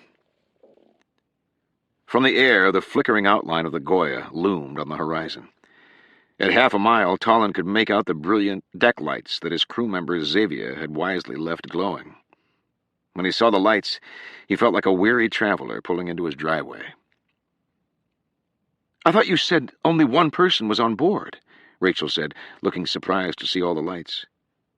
"Don't you leave a light on when you're home alone?" "One light, not the entire house." Tolland smiled. Despite Rachel's attempts to be light-hearted, he could tell she was extremely apprehensive about being out here. He wanted to put an arm around her and reassure her, but he knew there was nothing he could say. "The lights are on for security. Makes the ship look active." Corky chuckled. "Afraid of pirates, Mike?" "Nope. Biggest danger out here is the idiots who don't know how to read radar. Best defense against getting rammed is to make sure everyone can see you." Corky squinted down at the glowing vessel. "See you? It looks like a Carnival cruise line on New Year's Eve. Obviously NBC pays your electric." The Coast Guard chopper slowed and banked around the huge illuminated ship, and the pilot began maneuvering toward the helipad on the stern deck. Even from the air, Tolland could make out the raging current pulling at the ship's hull struts. Anchored from its bow, the Goya was aimed into the current, straining at its massive anchor line like a chained beast. "She really is a beauty," the pilot said, laughing. Tolland knew the comment was sarcastic. The Goya was ugly. But ugly, according to one television reviewer. One of only 17 swath ships ever built, the Goya's small waterplane area twin hull was anything but attractive. The vessel was essentially a massive horizontal platform, floating 30 feet above the ocean on 4 huge struts affixed to pontoons. From a distance, the ship looked like a low-slung drilling platform. Up close, it resembled a deck barge on stilts. The crew quarters, research labs, and navigation bridge were housed in a series of tiered structures on top, giving one the rough impression of a giant floating coffee table supporting a hodgepodge of multi-staged buildings. Despite its less than streamlined appearance, the Goya's design enjoyed significantly less waterplane area, resulting in increased stability. The suspended platform enabled better filming, easier lab work, and fewer seasick scientists. Although NBC was pressuring Tolland to let them buy him something newer, Tolland had refused. Granted, there were better ships out there now, even more stable ones, but the Goya had been his home for almost a decade now. The ship on which he had fought his way back after Celia's death. Some nights he still heard her voice in the wind out on deck. If and when the ghosts ever disappeared, Tolland would consider another ship. Not yet. When the chopper finally set down on the Goya's stern deck, Rachel Sexton felt only half relieved. The good news was that she was no longer flying over the ocean. The bad news was that she was now standing on it. She fought off the shaky sensation in her legs as she climbed onto the deck and looked around. The deck was surprisingly cramped, particularly with the helicopter on its pad. Moving her eyes toward the bow, Rachel gazed at the ungainly, stacked edifice that made up the bulk of the ship. Tolland stood close beside her. "I know," he said, talking loudly over the sound of the raging current. "It looks bigger on television." Rachel nodded. "And more stable. This is one of the safest ships on the sea, I promise." Tolland put a hand on her shoulder and guided her across the deck. The warmth of his hand did more to calm Rachel's nerves than anything he could have said. Nonetheless, as she looked toward the rear of the ship, she saw the roiling current streaming out behind them as though the ship was at full throttle. "We're sitting on a megaplume," she thought. Centered on the foremost section of the rear deck, Rachel spied a familiar one-man Triton submersible hanging on a giant winch. The Triton, named for the Greek god of the sea, looked nothing like its predecessor, the steel-encased Alvin. The Triton had a hemispherical, acrylic dome in front, making it look more like a giant fishbowl than a sub. Rachel could think of few things more terrifying than submerging hundreds of feet into the ocean with nothing between her face and the ocean but a sheet of clear acrylic. Of course, according to Tolland, the only unpleasant part of riding in the Triton was the initial deployment, being slowly winched down through the trap door in the Goya's deck, hanging like a pendulum 30 feet above the sea. "Xavier's probably in the hydrolab," Tolland said, moving across the deck. "This way." Rachel and Corky followed Tolland across the stern deck. The Coast Guard pilot remained in his chopper with strict instructions not to use the radio. "Have a look at this," Tolland said, pausing at the stern railing of the ship. Hesitantly, Rachel neared the railing. They were very high up. The water was a good 30 feet below them, and yet Rachel could still feel the heat rising off the water. "It's about the temperature of a warm bath," Tolland said over the sound of the current. He reached toward a switch box on the railing. "Watch this." He flipped a switch. A wide arc of light spread through the water behind the ship, illuminating it from within like a lit swimming pool. Rachel and Corky gasped in unison. The water around the ship was filled with dozens of ghostly shadows. Hovering only feet below the illuminated surface, armies of sleek, dark forms swam in parallel against the current, their unmistakable hammer-shaped skulls wagging back and forth as if to the beat of some prehistoric rhythm. "Christ, Mike," Corky stammered. "So glad you shared this with us." Rachel's body went rigid. She wanted to step back from the railing, but she couldn't move. She was transfixed by the petrifying vista. "Incredible, aren't they?" Tolland said. His hand was on her shoulder again, comforting. "They'll tread water in the warm spots for weeks. These guys have the best noses in the sea. Enhanced telencephalon olfactory lobes. They can smell blood up to a mile away." Corky looked skeptical. "Enhanced telencephalon olfactory lobes?" "Don't believe me?" Tolland began rooting around in an aluminum cabinet adjacent to where they were standing. After a moment, he pulled out a small, dead fish. "Perfect." He took a knife from the cooler and cut the limp fish in several places. It started to drip blood. "Mike, for God's sake," Corky said. "That's disgusting."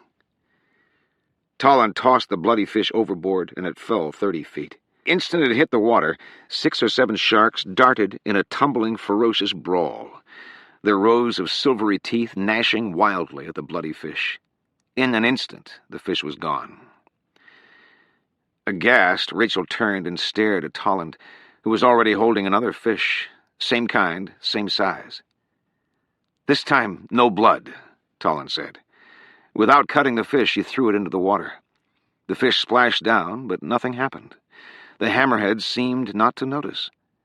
The bait carried away on the current, having drawn no interest whatsoever. "They attack only on sense of smell," Tolland said, leading them away from the railing. "In fact, you could swim out here in total safety, provided you didn't have any open wounds." Corky pointed to the stitches on his cheek. Tolland frowned. "Right. No swimming for you." Chapter 102. Gabrielle Ash's taxi wasn't moving. Sitting in a roadblock near the FDR Memorial, Gabrielle looked out at the emergency vehicles in the distance and felt as if a surrealistic fog bank had settled over the city. Radio reports were coming in now that the exploded car might have contained a high-level government official. Pulling out her cell phone, she dialed the senator. He was no doubt starting to wonder what was taking Gabrielle so long. The line was busy. Gabrielle looked at the taxi's clicking meter and frowned. Some of the other cars stuck here were pulling up onto the curbs and turning around to find alternative routes. The driver looked over his shoulder. "You want to wait? Your dime." Gabrielle saw more official vehicles arriving now. "No, let's go around." The driver grunted in the affirmative and began maneuvering the awkward multi-point turn. As they bounced over the curbs, Gabrielle tried Sexton again. Still busy. Several minutes later, having made a wide loop, the taxi was traveling up C Street. Gabrielle saw the Philip A. Hart office building looming. She had intended to go straight to the senator's apartment, but with her office this close. "Pull over," she blurted to the driver. "Right there, thanks." She pointed. The car stopped. Gabrielle paid the amount on the meter and added $10. "Can you wait 10 minutes?" The cabbie looked at the money and then at his watch. "Not a minute longer." Gabrielle hurried off. "I'll be out in 5. The deserted marble corridors of the Senate office building felt almost sepulchral at this hour. Gabrielle's muscles were tense as she hurried through the gauntlet of austere statues lining the third-floor entryway. Their stony eyes seemed to follow her like silent sentinels. Arriving at the main door of Senator Sexton's 5-room office suite, Gabrielle used her key card to enter. The secretarial lobby was dimly lit. Crossing through the foyer, she went down a hallway to her office. She entered, flicked on the fluorescent lights, and strode directly to her file cabinets. She had an entire file on the budgeting of NASA's Earth Observing System, including plenty of information on pods. Sexton would certainly want all the data he could possibly get on pods as soon as she told him about Harper. NASA lied about pods. As Gabrielle fingered her way through her files, her cell phone rang.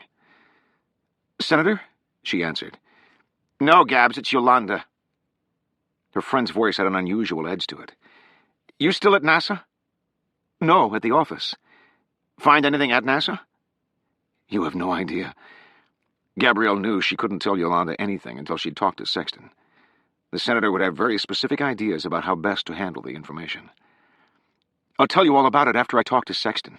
Heading over to his place now." Yolanda paused. "Gabs, you know this thing you were saying about Sexton's campaign finance and the SFF? I told you I was wrong, and I just found out 2 of our reporters who cover the aerospace industry have been working on a similar story." Gabrielle was surprised. "Meaning?" "I don't know, but these guys are good, and they seem pretty convinced that Sexton is taking kickbacks from the Space Frontier Foundation. I just figured I should call you. I know I told you earlier that the idea was insane. Marjorie Tench as a source seemed spotty, but these guys of ours, I don't know. You might want to talk to them before you see the senator." "If they're so convinced, why haven't they gone to the press?" Gabrielle sounded more defensive than she wanted to. "They have no solid evidence. The senator apparently is good at covering his tracks." "Most politicians are."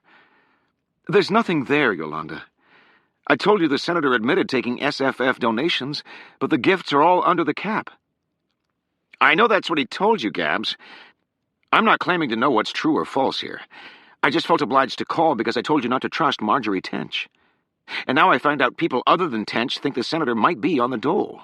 That's all." "Who were these reporters?" Gabrielle felt an unexpected anger simmering now. "No names. I can set up a meeting. They're smart. They understand campaign finance law." Yolanda hesitated.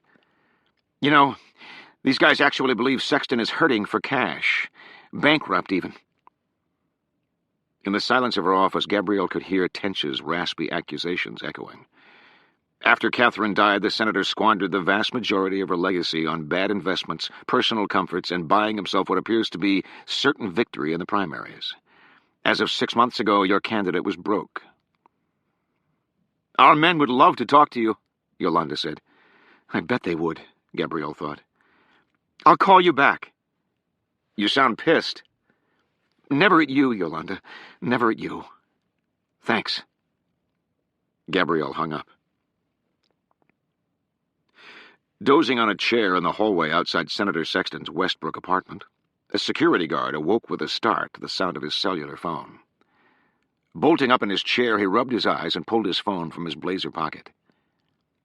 Yeah? Owen, this is Gabrielle. Sexton's guard recognized her voice. Oh, hi. I need to talk to the senator. Would you knock on his door for me? His line is busy. It's kind of late. He's awake, I'm sure of it. Gabrielle sounded anxious. It's an emergency. Another one? Same one. Just get him on the phone, Owen. There's something I really need to ask him. The guard sighed, standing up. Okay, I'll knock. He stretched and made his way towards Sexton's door. But I'm only doing it because he was glad I let you in earlier. Reluctantly, he raised his fist to knock. What did you just say? Gabrielle demanded. The guard's fist stopped in midair. I said the senator was glad I let you in earlier. You were right. It was no problem at all. You and the senator talked about that? Gabrielle sounded surprised. Yeah? So what? No, I just didn't think... Actually, it was kind of weird. The senator needed a couple of seconds to even remember you had been in there. I think the boys were tossing back a few. When did you two talk, Owen? Right after you left. Something wrong? A momentary silence. No, nothing. Look, now that I think of it, let's not bother the senator this instant. I'll keep trying his house line, and if I don't have any luck, I'll call you back and you can knock. The guard rolled his eyes. Whatever you say, Miss Ash. Thanks, Owen. Sorry to bother you. No problem. The guard hung up, flopped back in his chair, and went to sleep. Alone in her office, Gabrielle stood motionless for several seconds before hanging up the phone. Sexton knows I was inside his apartment, and he never mentioned it to me? Tonight's ethereal strangeness was getting murkier. Gabrielle flashed on the senator's phone call to her while she was at ABC. The senator had stunned her with his unprovoked admission that he was meeting with space companies and accepting money. His honesty had brought her back to him, shamed her even. His confession now seemed one hell of a lot less noble. Soft money, Sexton had said. Perfectly legal. Suddenly all the vague misgivings Gabrielle had ever felt about Senator Sexton seemed to resurface all at once. Outside, the taxi was honking.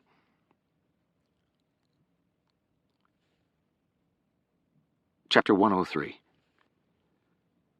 The bridge of the Goya was a plexiglass cube situated 2 levels above the main deck. From here, Rachel had a 360-degree view of the surrounding darkened sea, an unnerving vista she looked at only once before blocking it out and turning her attention to the matter at hand. Having sent Tolland and Corky to find Xavier, Rachel prepared to contact Pickering. She'd promised the director she would call him when they arrived, and she was eager to know what he had learned in his meeting with Marjorie Tench. The Goya's Shincom 2100 digital communication system was a platform with which Rachel was familiar enough.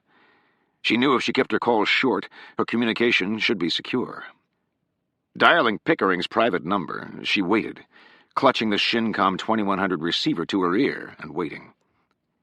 She expected Pickering to pick up on the first ring, but the line just kept ringing. 6 rings, 7, 8... Rachel gazed out at the darkened ocean, her inability to reach the director doing nothing to quell her uneasiness about being at sea. 9 rings. 10 rings. Pick up! She paced, waiting. What was going on? Pickering carried his phone with him at all times, and he had expressly told Rachel to call him.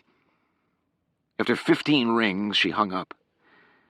With growing apprehension, she picked up the Shincom receiver and dialed again. 4 rings. 5 rings. Where is he? Finally, the connection clicked open. Rachel felt a surge of relief, but it was short-lived. There was no one on the line. Only silence. "Hello?" she prompted. "Director?" 3 quick clicks. "Hello?" Rachel said. A burst of electronic static shattered the line, blasting in Rachel's ear. She yanked the receiver away from her head in pain. The static abruptly stopped. Now she could hear a series of rapidly oscillating tones that pulsed in half-second intervals. Rachel's confusion quickly gave way to realization, and then fear. Shit!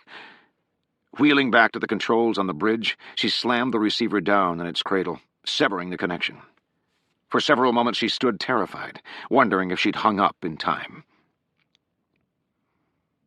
Amidships, 2 decks below, the Goya's Hydro Lab was an expansive workspace segmented by long counters and islands packed to the gills with electronic gear. Bottom profilers, current analyzers, wet sinks, fume hoods, a walk-in specimen cooler, PCs, and a stack of organizer crates for research data and the spare electronics to keep everything running. When Tolland and Corky entered, the Goya's onboard geologist, Xavier, was reclining in front of a blaring television. She didn't even turn around. "Did you guys run out of beer money?" she called over her shoulder, apparently thinking some of her crew had returned. "Xavier," Tolland said, "it's Mike." The geologist spun, swallowing part of a prepackaged sandwich she was eating. "Mike!" she stammered, clearly stunned to see him. She stood up, turned down the television, and came over, still chewing. "I thought some of the guys had come back from bar hopping. What are you doing here?" Xavier was heavy-set and dark-skinned, with a sharp voice and a surly air about her. She motioned at the television, which was broadcasting replays of Tolland's on-site Meteorite documentary. "You sure didn't hang around the ice shelf very long, did you?" Something came up, Tolland thought. "Xavier, I'm sure you recognize Corky Marlinson." Xavier nodded. "An honor, sir." Corky was eyeing the sandwich in her hand. "That looks good." Xavier gave him an odd look. "I got your message," Tolland said to Xavier. "You said I made a mistake in my presentation? I want to talk to you about it." The geologist stared at him and let out a shrill laugh. "That's why you're back? Oh, Mike, for God's sake, I told you it was nothing. I was just pulling your chain. NASA obviously gave you some old data. Inconsequential. Seriously. Only 3 or 4 marine geologists in the world might have noticed the oversight." Tolland held his breath. "This oversight, does it by any chance have anything to do with the chondrules?"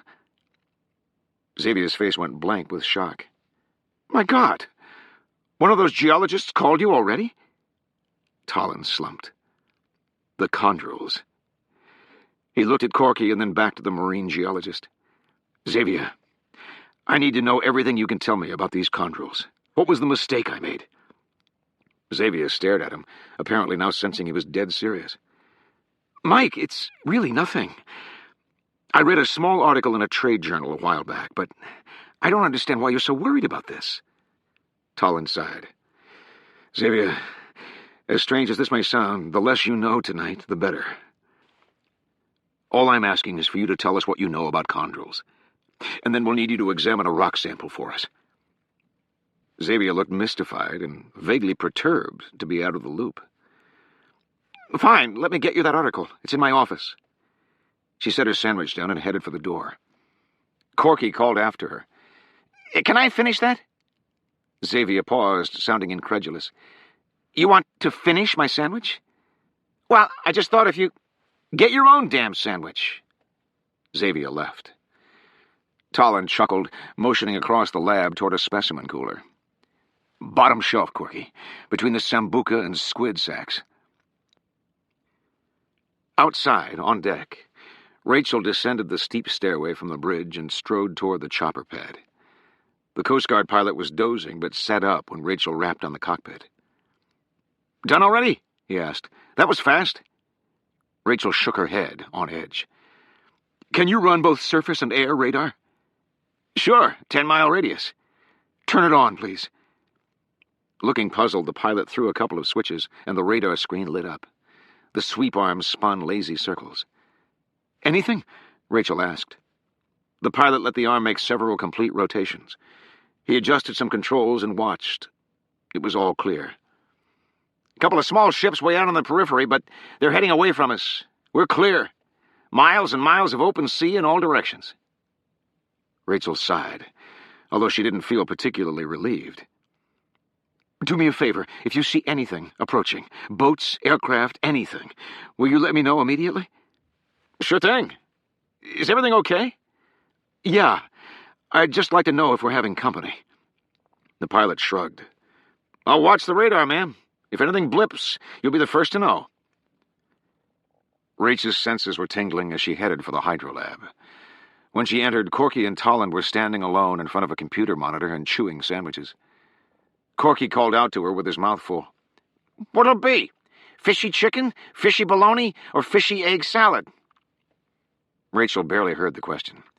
"Mike, how fast can we get this information and get off this ship?"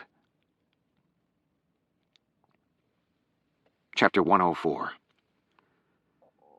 Tolland paced the hydrolab, waiting with Rachel and Corky for Xavier's return. The news about the Chondrils was almost as discomforting as Rachel's news about her attempted contact with Pickering. The director didn't answer, and someone tried to pulse snitch the Goya's location. "Relax," Tolland told everyone. "We're safe. The Coast Guard pilot is watching the radar. He can give us plenty of warning if anyone is headed our way." Rachel nodded in agreement, although she still looked on edge. "Mike, what the hell is this?" Corky asked, pointing at a Spark computer monitor, which displayed an ominous psychedelic image that was pulsating and churning as though alive. "Acoustic Doppler current profiler," Tolland said. "It's a cross-section of the currents and temperature gradients of the ocean underneath the ship." Rachel stared. "That's what we're anchored on top of?" Tolland had to admit the image looked frightening. At the surface, the water appeared as a swirling bluish green, but tracing downward, the colors slowly shifted to a menacing red-orange as the temperatures heated up. Near the bottom, over a mile down, hovering above the ocean floor, a blood-red cyclone vortex raged. "That's the megaplume," Tolland said. Corky grunted. "Looks like an underwater tornado." "Same principle. Oceans are usually colder and more dense near the bottom, but here the dynamics are reversed. The deep water is heated and lighter, so it rises toward the surface. Meanwhile, the surface water is heavier, so it races downward in a huge spiral to fill the void. You get these drain-like currents in the ocean, enormous whirlpools." "What's that big bump on the seafloor?" Corky pointed at the flat expanse of ocean floor where a large dome-shaped mound rose up like a bubble. Directly above it swirled the vortex. "That mound is a magma dome," Tolland said. "It's where lava is pushing up beneath the ocean floor." Corky nodded. "Like a huge zit." "In a manner of speaking." "And if it pops?" Tolland frowned, recalling the famous 1986 megaplume event off the Juan de Fuca Ridge, where thousands of tons of 1,200 degrees Celsius magma spewed up into the ocean all at once, magnifying the plume's intensity almost instantly. Surface currents amplified as the vortex expanded rapidly upward. What happened next was something Tolland had no intention of sharing with Corky and Rachel this evening. "Atlantic magma domes don't pop," Tolland said. "The cold water circulating over the mound continually cools and hardens the Earth's crust, keeping the magma safely under a thick layer of rock. Eventually the lava underneath cools and the spiral disappears.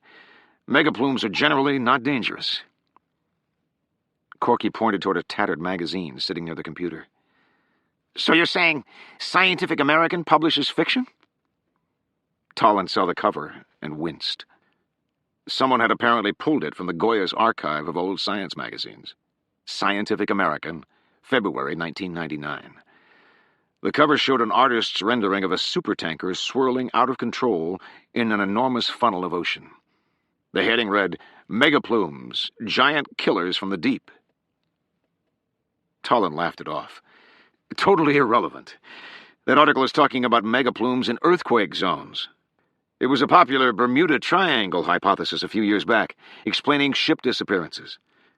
Technically speaking, if there's some sort of cataclysmic geologic event on the ocean floor, which is unheard of around here, the dome could rupture, and the vortex could get big enough to, well, you know.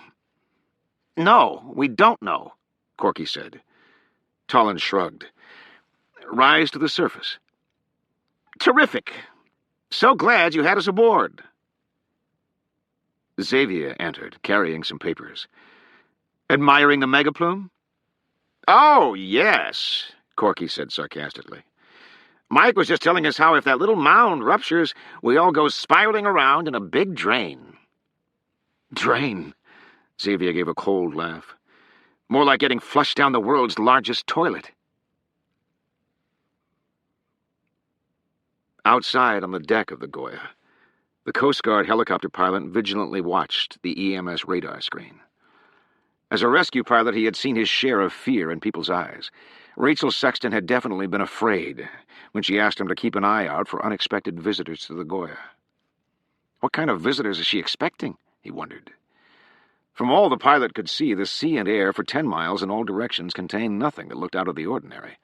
A fishing boat 8 miles off, an occasional aircraft slicing across an edge of their radar field and then disappearing again towards some unknown destination. The pilot sighed, gazing out now at the ocean rushing all around the ship. The sensation was a ghostly one, that of sailing full speed despite being anchored. He returned his eyes to the radar screen and watched, vigilant. Chapter 105. On board the Goya, Tolland had now introduced Xavier and Rachel. The ship's geologist was looking increasingly baffled by the distinguished entourage standing before her in the hydrolab. In addition, Rachel's eagerness to run the tests and get off the ship as fast as possible was clearly making Xavier uneasy.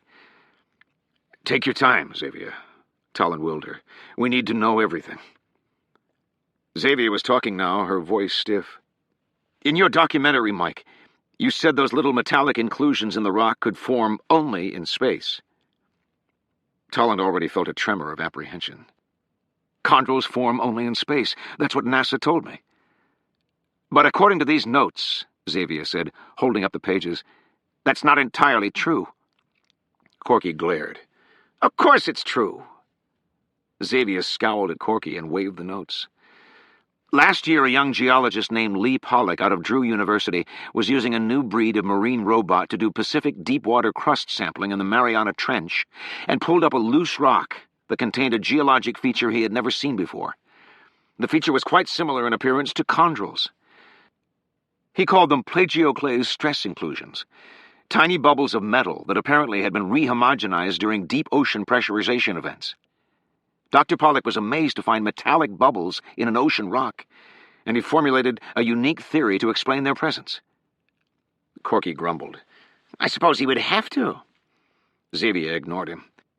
Dr. Pollock asserted that the rock formed in an ultra-deep oceanic environment, where extreme pressure metamorphosed a pre-existing rock, permitting some of the disparate metals to fuse. Tolland considered it. The Mariana Trench was 7 miles down, one of the last truly unexplored regions on the planet. Only a handful of robotic probes had ever ventured that deep, and most had collapsed well before they reached the bottom. The water pressure in the trench was enormous, an astounding 18,000 pounds per square inch, as opposed to a mere 14 pounds on the ocean's surface. Oceanographers still had very little understanding of the geologic forces at the deepest ocean floor. "So this guy Pollock thinks the Mariana Trench can make rocks with chondrule-like features?" "It's an extremely obscure theory," Xavier said.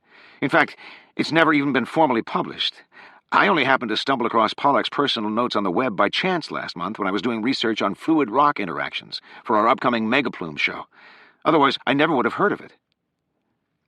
"The theory has never been published," Corky said, "because it's ridiculous. You need heat to form chondrules. There's no way water pressure could rearrange the crystalline structure of a rock." "Pressure," Xavier fired back, "happens to be the single biggest contributor to geologic change on our planet. A little something called a metamorphic rock? Geology 101? Corky scowled. Tolland realized Xavier had a point. Although heat did play a role in some of Earth's metamorphic geology, most metamorphic rocks were formed by extreme pressure. Incredibly, rocks deep in the Earth's crust were under so much pressure that they acted more like thick molasses than solid rock, becoming elastic and undergoing chemical changes as they did. Nonetheless, Dr. Pollock's theories still seemed like a stretch. "Xavier," Tolland said, "I've never heard of water pressure alone chemically altering a rock. You're the geologist. What's your take?" "Well," she said, flipping through her notes, "it sounds like water pressure isn't the only factor." Xavier found a passage and read Pollock's notes verbatim. "Oceanic crust in the Mariana Trench, already under enormous hydrostatic pressurization, can find itself further compressed by tectonic forces from the region's subduction zones." Of course, Tolland thought. The Mariana Trench, in addition to being crushed under 7 miles of water, was a subduction zone. The compression line where the Pacific and Indian plates moved toward one another and collided.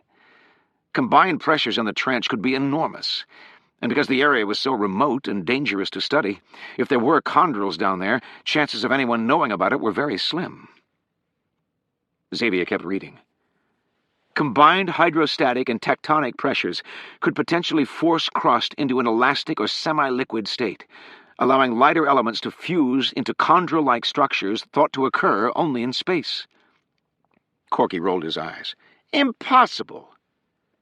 Tolland glanced at Corky. "Is there any alternative explanation for the chondrules on the rock Dr. Pollock found?" "Easy," Corky said. "Pollock found an actual meteorite.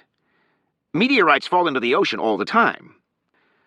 Pollock wouldn't have suspected it was a meteorite because the fusion crust would have eroded away from years under the water, making it look like a normal rock." Corky turned to Xavier. "I don't suppose Pollock had the brains to measure the nickel content, did he?" "Actually, yes," Xavier fired back, flipping through the notes again. Pollock writes, "I was surprised to find the nickel content of the specimen falling within a mid-range value not usually associated with terrestrial rocks." Tolland and Rachel exchanged startled looks. Xavier continued reading. "Although the quantity of nickel does not fall within the normally acceptable mid-range window for meteoric origin, it is surprisingly close." Rachel looked troubled. "How close? Is there any way this ocean rock could be mistaken for a meteorite?" Xavier shook her head. "I'm not a chemical petrologist, but as I understand it, there are numerous chemical differences between the rock Pollock found and actual meteorites." "What are those differences?" Tolland pressed. Xavier turned her attention to a graph in her notes. "According to this, one difference is in the chemical structure of the chondrules themselves. It looks like the titanium-zirconium ratios differ. The titanium-zirconium ratio in the chondrules of the ocean sample showed ultra-depleted zirconium." She looked up. "Only 2 parts per million." 2 ppm? Corky blurted. "Meteorites have thousands of times that." "Exactly," Xavier replied, "which is why Pollock thinks his sample's chondrules are not from space." Tolland leaned over and whispered to Corky. "Did NASA happen to measure the titanium-zirconium ratio in the Milne rock?" "Of course not," Corky sputtered. "Nobody would ever measure that. It's like looking at a car and measuring the tire's rubber content to confirm you're looking at a car." Tolland heaved his sigh and looked back at Xavier. "If we give you a rock sample with chondrules in it, can you run a test to determine whether these inclusions are meteoric chondrules or one of Pollock's deep ocean compression things?" Xavier shrugged. "I suppose. The electron microprobe's accuracy should be close enough. What's this all about, anyway?" Tolland turned to Corky. "Give it to her." Corky reluctantly pulled the meteorite sample from his pocket and held it out for Xavier. Xavier's brow furrowed as she took the stone disk. She eyed the fusion crust and then the fossil embedded in the rock. "My God," she said, her head rocketing upward. "This isn't part of—" "Yeah," Tolland said. "Unfortunately, it is."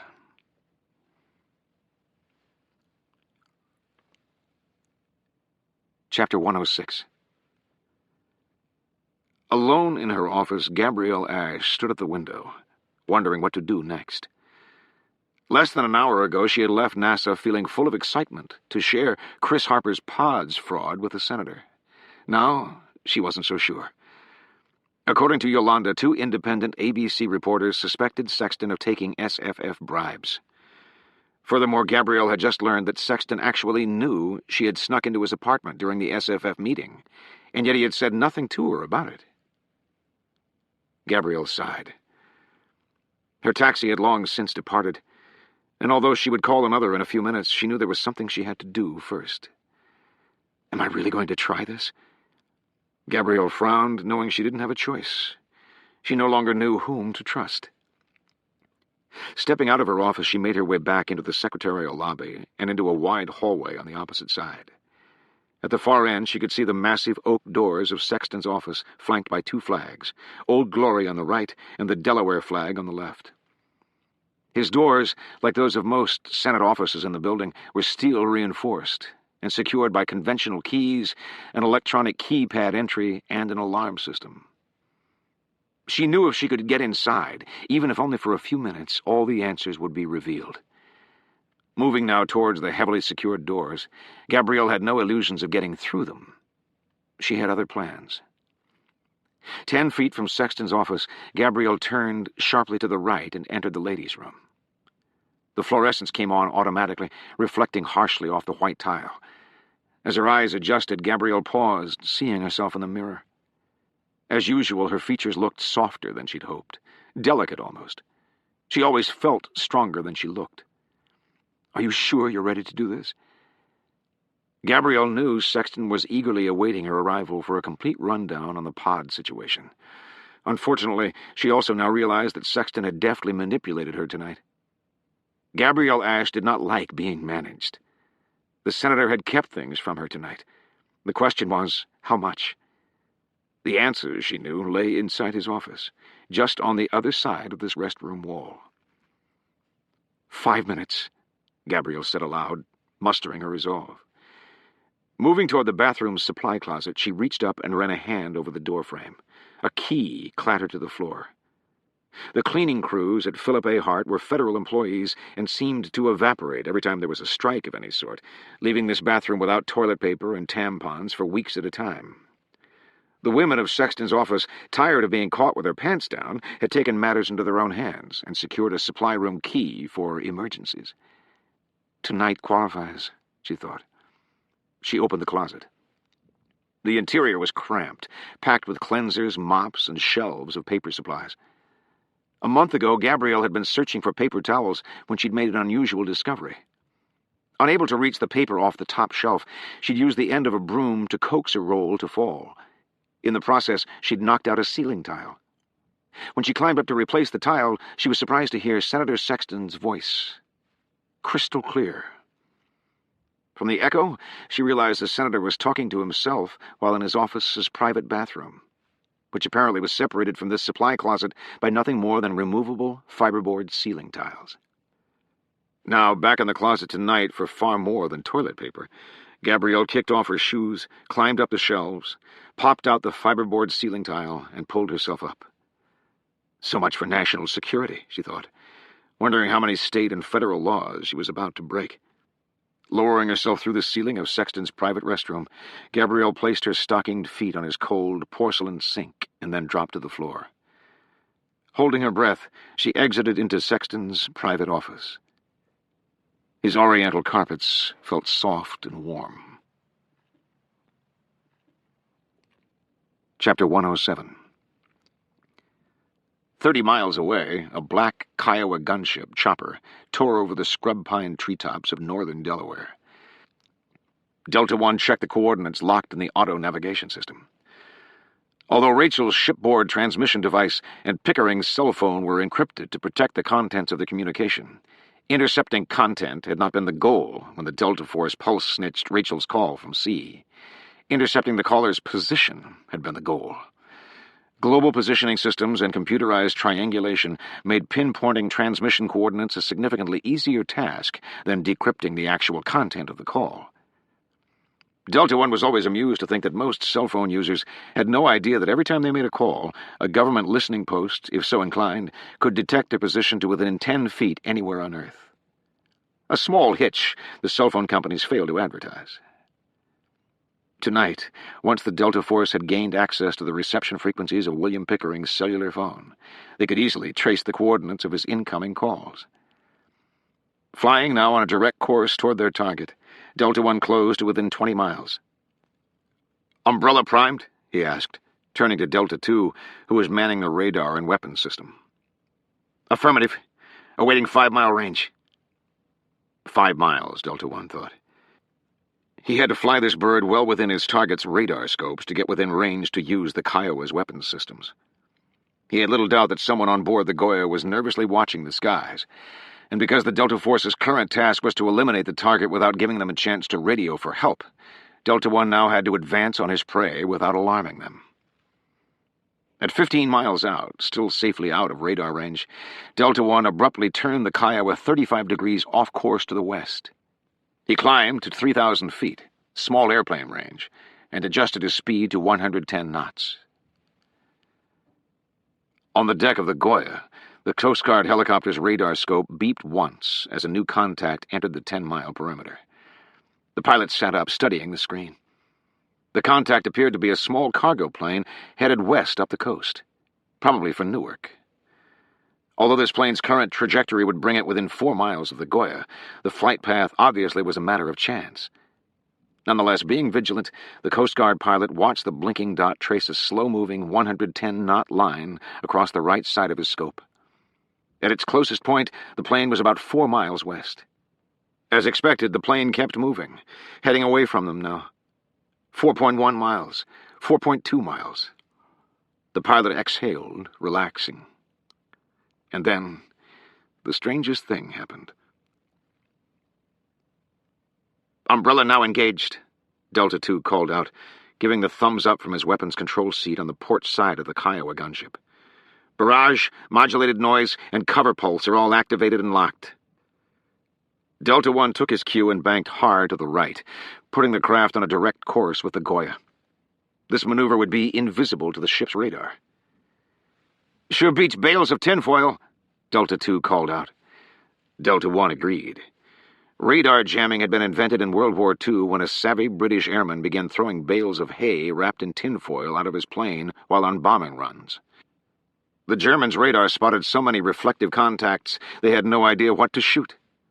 The techniques had been improved on substantially since then. The Kiowa's onboard umbrella radar jamming system was one of the military's most deadly electronic combat weapons. By broadcasting an umbrella of background noise into the atmosphere above a given set of surface coordinates, the Kiowa could erase the eyes, ears, and voice of their target. Moments ago, all radar screens aboard the Goya had most certainly gone blank. By the time the crew realized they needed to call for help, they would be unable to transmit. On a ship, all communications were radio or microwave-based, no solid phone lines. If the Kiowa got close enough, all of the Goya's communication systems would stop functioning, their carrier signals blotted out by the invisible cloud of thermal noise broadcast in front of the Kiowa like a blinding headlight. Perfect isolation, Delta One thought. They have no defenses. Their targets had made a fortunate and cunning escape from the Milne Ice Shelf, but it would not be repeated. In choosing to leave shore, Rachel Sexton and Michael Tolland had chosen poorly. It would be the last bad decision they ever made. Inside the White House, Zach Hurney felt dazed as he sat up in bed holding the telephone receiver. "Now? Ekstrom wants to speak to me now?" Hurney squinted again at the bedside clock, 3:17 a.m. "Yes, Mr. President," the communications officer said. "He says it's an emergency."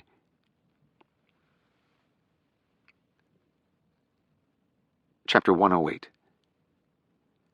While Corky and Xavier huddled over the electron microprobe, measuring the zirconium content in the chondrules, Rachel followed Tolland across the lab into an adjoining room. Here Tolland turned on another computer. Apparently the oceanographer had one more thing he wanted to check. As the computer powered up, Tolland turned to Rachel, his mouth poised as if he wanted to say something. He paused. "What is it?" Rachel asked, surprised how physically drawn to him she felt, even in the midst of all this chaos. She wished she could block it all out and be with him, just for a minute. I owe you an apology, Tolland said, looking remorseful. For what? On the deck, the hammerheads. I was excited. Sometimes I forget how frightening the ocean can be to a lot of people. Face to face with him, Rachel felt like a teenager standing on the doorstep with a new boyfriend. Thanks. No problem at all. Really. Something inside her sensed Tolland wanted to kiss her. After a beat, he turned shyly away. I know. You want to get to shore. We should get to work. For now, Rachel smiled softly. For now, Tolland repeated, taking a seat at the computer. Rachel exhaled, standing close behind now, savoring the privacy of the small lab. She watched Tolland navigate a series of files. What are we doing? Checking the database for big ocean lice.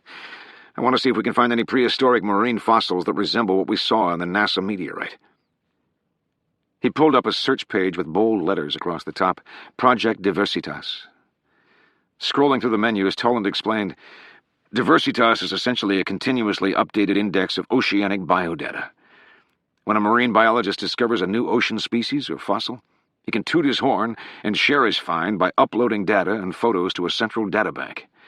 Because there's so much new data discovered on a weekly basis, this is really the only way to keep research up to date. Rachel watched Tolland navigating the menus.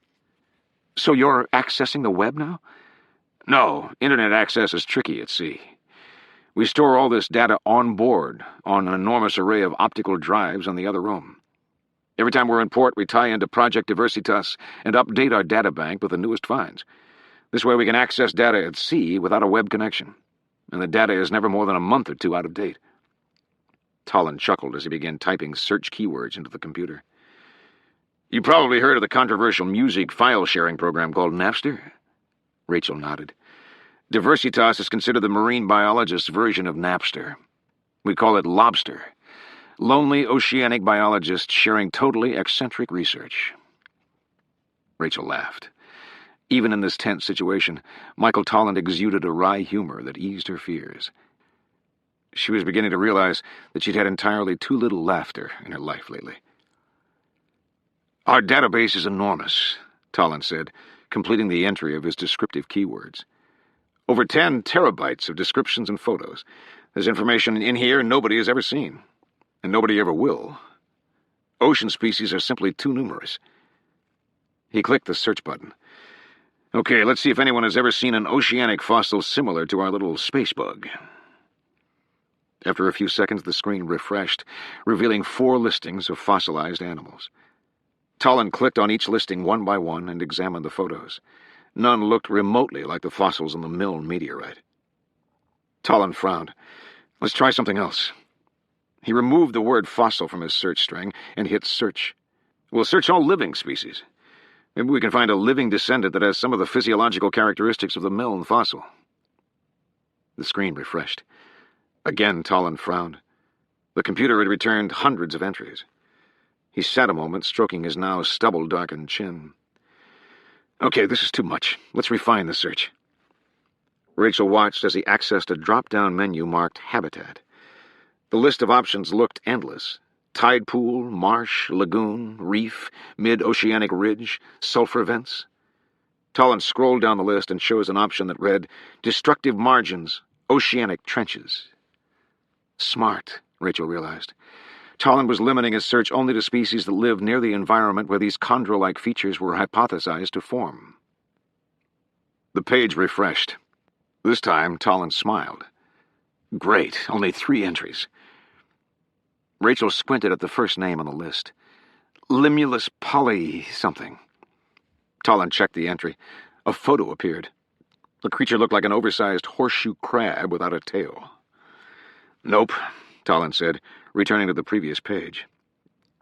Rachel eyed the second item on the list. Shrimpus uglius from Hellas.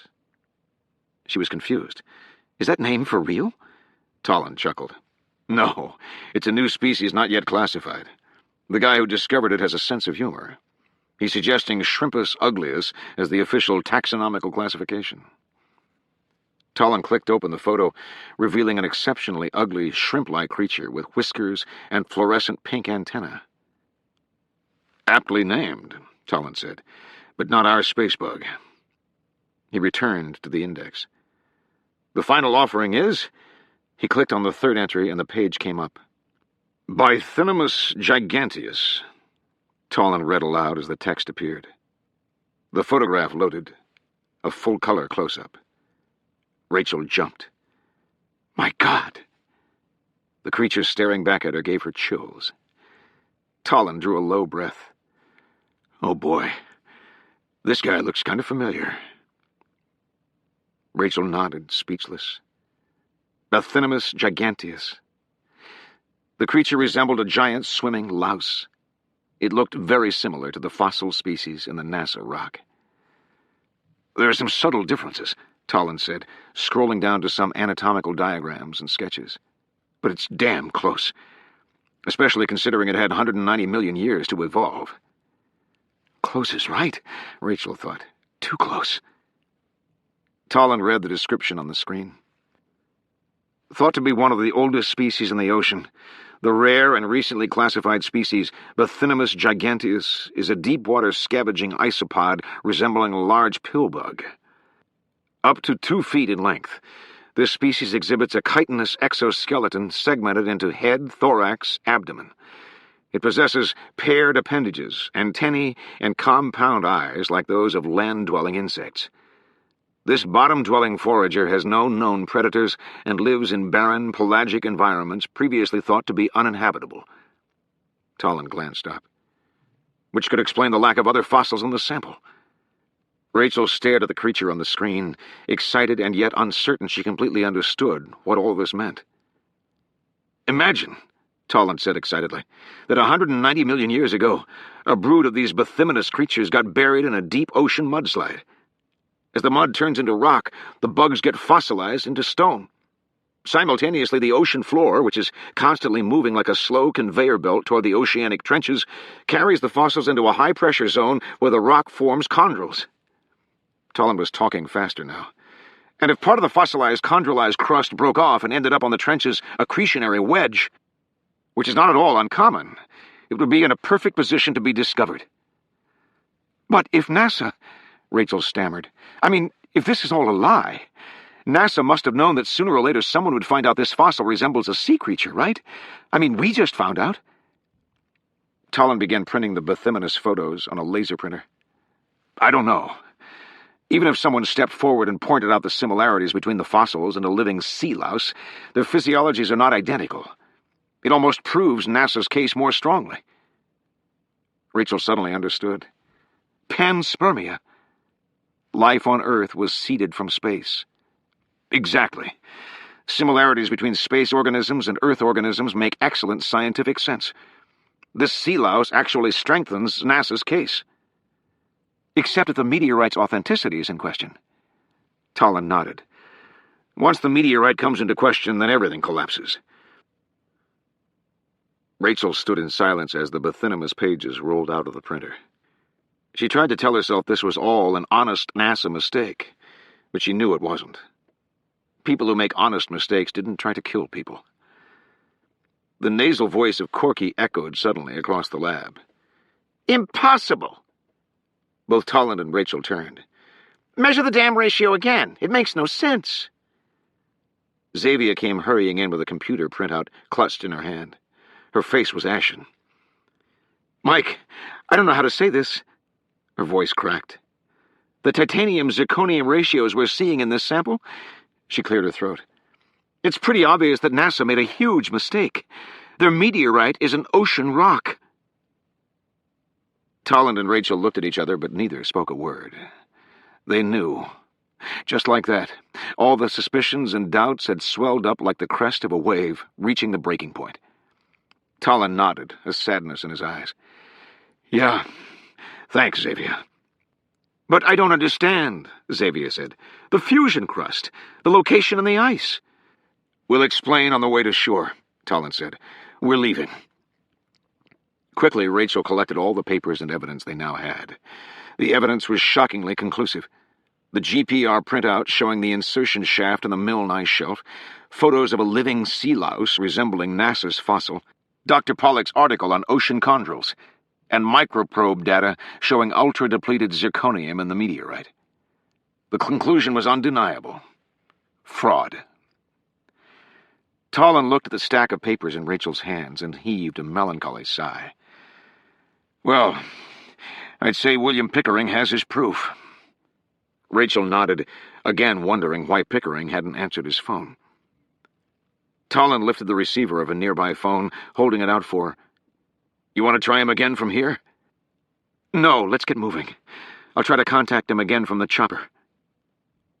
Rachel had already decided if she could not make contact with Pickering, she'd have the Coast Guard fly them directly to the NRO, only about 180 miles. Tolland began to hang up the phone, but he paused. Looking confused, he listened to the receiver, frowning. Bizarre.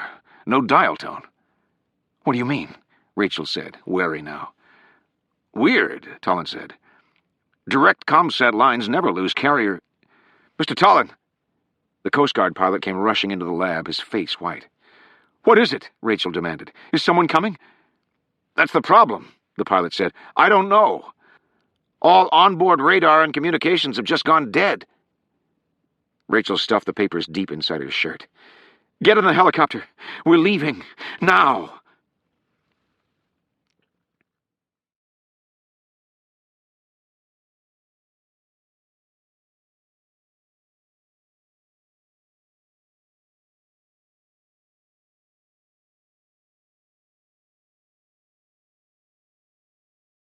Chapter 109.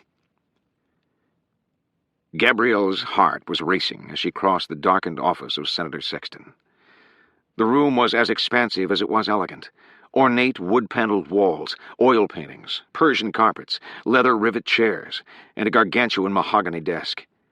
The room was lit only by the eerie neon glow of Sexton's computer screen. Gabrielle moved toward his desk. Senator Sexton had embraced the digital office to maniacal proportions, eschewing the overflow of file cabinets for the compact, searchable simplicity of his personal computer, into which he fed enormous amounts of information. Digitized meeting notes, scanned articles, speeches, brainstorms. Sexton's computer was his sacred ground, and he kept his office locked at all times to protect it. He even refused to connect to the internet for fear of hackers infiltrating his sacred digital vault. A year ago, Gabrielle would never have believed any politician would be stupid enough to store copies of self-incriminating documents, but Washington had taught her a lot. Information is power. Gabrielle had been amazed to learn that a common practice among politicians who accepted questionable campaign contributions was to keep actual proof of those donations. Letters, bank records, receipts, logs, all hidden away in a safe place. This counter-blackmail tactic, euphemistically known in Washington as Siamese insurance, protected candidates from donors who felt their generosity somehow authorized them to assert undue political pressure on a candidate. If a contributor got too demanding, the candidate could simply produce evidence of the illegal donation and remind the donor that both parties had broken the law. The evidence ensured that candidates and donors were joined at the hip forever, like Siamese twins. Gabrielle slipped behind the senator's desk and sat down. She took a deep breath, looking at his computer. If the senator is accepting SFF bribes, any evidence would be in here. Sexton's computer screensaver was an ongoing slideshow of the White House and its grounds, created for him by one of his gung-ho staffers who was big into visualization and positive thinking. Around the images crawled a ticker-tape banner that read, President of the United States, Sedgwick Sexton. President of the United States, Sedgwick Sexton. President of the... Gabrielle jostled the mouse, and a security dialog box came up. Enter password. She expected this. It wouldn't be a problem. Last week, Gabrielle had entered Sexton's office just as the senator was sitting down and logging onto his computer. She saw him type 3 short keystrokes in rapid succession. That's a password? She challenged from the doorway as she walked in. Sexton glanced up. What? And here I thought you were concerned about security, Gabrielle scolded good-naturedly. Your password's only 3 keys? I thought the tech guys told us all to use at least 6. The tech guys are teenagers. They should try remembering 6 random letters when they're over 40. Besides, the door has an alarm. Nobody can get in. Gabrielle walked toward him, smiling. What if someone slipped in while you're in the loo? And tried every combination of passwords? He gave a skeptical laugh. I'm slow in the bathroom, but not that slow. Dinner at David says I can guess your password in 10 seconds. Sexton looked intrigued and amused. You can't afford David, Gabrielle. So you're saying you're chicken? Sexton appeared almost sorry for her as he accepted the challenge. 10 seconds? He logged off and motioned for Gabrielle to sit down and give it a try. You know, I only order the Saltimbocca at David, and that ain't cheap. She shrugged and sat down. It's your money. Enter password. 10 seconds, Sexton reminded. Gabrielle had to laugh. She would need only 2.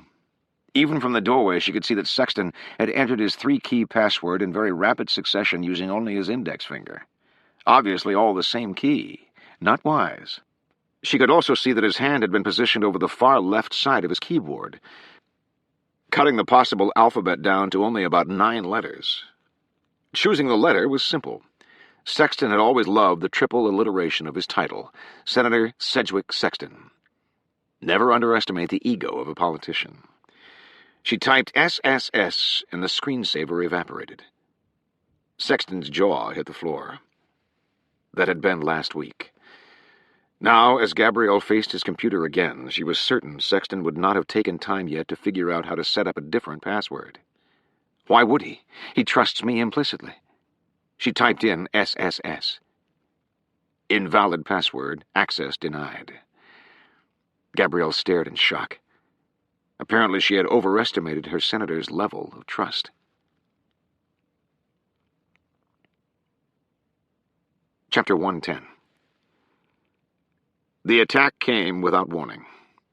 Low, out of the southwest sky above the Goya, the lethal silhouette of a gunship helicopter bore down like a giant wasp. Rachel had no doubt what it was or why it was here. Through the darkness, a staccato burst from the nose of the chopper sent a torrent of bullets chewing across the Goya's fiberglass deck, slashing a line across the stern. Rachel dove for cover too late and felt the searing slash of a bullet graze her arm. She hit the ground hard, then rolled, scrambling to get behind the bulbous, transparent dome of the Triton submersible. A thunder of rotors exploded overhead as the chopper swooped past the ship. The noise evaporated with an eerie hiss as the chopper rocketed out over the ocean and began a wide bank for a second pass. Lying trembling on the deck, Rachel held her arm and looked back at Tolland and Corky. Apparently having lunged to cover behind a storage structure, the 2 men were now staggering to their feet, their eyes scanning the skies in terror. Rachel pulled herself to her knees. The entire world suddenly seemed to be moving in slow motion. Crouched behind the transparent curvature of the Triton sub, Rachel looked in panic toward their only means of escape, the Coast Guard helicopter. Xavier was already climbing into the chopper's cabin, frantically waving for everyone to get aboard. Rachel could see the pilot lunging into the cockpit, wildly throwing switches and levers. The blades began to turn, ever so slowly. Too slowly. Hurry! Rachel felt herself standing now, preparing to run, wondering if she could make it across the deck before the attackers made another pass. Behind her she heard Corky and Tolland dashing toward her and the waiting helicopter. Yes, hurry! Then she saw it. 100 yards out, up in the sky, materializing out of empty darkness, a pencil-thin beam of red light slanted across the night, searching the Goya's deck. Then, finding its mark, the beam came to a stop on the side of the waiting Coast Guard chopper. The image took only an instant to register. In that horrific moment, Rachel felt all the action on the deck of the Goya blur into a collage of shapes and sounds. Tolland and Corky dashing toward her, Xavier motioning wildly in the helicopter, the stark red lasers slicing across the night sky. It was too late. Rachel spun back toward Corky and Tolland, who were running full speed now toward the helicopter. She lunged outward into their path, arms outstretched, trying to stop them. The collision felt like a train wreck as the 3 of them crashed to the deck in a tangle of arms and legs. In the distance, a flash of white light appeared. Rachel watched in disbelief and horror as a perfectly straight line of exhaust fire followed the path of the laser beam directly toward the helicopter. When the Hellfire missiles slammed into the fuselage, the helicopter exploded apart like a toy. The concussion wave of heat and noise thundered across the deck as flaming shrapnel rained down. The helicopter's flaming skeleton lurched backward on its shattered tail, teetered a moment, and then fell off the back of the ship, crashing into the ocean in a hissing cloud of steam. Rachel closed her eyes, unable to breathe. She could hear the flaming wreckage gurgling and sputtering as it sank, being dragged away from the Goya by the heavy currents. In the chaos, Michael Tolland's voice was yelling. Rachel felt his powerful hands trying to pull her to her feet, but she couldn't move. The Coast Guard pilot and Xavier are dead. We are next.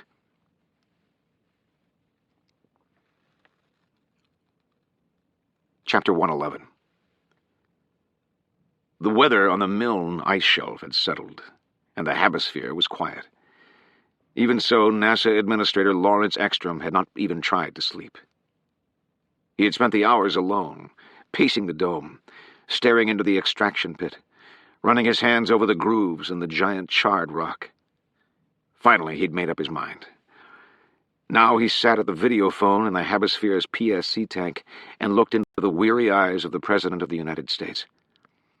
Zach Herney was wearing a bathrobe and did not look at all amused. Ekstrom knew he would be significantly less amused when he learned what Ekstrom had to tell him. When Ekstrom finished talking, Herney had an uncomfortable look on his face, as if he thought he must still be too asleep to have understood correctly. "Hold on," Herney said. "We must have a bad connection.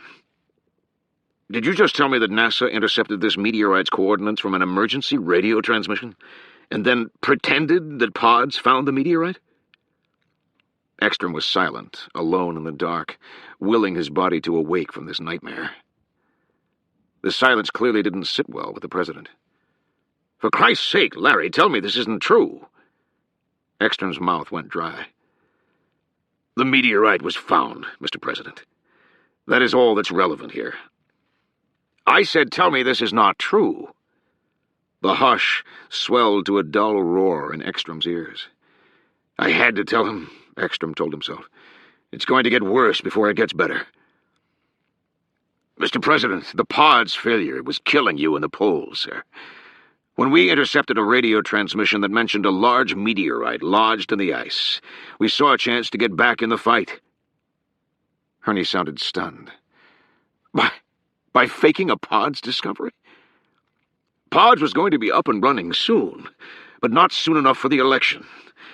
The polls were slipping, and Sexton was slamming NASA, so... Are you insane? You lied to me, Larry. The opportunity was staring us in the face, sir. I decided to take it. We intercepted the radio transmission of the Canadian who made the meteorite discovery. He died in a storm. Nobody else knew the meteorite was there. Pods was orbiting the area. NASA needed a victory. We had the coordinates. Why are you telling me this now? I thought you should know. Do you know what Sexton would do with this information if he found out? Ekstrom preferred not to think about it. He'd tell the world that NASA and the White House lied to the American people. And you know what? He'd be right. You did not lie, sir. I did. And I will step down if... Larry, you're missing the point. I've tried to run this presidency on truth and decency. God damn it! Tonight was clean, dignified. Now I find out I lied to the world. Only a small lie, sir. There's no such thing, Larry, Herney said, steaming. Ekstrom felt the tiny room closing in around him. There was so much more to tell the president, but Ekstrom could see it should wait until morning. I'm sorry to have woken you, sir. I just thought you should know. Across town, Sedgwick Sexton took another hit of cognac and paced his apartment with rising irritation. Where the hell is Gabrielle? Chapter 112. Gabriel Ashe sat in the darkness at Senator Sexton's desk and gave his computer a despondent scowl. Invalid password, access denied. She had tried several other passwords that seemed likely possibilities, but none had worked.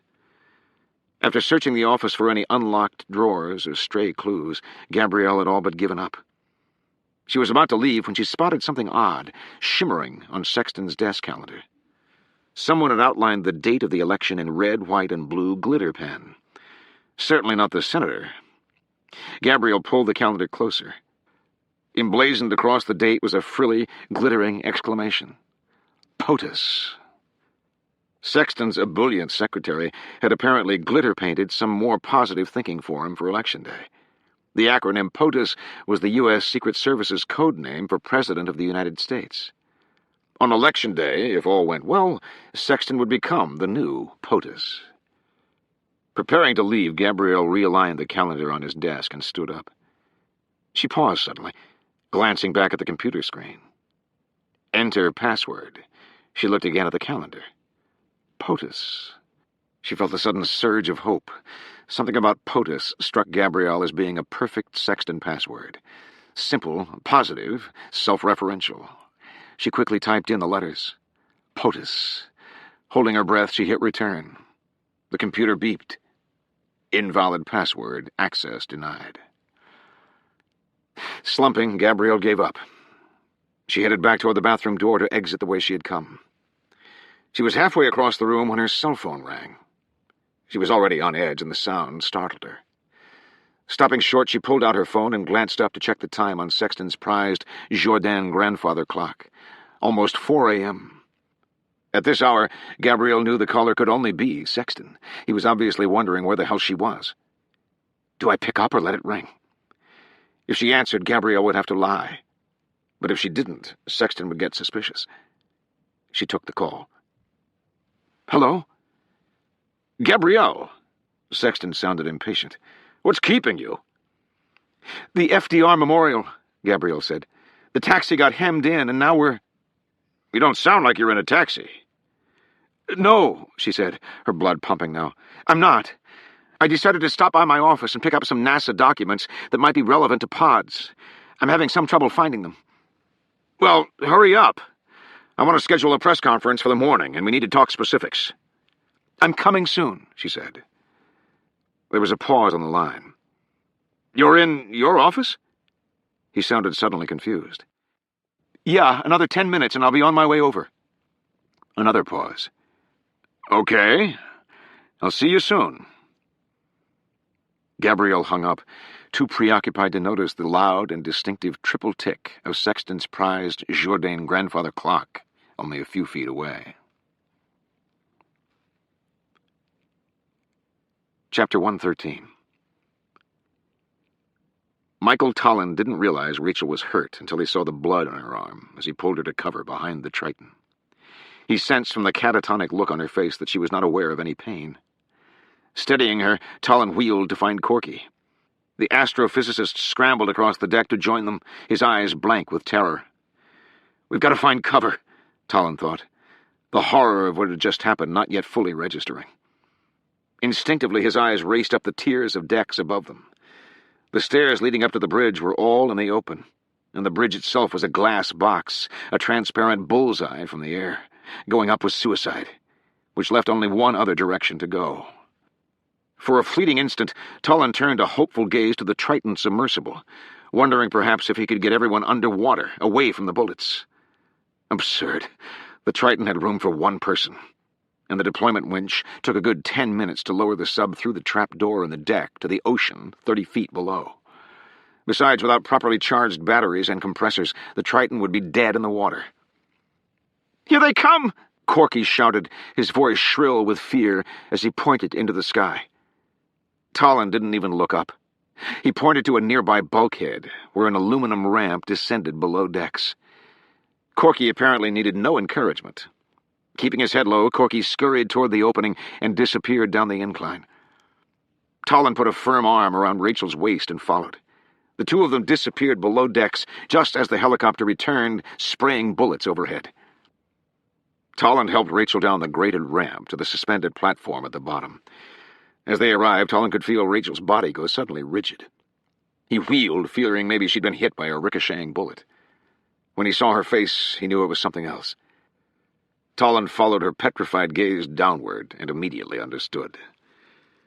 Rachel stood motionless, her legs refusing to move. She was staring down at the bizarre world beneath her.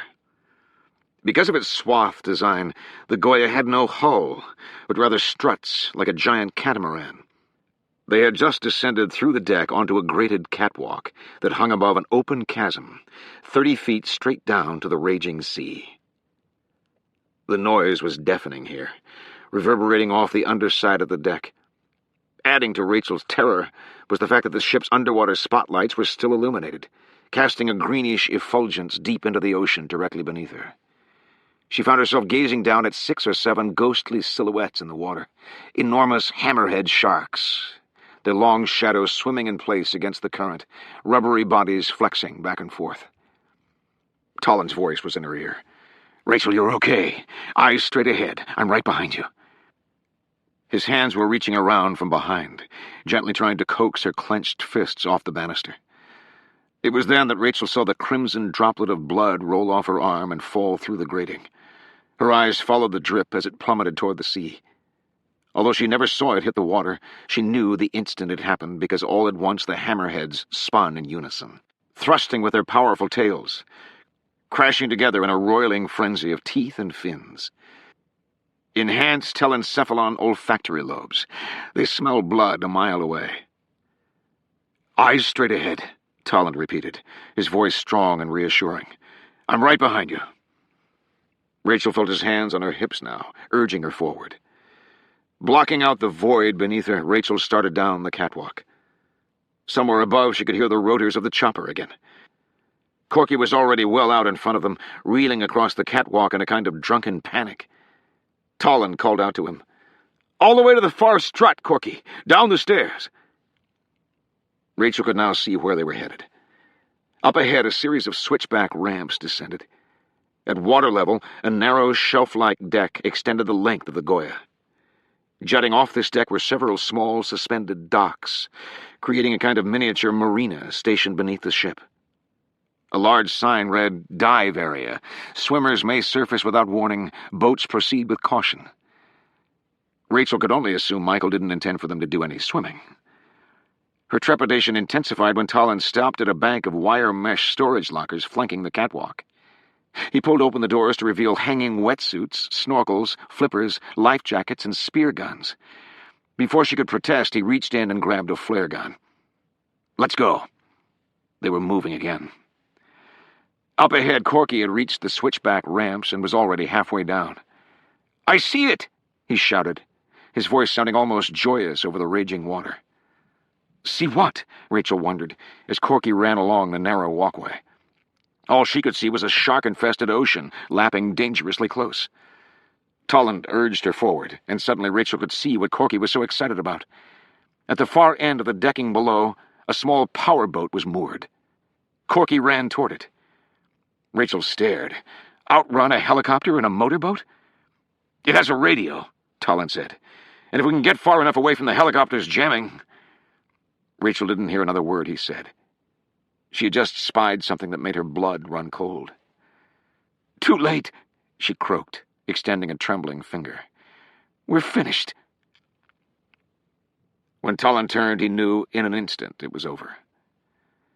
At the far end of the ship, like a dragon peering into the opening of a cave, the black helicopter had dropped down low and was facing them. For an instant, Tolland thought it was going to fly directly at them through the center of the boat. But the helicopter began to turn at an angle, taking aim. Tolland followed the direction of the gun barrels. "No!" Crouched beside the power boat, untying the moorings, Corky glanced up just as the machine guns beneath the chopper erupted in a blaze of thunder. Corky lurched as if hit. Wildly, he scrambled over the gunwale and dove into the boat, sprawled himself on the floor for cover.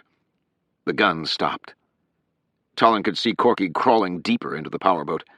The lower part of his right leg was covered with blood. Crouched below the dash, Corky reached up and fumbled across the controls until his fingers found the key. The boat's 250 horsepower Mercury engine roared to life. An instant later, a red laser beam appeared, emanating from the nose of the hovering chopper, targeting the powerboat with a missile. Tolland reacted on instinct, aiming the only weapon he had.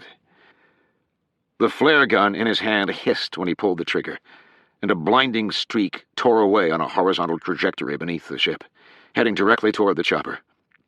Even so, Tolland sensed he had acted too late. As the streaking flare bore down on the helicopter's windshield, the rocket launcher beneath the chopper emitted its own flash of light. At the same exact instant that the missile launched, the aircraft veered sharply and pulled up out of sight to avoid the incoming flare. "Look out!" Tolland yelled, yanking Rachel down onto the catwalk. The missile sailed off course, just missing Corky, coming the length of the Goya and slamming into the base of the strut 30 feet beneath Rachel and Tolland. The sound was apocalyptic. Water and flames erupted beneath them. Bits of twisted metal flew in the air and scattered the catwalk beneath them. Metal on metal ground together as the ship shifted, finding a new balance, slightly askew.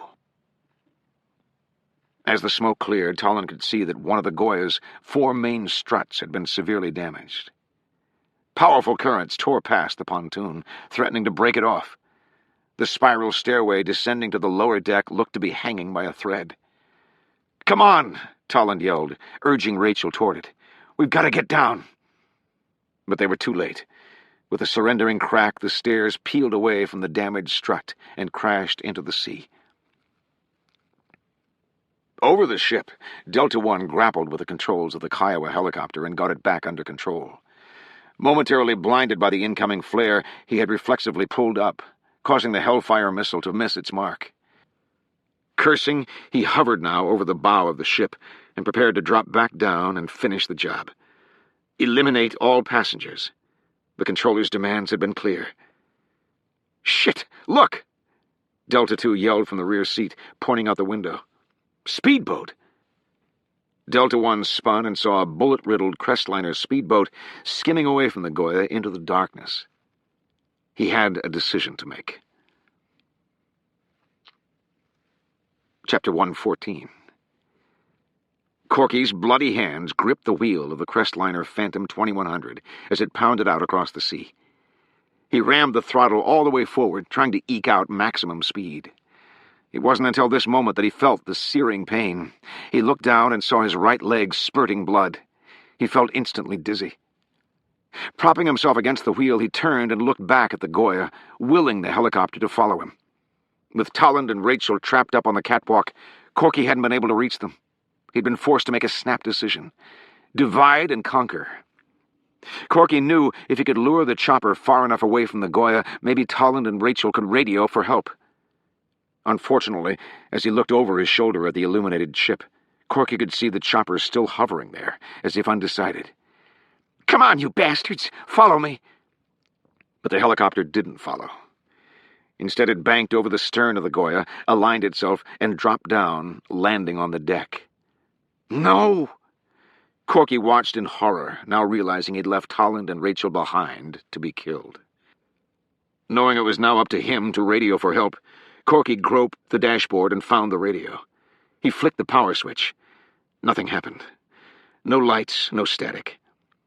He turned the volume knob all the way up. Nothing. "Come on!" Letting go of the wheel, he knelt down for a look. His leg screamed in pain as he bent down. His eyes focused on the radio. He couldn't believe what he was looking at. The dashboard had been strafed by bullets, and the radio dial was shattered. Loose wires hung out the front. He stared, incredulous. Of all the goddamn luck! Weak-kneed, Corky stood back up, wondering how things could get any worse. As he looked back at the Goya, he got his answer. 2 armed soldiers jumped out of the chopper onto the deck. Then the chopper lifted off again, turning in Corky's direction and coming after him at full speed. Corky slumped. Divide and conquer. Apparently he was not the only one with that bright idea tonight. As Delta 3 made his way across the deck and approached the grated ramp leading below decks, he heard a woman shouting somewhere beneath him. He turned and motioned to Delta 2 that he was going below decks to check it out. His partner nodded, remaining behind to cover the upper level. The two men could stay in contact via cryptalk. The Kiowa's jamming system ingeniously left an obscure bandwidth open for their own communications. Clutching his snub-nosed machine gun, Delta 3 moved quietly toward the ramp that led below decks. With the vigilance of a trained killer, he began inching downward, gun leveled. The incline provided limited visibility, and Delta 3 crouched low for a better view. He could hear the shouting more clearly now. He kept descending. Halfway down the stairs, he could now make out the twisted maze of walkways attached to the underside of the Goya. The shouting grew louder. Then he saw her.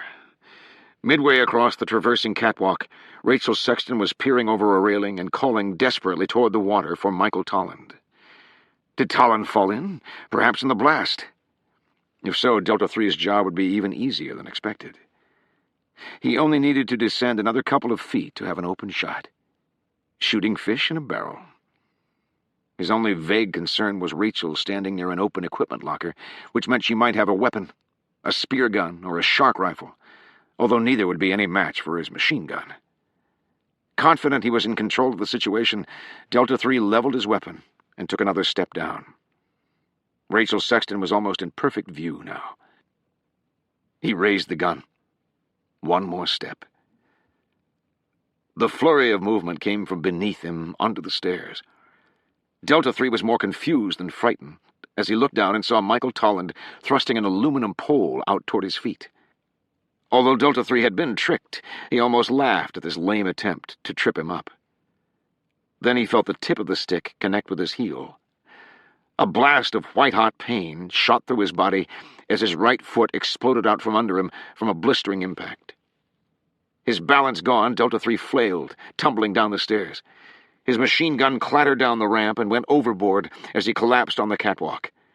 In anguish, he curled up to grip his right foot, but it was no longer there. Tolland was standing over his attacker immediately, with his hands still clenching the smoking bang stick, a 5-foot powerhead shark control device. The aluminum pole had been tipped with a pressure-sensitive 12-gauge shotgun shell and was intended for self-defense in the event of a shark attack. Tolland had reloaded the bang stick with another shell and now held the jagged, smoldering point to his attacker's Adam's apple. The man lay on his back as if paralyzed, staring up at Tolland with an expression of astonished rage and agony. Rachel came running up the catwalk. The plan was for her to take the man's machine gun, but unfortunately the weapon had gone over the edge of the catwalk into the ocean. The communications device on the man's belt crackled. The voice coming out was robotic. "Delta 3, come in. I heard a shot." The man made no move to answer. The device crackled again. "Delta 3, confirm. Do you need backup?" Almost immediately, a new voice crackled over the line.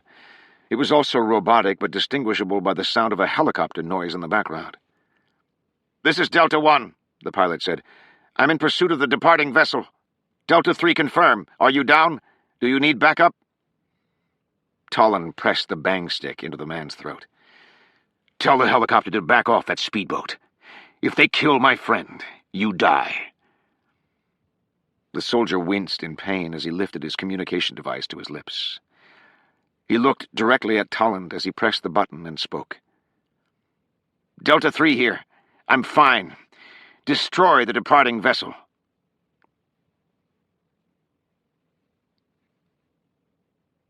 Chapter 115. Gabrielle Ashe returned to Sexton's private bathroom, preparing to climb back out of his office. Sexton's phone call had left her feeling anxious. He had definitely hesitated when she told him she was in her office, as if he knew somehow she was lying. Either way, she'd failed to get into Sexton's computer, and now was unsure of her next move. Sexton is waiting. As she climbed up onto the sink, getting ready to pull herself up, she heard something clatter to the tile floor. She looked down, irritated to see that she'd knocked off a pair of Sexton's cufflinks that had apparently been sitting on the edge of the sink. "Leave things exactly as you found them." Climbing back down, Gabrielle picked up the cufflinks and put them back on the sink. As she began to climb back up, she paused, glancing again at the cufflinks. On any other night, Gabrielle would have ignored them, but tonight, their monogram caught her attention. Like most of Sexton's monogrammed items, they had two intertwining letters, SS. Gabrielle flashed on Sexton's initial computer password, SSS. She pictured his calendar, POTUS, and the White House screensaver with its optimistic ticker tape crawling around the screen ad infinitum. President of the United States, Sedgwick Sexton. President of the United States, Sedgwick Sexton. President of the... Gabrielle stood a moment and wondered. Could he be that confident? Knowing it would take only an instant to find out, she hurried back into Sexton's office, went to his computer, and typed in a 7-letter password. POTUSSS. The screensaver evaporated instantly. She stared, incredulous. Never underestimate the ego of a politician. Chapter 116. Corky Marlinson was no longer at the helm of the Crestliner Phantom as it raced into the night. He knew the boat would travel in a straight line, with or without him at the wheel, the path of least resistance. Corky was in the back of the bouncing boat, trying to assess the damage to his leg. A bullet had entered the front part of his calf, just missing his shin bone. There was no exit wound on the back of his calf, so he knew the bullet must still be lodged in his leg. Foraging around for something to stem the bleeding, he found nothing. Some fins, a snorkel, and a couple of life jackets. No first aid kit. Frantically, Corky opened a small utility chest and found some tools, rags, duct tape, oil, and other maintenance items. He looked at his bloody leg and wondered how far he had to go to be out of shark territory. A hell of a lot farther than this. Delta One kept the Kiowa chopper low over the ocean as he scanned the darkness for the departing Crestliner. Assuming the fleeing boat would head for shore and attempt to put as much distance as possible between itself and the Goya, Delta One had followed the Crestliner's original trajectory away from the Goya. I should have overtaken him by now. Normally, tracking the fleeing boat would be a simple matter of using radar, but with the Kiowa's jamming systems transmitting an umbrella of thermal noise for several miles, his radar was worthless. Turning off the jamming system was not an option until he got word that everyone on board the Goya was dead. No emergency phone calls would be leaving the Goya this evening. This Meteorite secret dies, right here, right now. Fortunately, Delta One had other means of tracking. Even against this bizarre backdrop of heated ocean, pinpointing a powerboat's thermal imprint was simple. He turned on his thermal scanner. The ocean around him registered a warm 95 degrees. Fortunately, the emissions of a racing 250-horsepower outboard engine were hundreds of degrees hotter. Corky Marlinson's leg and foot felt numb. Not knowing what else to do, he had wiped down his injured calf with a rag and wrapped the wound in layer after layer of duct tape. By the time the tape was gone, his entire calf, from ankle to knee, was enveloped in a tight silver sheath. The bleeding had stopped, although his clothing and hands were still covered with blood. Sitting on the floor of the runaway Crestliner, Corky felt confused about why the chopper hadn't found him yet. He looked out now, scanning the horizon behind him, expecting to see the distant Goya and incoming helicopter. Oddly, he saw neither. The lights of the Goya had disappeared. Certainly he hadn't come that far, had he? Corky suddenly felt hopeful he might escape. Maybe they had lost him in the dark. Maybe he could get to shore. It was then he noticed that the wake behind his boat was not straight. It seemed to curve gradually away from the back of his boat, as if he were traveling in an arc rather than a straight line. Confused by this, he turned his head to follow the wake's arc, extrapolating a giant curve across the ocean. An instant later, he saw it. The Goya was directly off his port side, less than a half-mile away. In horror, Corky realized his mistake too late. With no one at the wheel, the Crestliner's bow had continuously realigned itself with the direction of the powerful current, the megaplume's circular water flow. "I'm driving in a big frigging circle!" He had doubled back on himself. Knowing he was still inside the shark-filled megaplume, Corky recalled Tolland's grim words.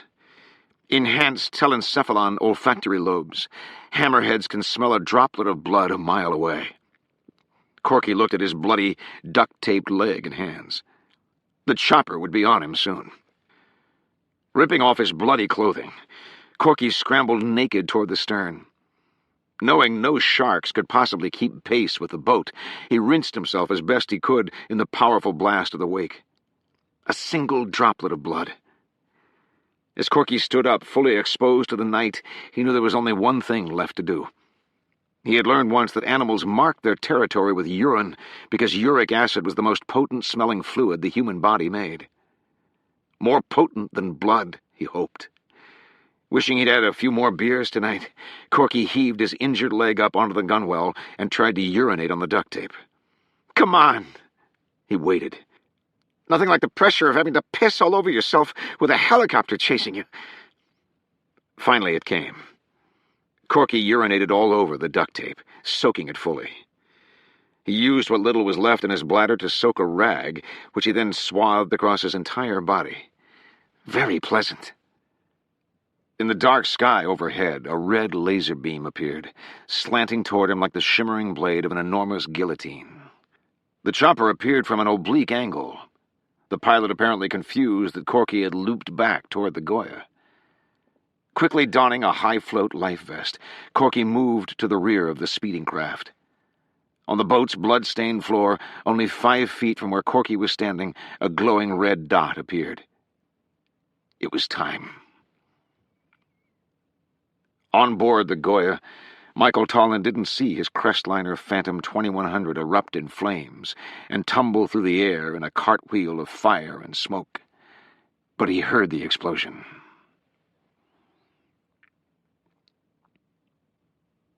Chapter 117.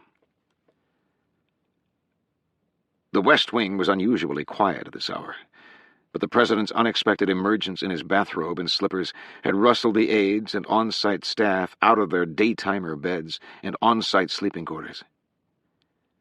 "I can't find her, Mr. President," a young aide said, hurrying after him into the Oval Office. He had looked everywhere. "Miss Tench is not answering her pager or cell phone." The President looked exasperated. "Have you looked in the—" "She left the building, sir," another aide announced, hurrying in. "She signed out about an hour ago. We think she may have gone to the NRO. One of the operators says she and Pickering were talking tonight." "William Pickering?" The President sounded baffled. Tench and Pickering were anything but social. "Have you called him?" "He's not answering either, sir. NRO switchboard can't reach him. They say Pickering's cell phone isn't even ringing. It's like he's dropped off the face of the earth." Hurney stared at his aides for a moment and then walked to the bar and poured himself a bourbon. As he raised the glass to his lips, a Secret Service man hurried in. "Mr. President, I wasn't going to wake you, but you should be aware that there was a car bombing at the FDR Memorial tonight." "What?" Hurney almost dropped his drink. "When?" "An hour ago." His face was grim. "And the FBI just identified the victim." Chapter 118. Delta 3's foot screamed in pain. He felt himself floating through a muddled consciousness. Is this death? He tried to move but felt paralyzed, barely able to breathe. He saw only blurred shapes. His mind reeled back, recalling the explosion of the Crestliner out at sea, seeing the rage in Michael Tolland's eyes as the oceanographer stood over him, holding the explosive pole to his throat.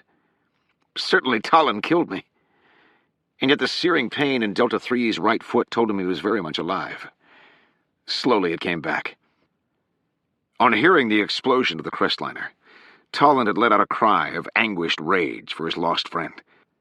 Then, turning his ravaged eyes to Delta 3, Tolland had arched as if preparing to ram the rod through Delta 3's throat. But as he did, he seemed to hesitate, as if his own morality were holding him back.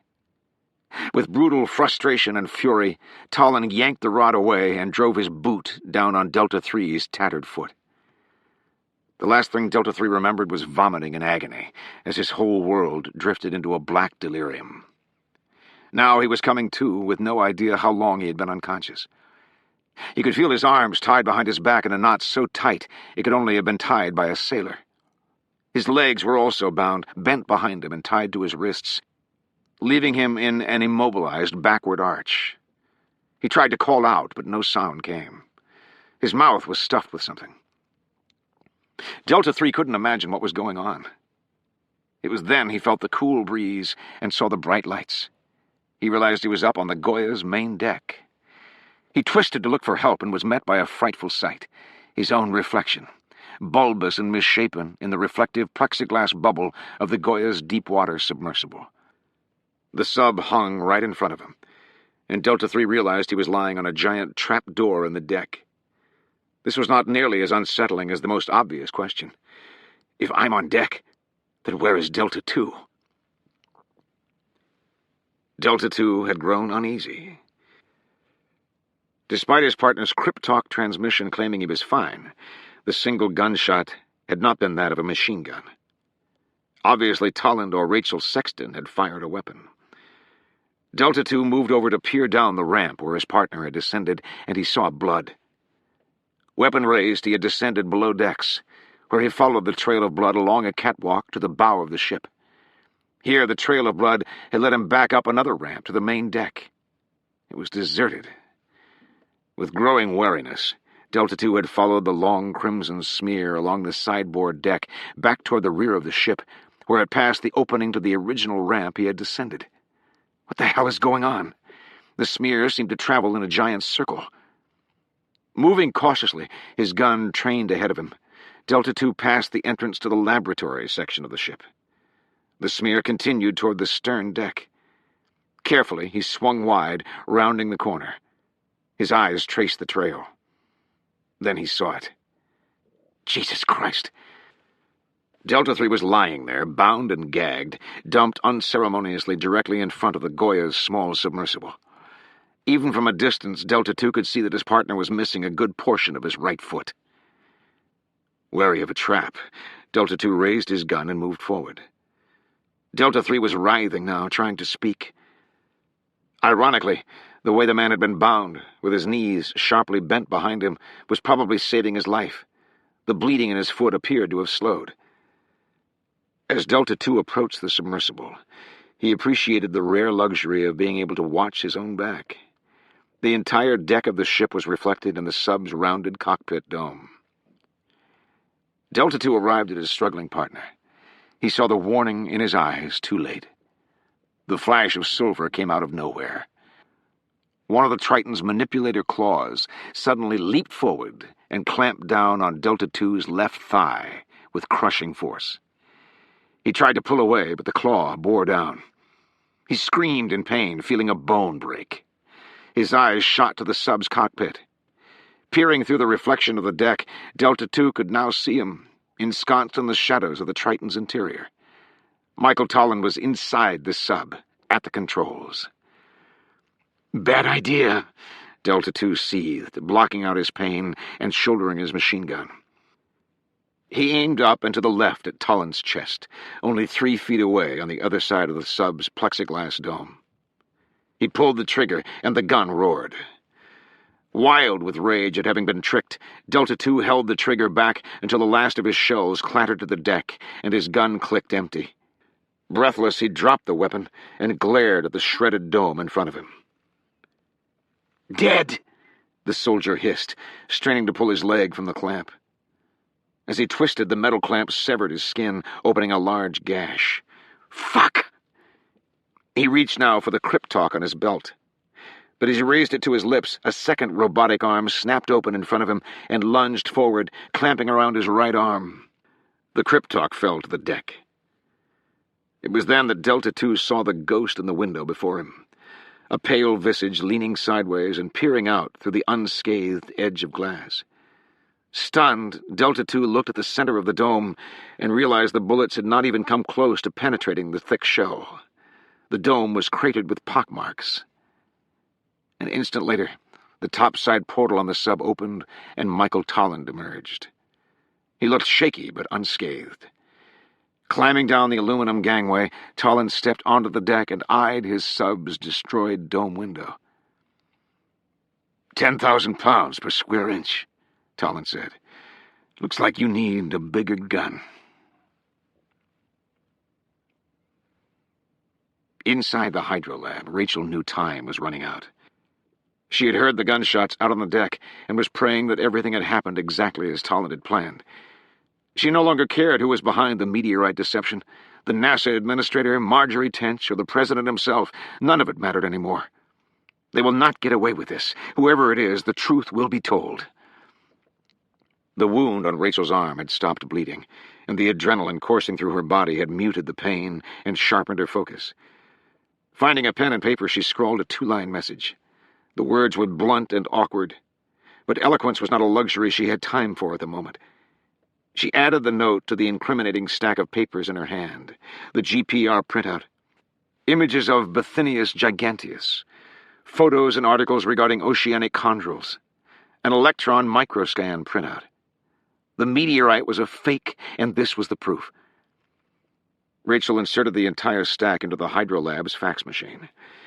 Knowing only a few fax numbers by heart, she had limited choices. But she had already made up her mind who would be receiving these pages and her note. Holding her breath, she carefully typed in the person's fax number. She pressed send, praying she had chosen the recipient wisely. The fax machine beeped. Error, no dial tone. Rachel had expected this. The Goya's communications were still being jammed. She stood waiting and watching the machine, hoping it functioned like hers at home. Come on! After 5 seconds, the machine beeped again. Redialing. Yes! Rachel watched the machine lock into an endless loop. Error, no dial tone. Redialing. Error, no dial tone. Redialing. Leaving the fax machine in search of a dial tone, Rachel dashed out of the hydrolab just as helicopter blades thundered overhead.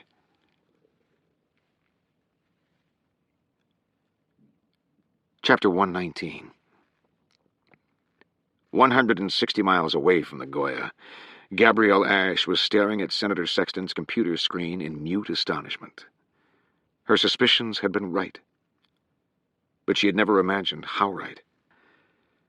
She was looking at digital scans of dozens of bank checks written to Sexton from private space companies and deposited in numbered accounts in the Cayman Islands.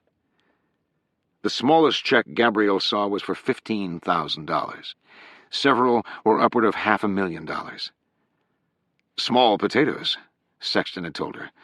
All the donations are under the $2,000 cap. Obviously, Sexton had been lying all along.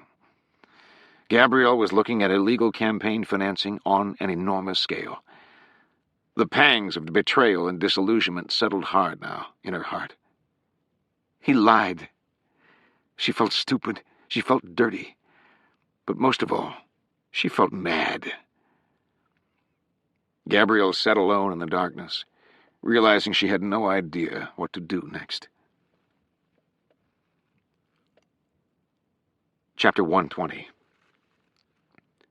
Above the Goya, as the Kiowa banked over the stern deck, Delta One gazed down, his eyes fixating on an utterly unexpected vision. Michael Tolland was standing on deck beside a small submersible. Dangling in the sub's robotic arms, as if in the clutches of a giant insect, hung Delta Two, struggling in vain to free himself from 2 enormous claws. What in the name of God? Equally as shocking an image, Rachel Sexton had just arrived on deck, taking up a position over a bound and bleeding man at the foot of the submersible. The man could only be Delta 3. Rachel held one of the Delta Force's machine guns on him and stared up at the chopper as if daring them to attack. Delta One felt momentarily disoriented, unable to fathom how this possibly could have happened. The Delta Force's errors on the ice shelf earlier had been a rare but explainable occurrence. This, however, was unimaginable.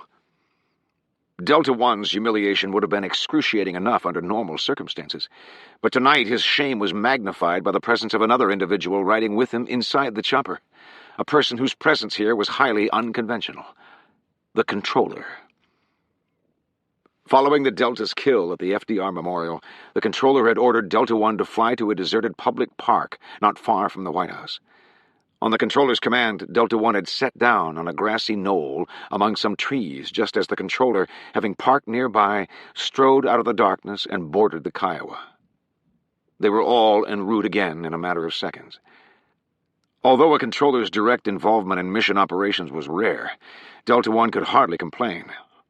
The controller, distressed by the way the Delta Force had handled the kills on the Milne Ice Shelf, and fearing increasing suspicions and scrutiny from a number of parties, had informed Delta One that the final phase of the operation would be overseen in person.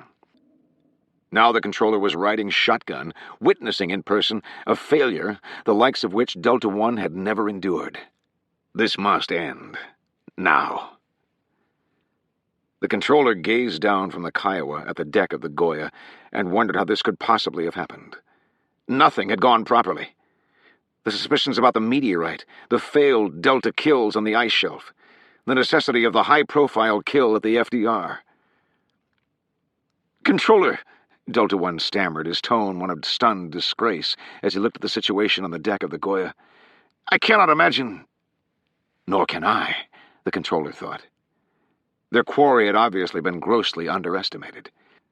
The controller looked down at Rachel Sexton, who stared up blankly at the chopper's reflective windshield and raised a crypt-talk device to her mouth. When her synthesized voice crackled inside the Kiowa, the controller expected her to demand that the chopper back off or extinguish the jamming system so Tolland could call for help. But the words Rachel Sexton spoke were far more chilling. "You're too late," she said. "We're not the only ones who know." The words echoed for a moment inside the chopper.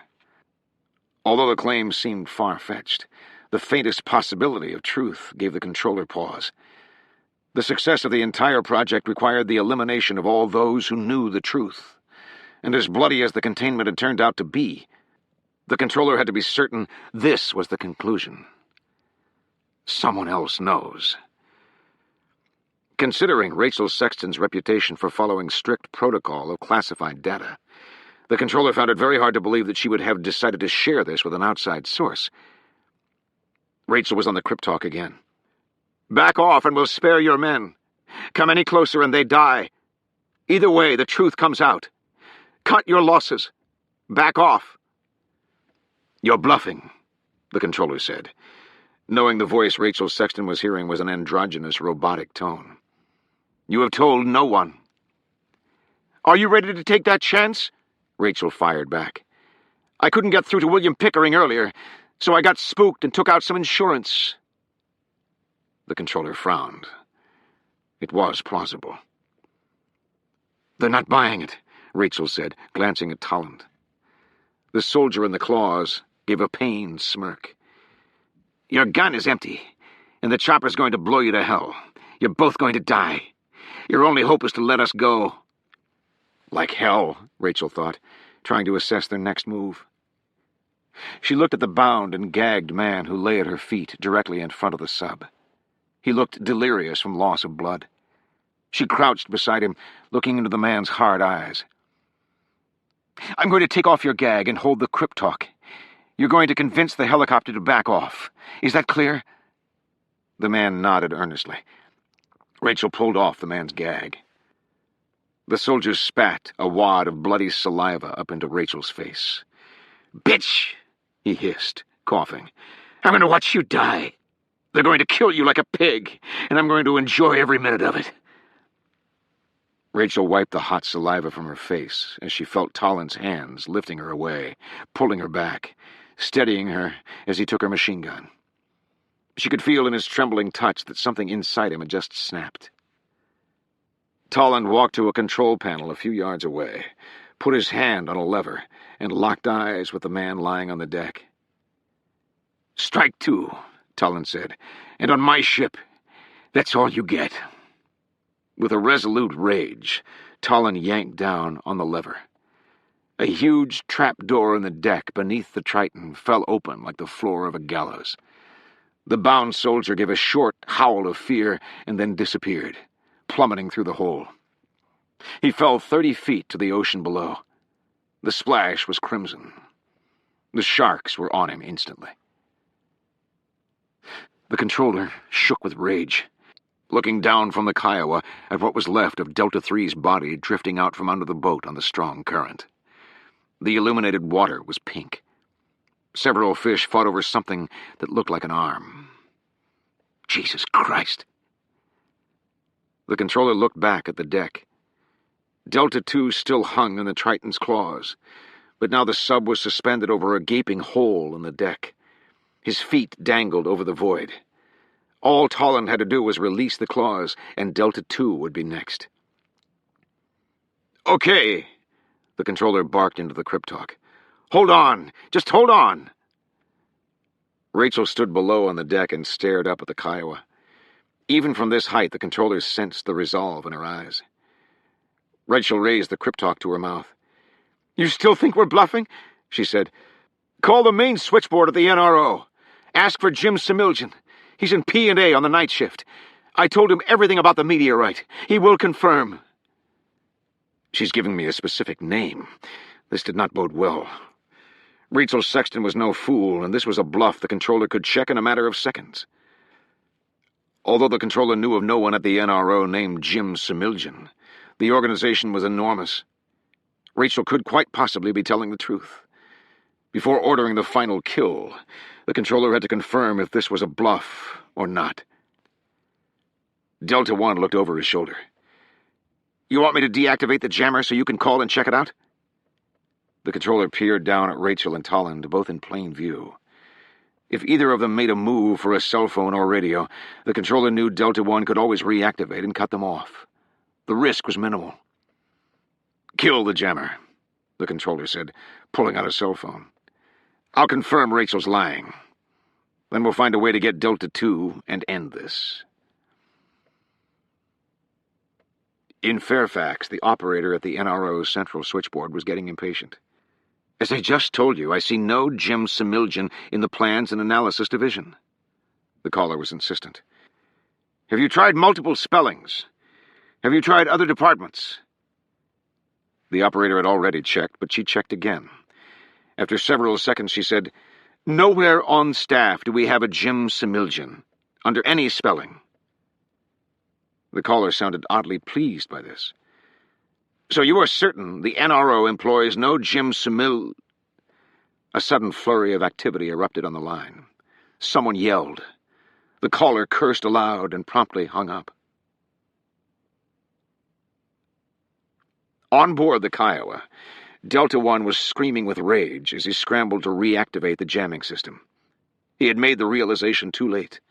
In the huge array of lighted controls in the cockpit, a tiny LED meter indicated that a SATCOM data signal was being transmitted from the Goya.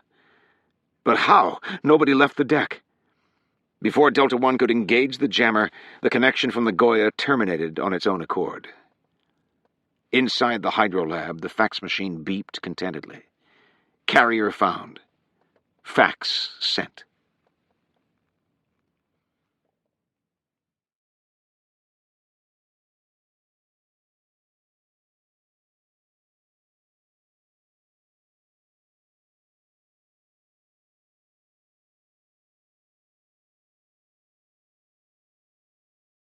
Chapter 121. Kill or be killed. Rachel had discovered a part of herself she never knew existed. Survival mode. A savage fortitude fueled by fear. "What was in that outbound fax?" the voice on the cryptalk demanded. Rachel was relieved to hear the confirmation that the fax had gone out as planned. "Leave the area," she demanded, speaking into the cryptalk and glaring up at the hovering chopper. "It's over. Your secret is out." Rachel informed their attackers of all the information she had just sent. A half-dozen pages of images and text, incontrovertible evidence that the meteorite was a fake.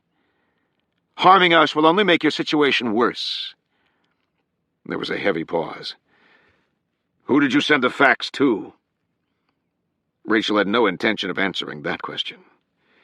She and Tolland needed to buy as much time as possible. They had positioned themselves near the opening in the deck, on a direct line with the Triton, making it impossible for the chopper to shoot without hitting the soldier dangling in the sub's claws.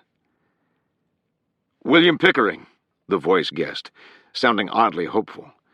"You faxed Pickering." Wrong, Rachel thought.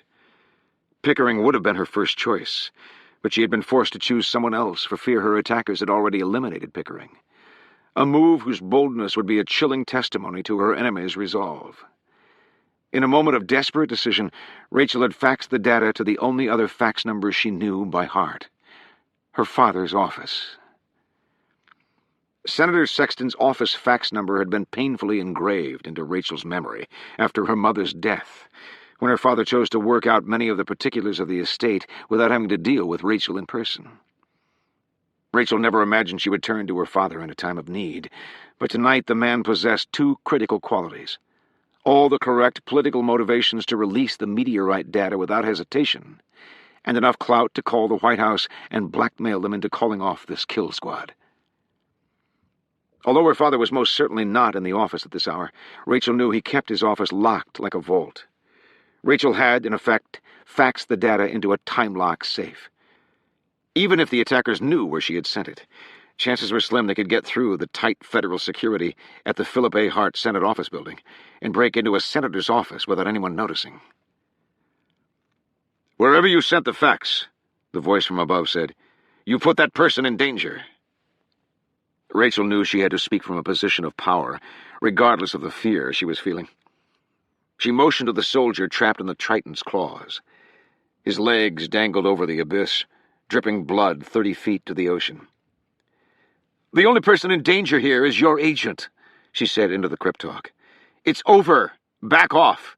The data is gone. You've lost. Leave the area or this man dies." The voice on the cryptalk fired back. "Miss Sexton, you do not understand the importance—" "Understand?" Rachel exploded. "I understand that you killed innocent people. I understand that you lied about the meteorite. I understand that you won't get away with this. Even if you kill us all, it's over." There was a long pause. Finally, the voice said, "I'm coming down." Rachel felt her muscles tighten. Coming down? "I am unarmed," the voice said. "Do not do anything rash. You and I need to talk face to face." Before Rachel could react, the chopper dropped onto the Goya's deck. The passenger door on the fuselage opened, and a figure stepped out. He was a plain-looking man in a black coat and tie. For an instant, Rachel's thoughts went totally blank. She was staring at William Pickering.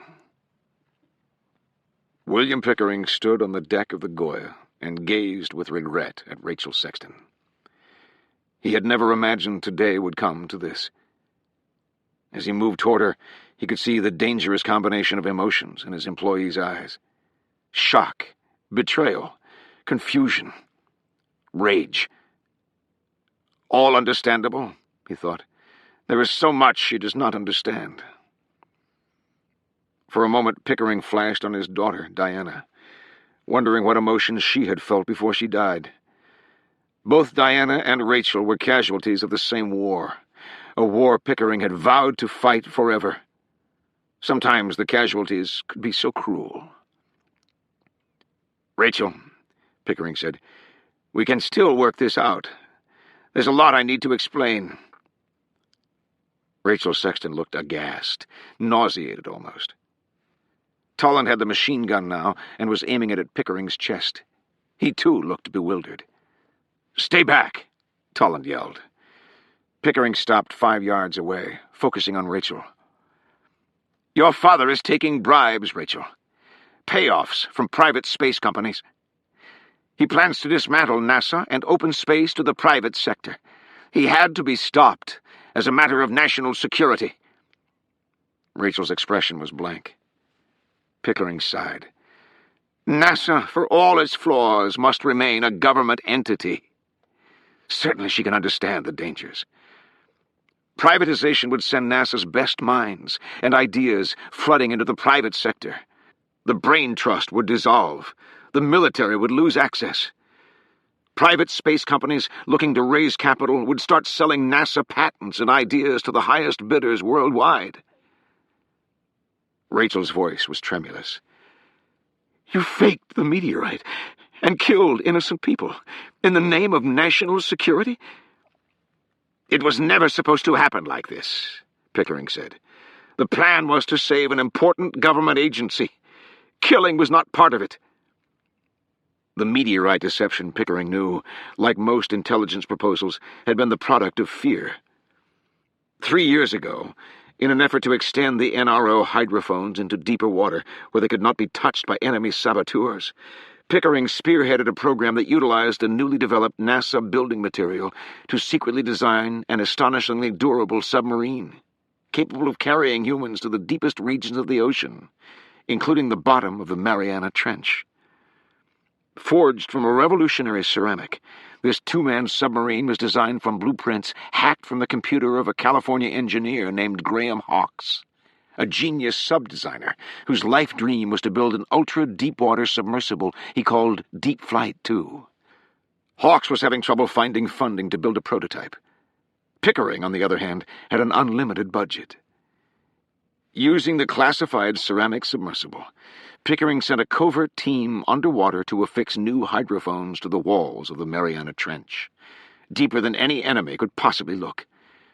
In the process of drilling, however, they uncovered geologic structures unlike any that scientists had ever seen. The discoveries included chondrules and fossils of several unknown species. Of course, because the NRO's ability to dive this deep was classified, none of the information could ever be shared. It was not until recently, driven yet again by fear, that Pickering and his quiet team of NRO science advisors had decided to put their knowledge of the Mariana's unique geology to work to help save NASA.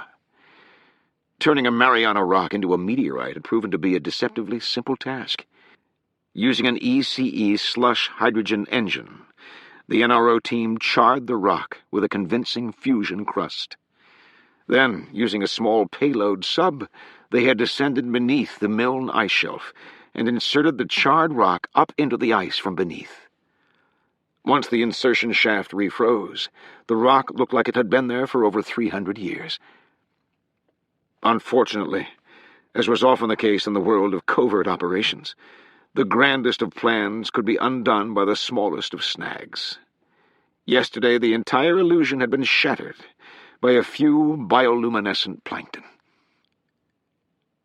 From the cockpit of the idling Kiowa, Delta One watched the drama unfold before him. Rachel and Tolland appeared to be in complete control, although Delta One almost had to laugh at the hollowness of the illusion. The machine gun in Tolland's hands was worthless. Even from here, Delta One could see the cocking bar assembly had kicked back, indicating the clip was empty. As Delta One gazed out at his partner struggling in the Triton's claws, he knew he had to hurry. The focus on deck had turned completely to Pickering, and now Delta One could make his move. Leaving the rotors idling, he slipped out of the rear of the fuselage and, using the chopper for cover, made his way unseen onto the starboard gangway. With his own machine gun in hand, he headed for the bow. Pickering had given him specific orders before they landed on deck, and Delta One had no intention of failing at this simple task. In a matter of minutes, he knew, this will all be over.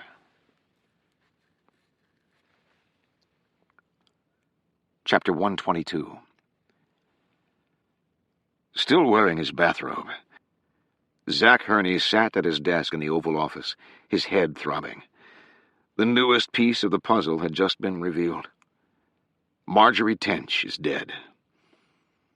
Hurney's aides said they had information suggesting Tench had driven to the FDR Memorial for a private meeting with William Pickering. Now that Pickering was missing, the staff feared Pickering, too, might be dead. The President and Pickering had endured their battles lately.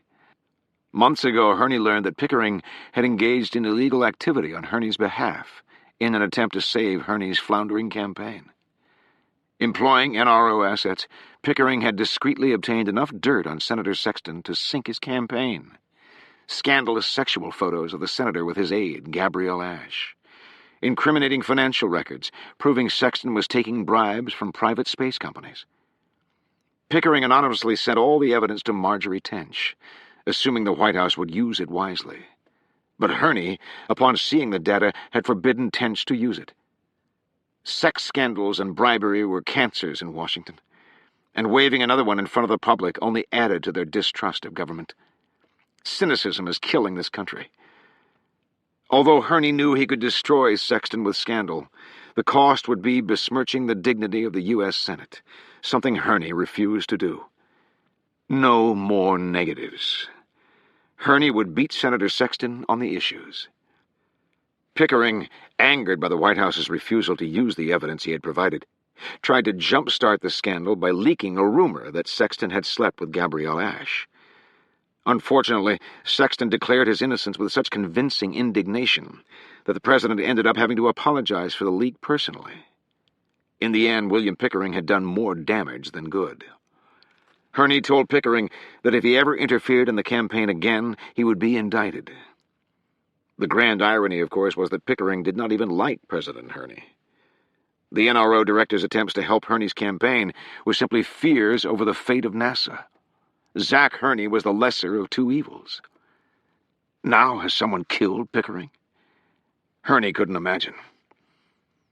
"Mr. President," an aide said, "as you requested, I called Lawrence Ekstrom and told him about Marjorie Tench." "Thank you." "He would like to speak to you, sir." Herney was still furious with Ekstrom for lying about pods. "Tell him I'll talk to him in the morning." "Mr. Ekstrom wants to talk to you right away, sir." The aide looked uneasy. "He's very upset." "He's upset?" Herney could feel his temper fraying around the edges. As he stalked off to take Ekstrom's call, the president wondered what the hell else could possibly go wrong tonight.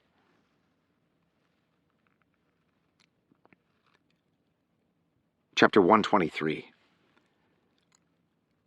On board the Goya, Rachel felt lightheaded. The mystification that had settled around her like a heavy fog was lifting now. The stark reality that came into focus left her feeling naked and disgusted. She looked at the stranger before her and could barely hear his voice. "We needed to rebuild NASA's image," Pickering was saying. "Their declining popularity and funding had become dangerous on so many levels." Pickering paused, his gray eyes locking on hers. "Rachel, NASA was desperate for a triumph. Someone had to make it happen." Something had to be done, Pickering thought. The meteorite had been a final act of desperation. Pickering and others had tried to save NASA by lobbying to incorporate the space agency into the intelligence community where it would enjoy increased funding and better security. But the White House continuously rebuffed the idea as an assault on pure science. Short-sighted idealism. With the rising popularity of Sexton's anti-NASA rhetoric, Pickering and his band of military power brokers knew time was running short. They decided that capturing the imagination of taxpayers and Congress was the only remaining way to salvage NASA's image and save it from the auction block. If the space agency was to survive, it would need an infusion of grandeur, something to remind the taxpayers of NASA's Apollo glory days. And if Zach Herney was going to defeat Senator Sexton, he was going to need help. "I tried to help him," Pickering told himself, recalling all the damaging evidence he had sent to Marjorie Tench. Unfortunately, Herney had forbidden its use, leaving Pickering no choice but to take drastic measures. "Rachel," Pickering said, "the information you just faxed off this ship is dangerous. You must understand that. If it gets out, the White House and NASA will look complicit. The backlash against the President and NASA will be enormous. The President and NASA know nothing, Rachel. They are innocent. They believe the meteorite is authentic." Pickering hadn't even tried to bring Herney or Ekstrom into the fold, because both were far too idealistic to have agreed to any deceit, regardless of its potential to save the presidency or space agency. Administrator Ekstrom's only crime had been persuading the pod's mission supervisor to lie about the anomaly software, a move Ekstrom no doubt regretted the moment he realized how scrutinized this particular meteorite would become. Marjorie Tench, frustrated by Herney's insistence on fighting a clean campaign, conspired with Ekstrom on the pod's lie, hoping a small pod success might help the president fend off the rising Sexton tide. "If Tench had used the photos and bribery data I gave her, none of this would have happened." Tench's murder, though deeply regrettable, had been destined as soon as Rachel called Tench and made accusations of fraud. Pickering knew Tench would investigate ruthlessly until she got to the bottom of Rachel's motives for the outrageous claims, and this was one investigation Pickering obviously could never let happen. Ironically, Tench would serve her president best in death, her violent end helping cement a sympathy vote for the White House, as well as cast vague suspicions of foul play on a desperate Sexton campaign, which had been so publicly humiliated by Marjorie Tench on CNN. Rachel stood her ground, glaring at her boss. "Understand," Pickering said, "if news of this meteorite fraud gets out, you will destroy an innocent president and an innocent space agency. You will also put a very dangerous man in the Oval Office. I need to know where you faxed the data." As he spoke those words, a strange look came across Rachel's face. It was the pained expression of horror, of someone who had just realized they may have made a grave mistake. Having circled the bow and come back down the port side, Delta One now stood in the hydro lab from which he had seen Rachel emerge as the chopper had flown in. A computer in the lab displayed an unsettling image, a polychromatic rendering of the pulsating, deep-water vortex that was apparently hovering over the ocean floor somewhere beneath the Goya. Another reason to get the hell out of here, he thought, moving now toward his target. The fax machine was on a counter on the far side of the wall. The tray was filled with a stack of papers exactly as Pickering had guessed it would be. Delta One picked up the stack. A note from Rachel was on top. Only 2 lines. He read it. To the point, he thought. As he flipped through the pages, he was both amazed and dismayed by the extent to which Tolland and Rachel had uncovered the meteorite deception. Whoever saw these printouts would have no doubt what they meant. Fortunately, Delta One would not even need to hit redial to find out where the printouts had gone. The last fax number was still displayed in the LCD window, a Washington, D.C. prefix. He carefully copied the fax number down, grabbed all the papers, and exited the lab. Tolland's hands felt sweaty on the machine gun as he gripped it, aiming the muzzle at William Pickering's chest. The NRO director was still pressuring Rachel to tell him where the data had been sent, and Tolland was starting to get the uneasy feeling that Pickering was simply trying to buy time. For what? "The White House and NASA are innocent," Pickering repeated. "Work with me. Don't let my mistakes destroy what little credibility NASA has left. NASA will look guilty if this gets out. You and I can come to an arrangement. The country needs this meteorite. Tell me where you faxed the data before it's too late." "So you can kill someone else?" Rachel said. "You make me sick." Tolland was amazed with Rachel's fortitude. She despised her father, but she clearly had no intention of putting the senator in any danger whatsoever. Unfortunately, Rachel's plan to fax her father for help had backfired. Even if the senator came into his office, saw the fax, and called the president with news of the meteorite fraud and told him to call off the attack, nobody at the White House would have any idea what Sexton was talking about, or even where they were. "I will only say this one more time," Pickering said, fixing Rachel with a menacing glare. "The situation is far too complex for you to fully understand. You've made an enormous mistake by sending that data off this ship. You've put your country at risk."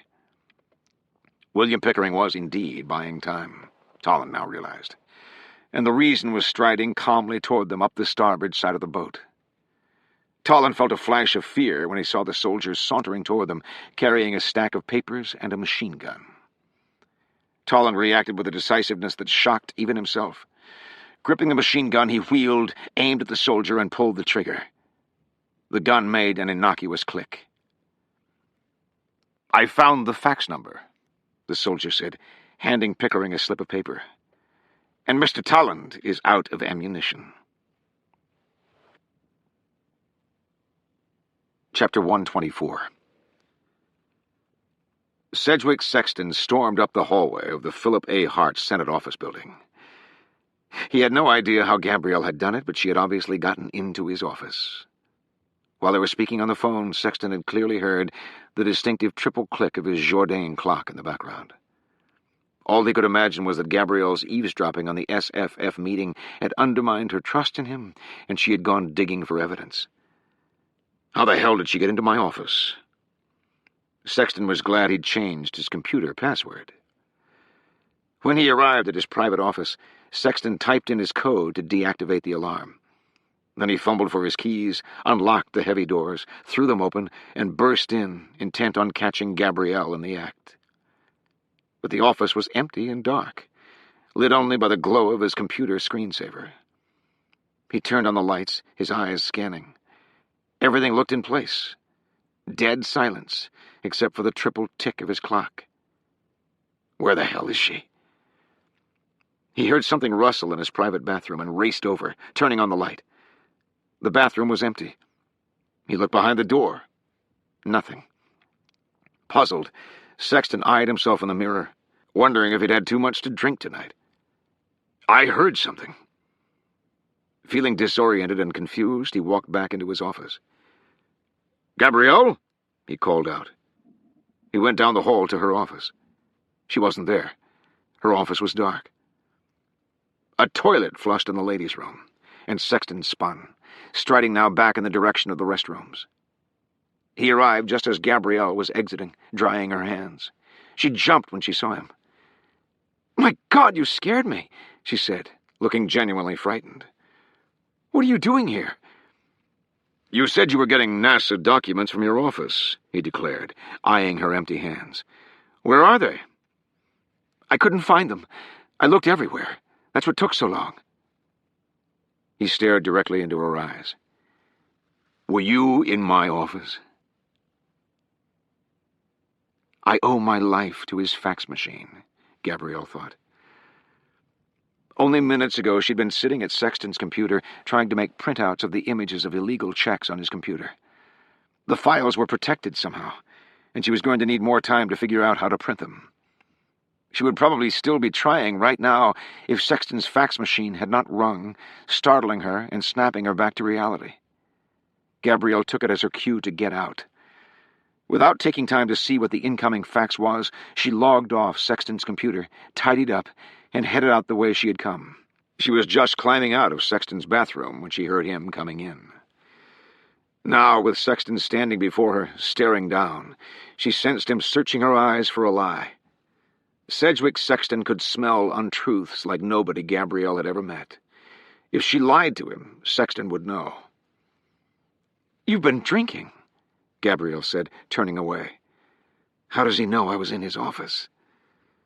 Sexton put his hands on her shoulders and spun her back around. "Were you in my office?" Gabrielle felt a rising fear. Sexton had indeed been drinking. His touch was rough. "In your office?" she demanded, forcing a confused laugh. "How? Why?" "I heard my Jourdain in the background when I called you." Gabrielle cringed inwardly. His clock. It hadn't even occurred to her. "Do you know how ridiculous that sounds?" "I spend all day in that office. I know what my clock sounds like." Gabrielle sensed she had to end this immediately. The best defense is a good offense. At least that's what Yolanda Cole always said. Placing her hands on her hips, Gabrielle went for him with all she had.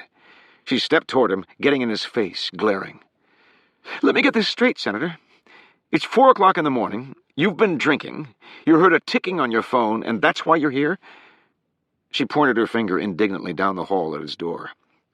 "Just for the record, are you accusing me of disarming a federal alarm system, picking 2 sets of locks, breaking into your office, being stupid enough to answer my cell phone while in the process of committing a felony, rearming the alarm system on my way out, and then calmly using the ladies' room before I run off with nothing to show for it? Is that the story here?" Sexton blinked wide-eyed. "There's a reason people shouldn't drink alone," Gabrielle said. "Now, do you want to talk about NASA or not?" Sexton felt befuddled as he walked back into his office. He went straight to his wet bar and poured himself a Pepsi. He sure as hell didn't feel drunk. Could he really have been wrong about this? Across the room, his Jourdain ticked mockingly. Sexton drained his Pepsi and poured himself another, and one for Gabrielle. "Drink, Gabrielle?" he asked, turning back into the room. Gabrielle hadn't followed him in. She was still standing in the doorway, rubbing his nose in it. "Oh, for God's sake, come in. Tell me what you found out at NASA." "I think I've had enough for tonight," she said, sounding distant. "Let's talk tomorrow." Sexton was in no mood for games. He needed this information now, and he had no intention of begging for it. He heaved a tired sigh. "Extend the bond of trust. It's all about trust." "I screwed up," he said. "I'm sorry. It's been a hell of a day. I don't know what I was thinking." Gabrielle remained in the doorway. Sexton walked to his desk and set Gabrielle's Pepsi down on his blotter. He motioned to his leather chair, the position of power. "Have a seat. Enjoy a soda. I'm going to go stick my head in the sink." He headed for the bathroom. Gabrielle still wasn't moving. "I think I saw a fax in the machine," Sexton called over his shoulder as he entered the bathroom. "Show her you trust her." "Have a look at it for me, will you?" Sexton closed the door and filled the sink with cold water. He splashed it on his face and felt no clearer. This had never happened to him before, being so sure and being so wrong. Sexton was a man who trusted his instincts, and his instincts told him Gabrielle Ashe had been in his office. But how? It was impossible. Sexton told himself to forget about it and focus on the matter at hand. NASA. He needed Gabrielle right now. This was no time to alienate her. He needed to know what she knew. Forget your instincts. You were wrong. As Sexton dried his face, he threw his head back and took a deep breath. "Relax," he told himself. "Don't get punchy." He closed his eyes and inhaled deeply again, feeling better. When Sexton exited the bathroom, he was relieved to see Gabrielle had acquiesced and come back into his office. "Good," he thought. "Now we can get to business." Gabrielle was standing at his fax machine, flipping through whatever pages had come in. Sexton was confused, however, when he saw her face. It was a mask of disorientation and fear. "What is it?" Sexton said, moving toward her. Gabrielle teetered, as if she were about to pass out. "What?" "The meteorite," she choked, her voice frail as her trembling hand held the stack of fax papers out to him. "And your daughter. She's in danger." Bewildered, Sexton walked over and took the fax pages from Gabrielle. The top sheet was a handwritten note. Sexton immediately recognized the writing. The communique was awkward and shocking in its simplicity. "Meteorite is fake. Here's proof. NASA, White House trying to kill me. Help. R.S." The senator seldom felt totally at a loss of understanding, but as he reread Rachel's words, he had no idea what to make of them. The meteorite is a fake? NASA and the White House are trying to kill her? In a deepening haze, Sexton began sifting through the half-dozen sheets. The first page was a computerized image whose heading read, Ground Penetrating Radar, GPR. The picture appeared to be an ice sounding of some sort. Sexton saw the extraction pit they had talked about on television. His eye was drawn to what looked like the faint outline of a body floating in the shaft. Then he saw something even more shocking. The clear outline of a second shaft directly beneath where the meteorite had been, as if the stone had been inserted from underneath the ice. What in the world? Flipping to the next page, Sexton came face to face with a photograph of some sort of living ocean species called a Bathynomus giganteus. He stared in utter amazement. That's the animal from the meteorite fossils. Flipping faster now, he saw a graphic display depicting the ionized hydrogen content in the meteorite's crust. This page had a handwritten scrawl on it. Slush hydrogen burn? NASA expander cycle engine? Sexton couldn't believe his eyes. With the room starting to spin around him, he flipped to the final page. A photo of a rock containing metallic bubbles that looked exactly like those in the meteorite. Shockingly, the accompanying description said the rock was the product of oceanic volcanism. A rock from the ocean? Sexton wondered. But NASA said chondrules form only in space. Sexton set the sheets down on his desk and collapsed in his chair. It had taken him only 15 seconds to piece together everything he was looking at. The implications of the images on the papers were crystal clear. Anyone with half a brain could see what these photos proved. The NASA meteorite is a fake. No day in Sexton's career had been filled with such extreme highs and lows. Today had been a roller coaster ride of hope and despair. Sexton's bafflement over how this enormous scam could possibly have been pulled off evaporated into irrelevance when he realized what the scam meant for him politically. When I go public with this information, the presidency is mine. In his upwelling of celebration, Senator Sedgwick Sexton had momentarily forgotten his daughter's claim that she was in trouble. "Rachel is in danger," Gabrielle said. "Her note says NASA and the White House are trying to—" Sexton's fax machine suddenly began ringing again.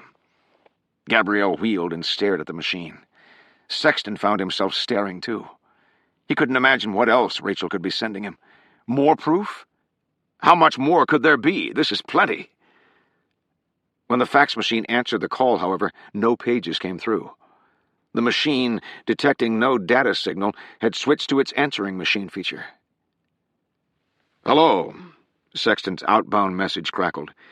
"This is the office of Senator Sedgwick Sexton. If you are trying to send a fax, you may transmit at any time. If not, you may leave a message at the tone." Before Sexton could pick up, the machine beeped. "Senator Sexton." The man's voice had a lucid rawness to it. "This is William Pickering, Director of the National Reconnaissance Office. You're probably not in the office at this hour, but I need to speak immediately." He paused as if waiting for someone to pick up. Gabrielle reached to pick up the receiver. Sexton grabbed her hand and violently yanked it away. Gabrielle looked stunned. "But that's the director of—" "Senator," Pickering continued, sounding almost relieved that no one had picked up. "I'm afraid I am calling with some very troubling news. I've just received word that your daughter Rachel is in extreme danger. I have a team trying to help her as we speak.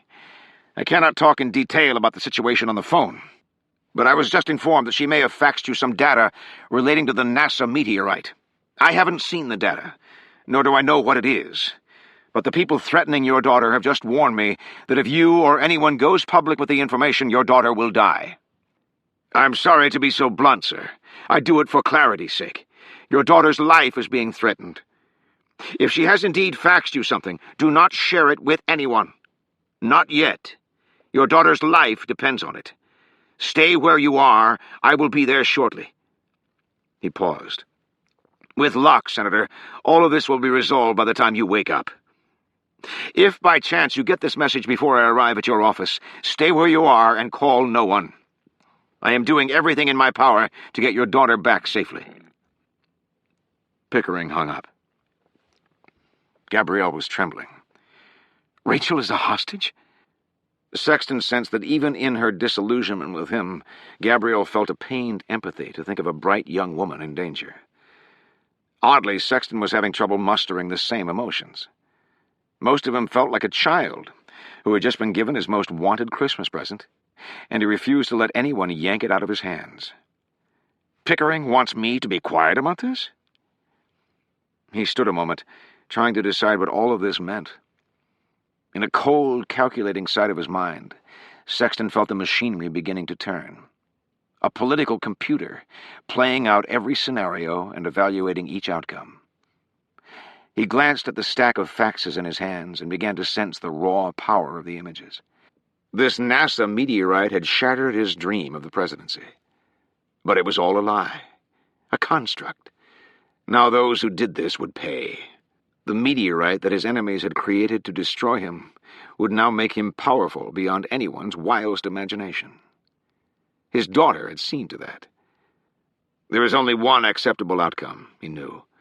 Only one course of action for a true leader to take. Feeling hypnotized by the shining images of his own resurrection, Sexton was drifting through a fog as he crossed the room. He went to his copy machine and turned it on, preparing to copy the papers Rachel had faxed him. "What are you doing?" Gabrielle demanded, sounding bewildered. "They won't kill Rachel," Sexton declared. Even if something went wrong, Sexton knew losing his daughter to the enemy would only make him more powerful still. Either way, he would win. Acceptable risk. "Who are those copies for?" Gabrielle demanded. "William Pickering said not to tell anyone." Sexton turned from the machine and looked at Gabrielle, amazed by how unattractive he suddenly found her. In that instant, Senator Sexton was an island, untouchable. Everything he needed to accomplish his dreams was now in his hands. Nothing could stop him now. Not claims of bribery, not rumors of sex. Nothing. "Go home, Gabrielle. I have no more use for you."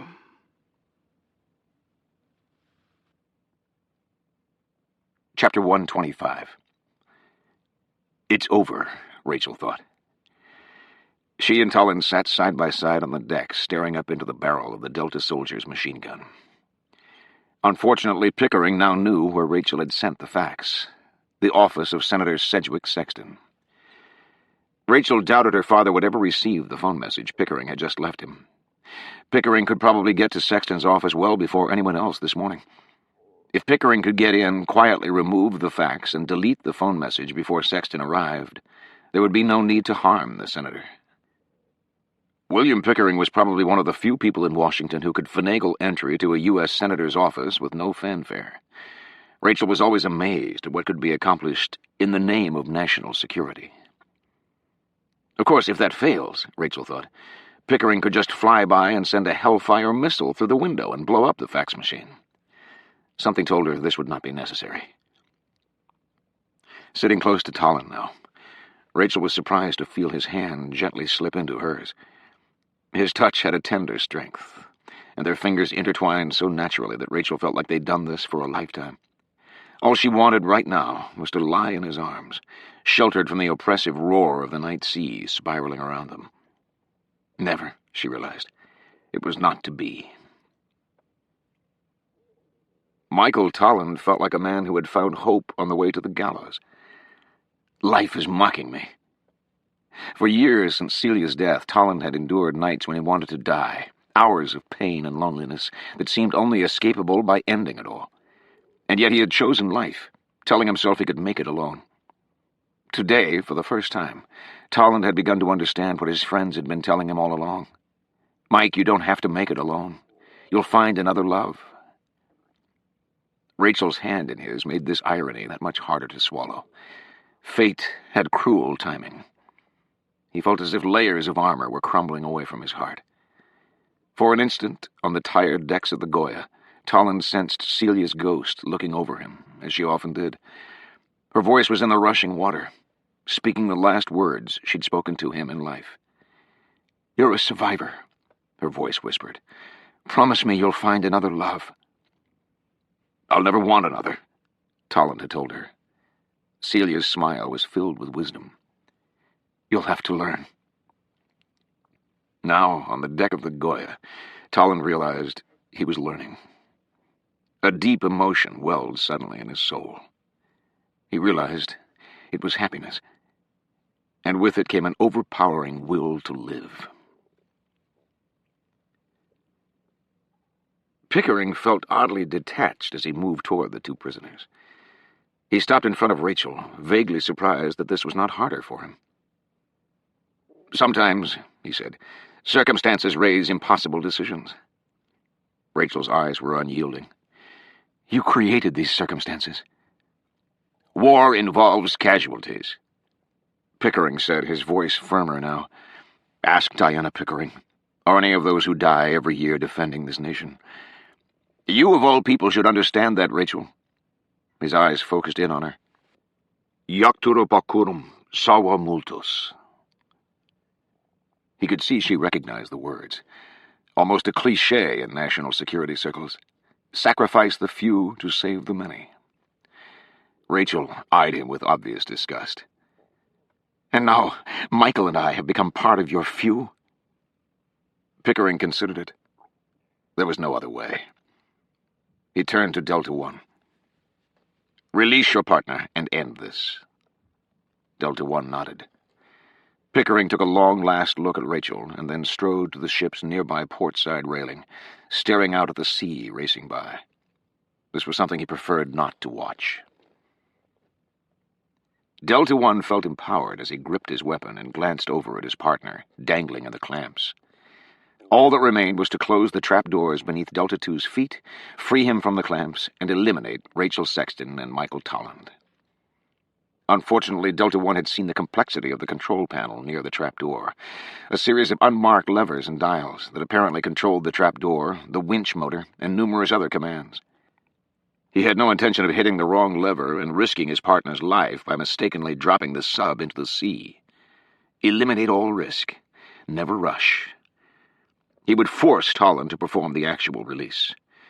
To ensure that he didn't try anything tricky, Delta One would take out insurance known in his business as biological collateral. Use your adversaries against one another. Delta One swung the gun barrel directly into Rachel's face, stopping only inches from her forehead. Rachel closed her eyes, and Delta One could see Tolland's fists clench in a protective anger. "Miss Sexton, stand up," Delta One said. She did. With the gun firmly on her back, Delta One marched her over to an aluminum set of portable stairs that led up to the top of the Triton sub from behind. "Climb up and stand on top of the sub." Rachel looked frightened and confused. "Just do it," Delta One said. Rachel felt like she was moving through a nightmare as she climbed up the aluminum gangway behind the Triton. She stopped at the top, having no desire to step out over the chasm onto the suspended Triton. "Get on top of the sub," the soldier said, returning to Tolland and pushing the gun against his head. In front of Rachel, the soldier who was in the clamps watched her, shifting in pain, obviously eager to get out. Rachel looked at Tolland, who now had a gun barrel to his head. Get on top of the sub. She had no choice. Feeling like she was edging out onto a precipice overhanging a canyon, Rachel stepped onto the Triton's engine casing, a small, flat section behind the rounded dome window. The entire sub hung like a massive plumb bob over the open trapdoor. Even suspended on its winch cable, the 9-ton sub barely registered her arrival, swinging only a few millimeters as she steadied herself. "Okay, let's move," the soldier said to Tolland. "Go to the controls and close the trapdoor." At gunpoint, Tolland began moving toward the control panel, with the soldier behind him. As Tolland came toward her, he was moving slowly, and Rachel could feel his eyes fixing hard on her, as if trying to send her a message. He looked directly at her, and then down at the open hatch on top of the Triton. Rachel glanced down. The hatch at her feet was open. The heavy circular covering propped open. She could see down into the one-seater cockpit. "He wants me to get in?" Sensing she must be mistaken, Rachel looked at Tolland again. He was almost to the control panel. Tolland's eyes locked on her. This time he was less subtle. His lips mouthed, "Jump in. Now." Delta One saw Rachel's motion out of the corner of his eye and wheeled on instinct, opening fire as Rachel fell through the sub's hatch just below the barrage of bullets. The open hatch covering rang out as the bullets ricocheted off the circular portal, sending up a shower of sparks and slamming the lid closed on top of her. Tolland, the instant he'd felt the gun leave his back, made his move. He dove to his left, away from the trapdoor, hitting the deck and rolling just as the soldier spun back toward him, gun blazing. Bullets exploded behind Tolland as he scrambled for cover behind the ship's stern anchor spool, an enormous motorized cylinder, around which was wound several thousand feet of steel cable connected to the ship's anchor. Tolland had a plan and would have to act fast. As the soldier dashed toward him, Tolland reached up and grabbed the anchor lock with both hands, yanking down. Instantly the anchor spool began feeding out lengths of cable, and the Goya lurched in the strong current. The sudden movement sent everything and everyone on the deck staggering sidelong. As the boat accelerated in reverse on the current, the anchor spool doled out cable faster and faster. "Come on, baby," Tolland urged. The soldier regained his balance and came for Tolland. Waiting until the last possible moment, Tolland braced himself and rammed the lever back up, locking the anchor spool. The chain snapped taut, stopping the ship short and sending a tremulous shudder throughout the Goya. Everything on deck went flying. The soldier staggered to his knees near Tolland. Pickering fell back from the railing onto the deck.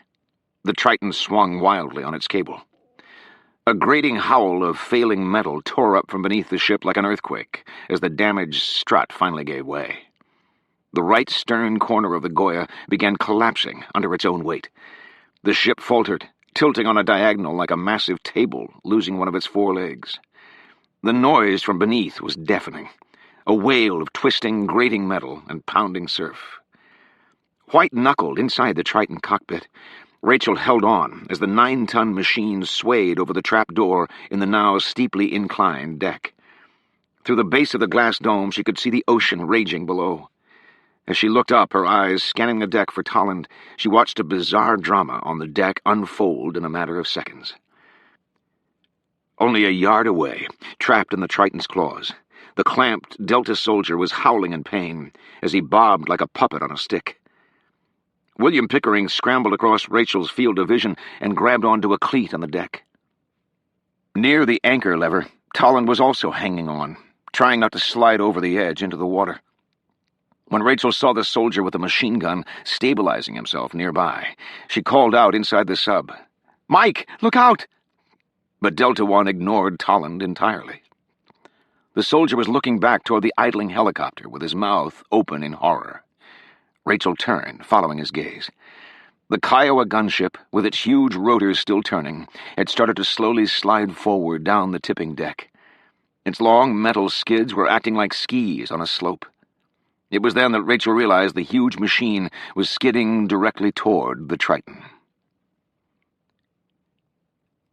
Scrambling up the inclined deck toward the sliding aircraft, Delta One clambered into the cockpit. He had no intention of letting their only means of escape slide off the deck. Delta One seized the Kiowa's controls and heaved back on the stick. "Lift off!" With a deafening roar, the blades accelerated overhead, straining to lift the heavily armed gunship off the deck. "Up! God damn it!" The chopper was sliding directly toward the Triton, and Delta II suspended in its grasp. With its nose tipped forward, the Kiowa's blades were also tipped, and when the chopper lurched off the deck, it sailed more forward than up, accelerating toward the Triton like a giant buzzsaw. "Up!"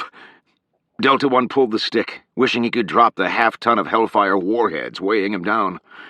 The blades just missed the top of Delta II's head and the top of the Triton's sub. But the chopper was moving too fast. It would never clear the Triton's winch cable. As the Kiowa's 300 RPM steel blades collided with the sub's 15-ton capacity braided steel winch cable, the night erupted with the shriek of metal on metal. The sounds conjured images of epic battle. From the chopper's armored cockpit, Delta One watched his rotors tear into the sub's cable like a giant lawnmower running over a steel chain. A blinding spray of sparks erupted overhead, and the Kiowa's blades exploded. Delta One felt the chopper bottom out, its struts hitting the deck hard. He tried to control the aircraft, but he had no lift. The chopper bounded twice down the inclined deck, then slid, crashing into the ship's guardrail. For a moment he thought the rail would hold.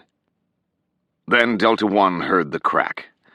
The heavily laden chopper listed over the brink, plummeting into the sea. Inside the Triton, Rachel Sexton sat paralyzed, her body pressed back into the sub-seat. The mini-sub had been tossed violently as the chopper's rotor wrapped around the cable, but she had managed to hang on. Somehow the blades had missed the main body of the sub, but she knew there had to be major damage to the cable. All Rachel could think of at that point was escaping from the sub as fast as she could. The soldier trapped in the clamps stared in at her, delirious, bleeding, and burned from the shrapnel. Beyond him, Rachel saw William Pickering still holding on to a cleat on the slanting deck. "Where's Michael?" She didn't see him. Her panic lasted only an instant as a new fear descended. Overhead, the Triton's shredded winch cable let out an ominous whipping noise as the braids unraveled. Then there was a loud snap, and Rachel felt the cable give way. Momentarily weightless, Rachel hovered above her seat inside the cockpit as the sub hurtled downward. The deck disappeared overhead, and the catwalks under the Goya raced by. The soldier trapped in the claws went white with fear, staring at Rachel as the sub accelerated downward. The fall seemed endless. When the sub crashed into the sea beneath the Goya, it plunged hard under the surf, ramming Rachel down hard into her seat. Her spine compressed as the illuminated ocean raced up over the dome. She felt a suffocating drag as the sub slowed to a stop underwater and then raced back toward the surface, bobbing up like a cork. The sharks hit it instantly. From her front row seat, Rachel sat frozen in place as the spectacle unfolded only a few feet away. Delta II felt the shark's oblong head crash into him with unimaginable force. A razor-sharp clamp tightened on his upper arm, slicing to the bone and locking on. A flash of white-hot pain exploded as the shark torqued its powerful body and shook its head violently, tearing Delta II's arm off his body. Other sharks moved in, knives stabbing at his legs, torso, neck. Delta II had no breath to scream in agony as the sharks ripped huge chunks of his body away. The last thing he saw was a crescent-shaped mouth tilting sideways, a gorge of teeth clamping down across his face. The world went black. Inside the Triton, the thudding of heavy cartilaginous heads ramming into the dome finally subsided. Rachel opened her eyes. The man was gone. The water washing against the window was crimson. Badly battered, Rachel huddled in her chair, knees pulled to her chest. She could feel the sub moving. It was drifting on the current, scraping along the length of the Goya's lower dive deck. She could feel it moving in another direction as well. Down. Outside, the distinctive gurgling of water into the ballast tanks grew louder. The ocean inched higher on the glass in front of her. "I'm sinking." A jolt of terror shot through Rachel, and she was suddenly scrambling to her feet. Reaching overhead, she grabbed the hatch mechanism. If she could climb up on top of the sub, she still had time to jump onto the Goya's dive deck. It was only a few feet away. "I've got to get out." The hatch mechanism was clearly marked which way to turn it to open. She heaved. The hatch didn't budge. She tried again. Nothing. The portal was jammed shut. Bent. As the fear rose in her blood like the sea around her, Rachel heaved one last time. The hatch did not move. The Triton sank a few inches deeper, bumping the Goya one last time before drifting out from underneath the mangled hull and into the open sea.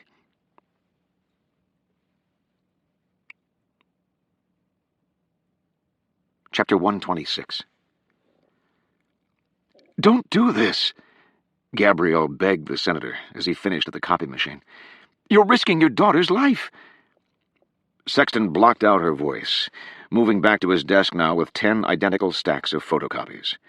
Each stack contained copies of the pages Rachel had faxed him, including her handwritten note claiming the meteorite was a fake and accusing NASA and the White House of trying to kill her. The most shocking media kits ever assembled, Sexton thought, as he began carefully inserting each stack into its own large white linen envelope. Each envelope bore his name, office address, and senatorial seal. There would be no doubt where this incredible information had originated. The political scandal of the century, Sexton thought, and I will be the one to reveal it. Gabrielle was still pleading for Rachel's safety, but Sexton heard only silence. As he assembled the envelopes, he was in his own private world. Every political career has a defining moment. This is mine. William Pickering's phone message had warned that if Sexton went public, Rachel's life would be in danger. Unfortunately for Rachel, Sexton also knew if he went public with proof of NASA's fraud, that single act of boldness would land him in the White House, with more decisiveness and political drama than ever before witnessed in American politics. Life is filled with difficult decisions, he thought, and winners are those who make them. Gabrielle Ashe had seen this look in Sexton's eyes before. Blind ambition. She feared it, and with good reason, she now realized. Sexton was obviously prepared to risk his daughter in order to be the first to announce the NASA fraud. "Don't you see you've already won?" Gabrielle demanded. "There's no way Zach Hurney and NASA will survive this scandal, no matter who makes it public, no matter when it comes out. Wait until you know Rachel is safe. Wait until you talk to Pickering." Sexton was clearly no longer listening to her. Opening his desk drawer, he pulled out a foil sheet on which were affixed dozens of nickel-sized, self-adhesive wax seals with his initials on them. Gabrielle knew he usually used these for formal invitations, but he apparently thought a crimson wax seal would give each envelope an extra touch of drama. Peeling the circular seals off the foil, Sexton pressed one onto the pleat of each envelope, sealing it like a monogrammed epistle. Gabrielle's heart pulsed now with a new anger. She thought of the digitized images of illegal checks in his computer. If she said anything, she knew he would just delete the evidence. "Don't do this," she said, "or I'll go public about our affair." Sexton laughed out loud as he affixed the wax seals. "Really? And you think they'll believe you? A power-hungry aide denied a post in my administration and looking for revenge at any cost? I denied our involvement once, and the world believed me. I'll simply deny it again." "The White House has photos," Gabrielle declared. Sexton didn't even look up. "They don't have photos, and even if they did, they're meaningless." He affixed the final wax seal. "I have immunity. These envelopes out-trump anything anyone could possibly throw at me." Gabrielle knew he was right. She felt utterly helpless as Sexton admired his handiwork. On his desk sat 10 elegant white linen envelopes, each embossed with his name and address, and secured with a crimson wax seal bearing his scripted initials. They looked like royal letters. Certainly kings had been crowned on account of less potent information. Sexton picked up the envelopes and prepared to leave. Gabrielle stepped over and blocked his way. "You're making a mistake. This can wait." Sexton's eyes bored into her. "I made you, Gabrielle, and now I've unmade you." "That fax from Rachel will give you the presidency. You owe her." "I've given her plenty." "What if something happens to her?" "Then she'll cement my sympathy vote." Gabrielle couldn't believe the thought had even crossed his mind, much less his lips. Disgusted, she reached for the phone. "I'm calling the White—" Sexton spun and slapped her hard across the face. Gabrielle staggered back, feeling her lips split open. She caught herself grabbing onto the desk, staring up in astonishment at the man she had once worshipped. Sexton gave her a long, hard look. "If you so much as think of crossing me on this, I will make you regret it for the rest of your life." He stood unflinching, clutching the stack of sealed envelopes under his arm. A harsh danger burned in his eyes. When Gabrielle exited the office building into the cold night air, her lip was still bleeding. She hailed a taxi and climbed in. Then, for the first time since she had come to Washington, Gabrielle Ashe broke down and cried.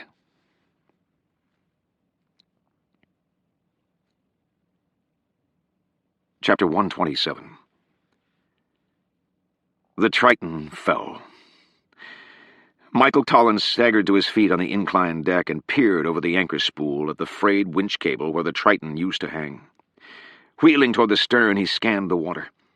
The Triton was just now emerging from under the Goya on the current.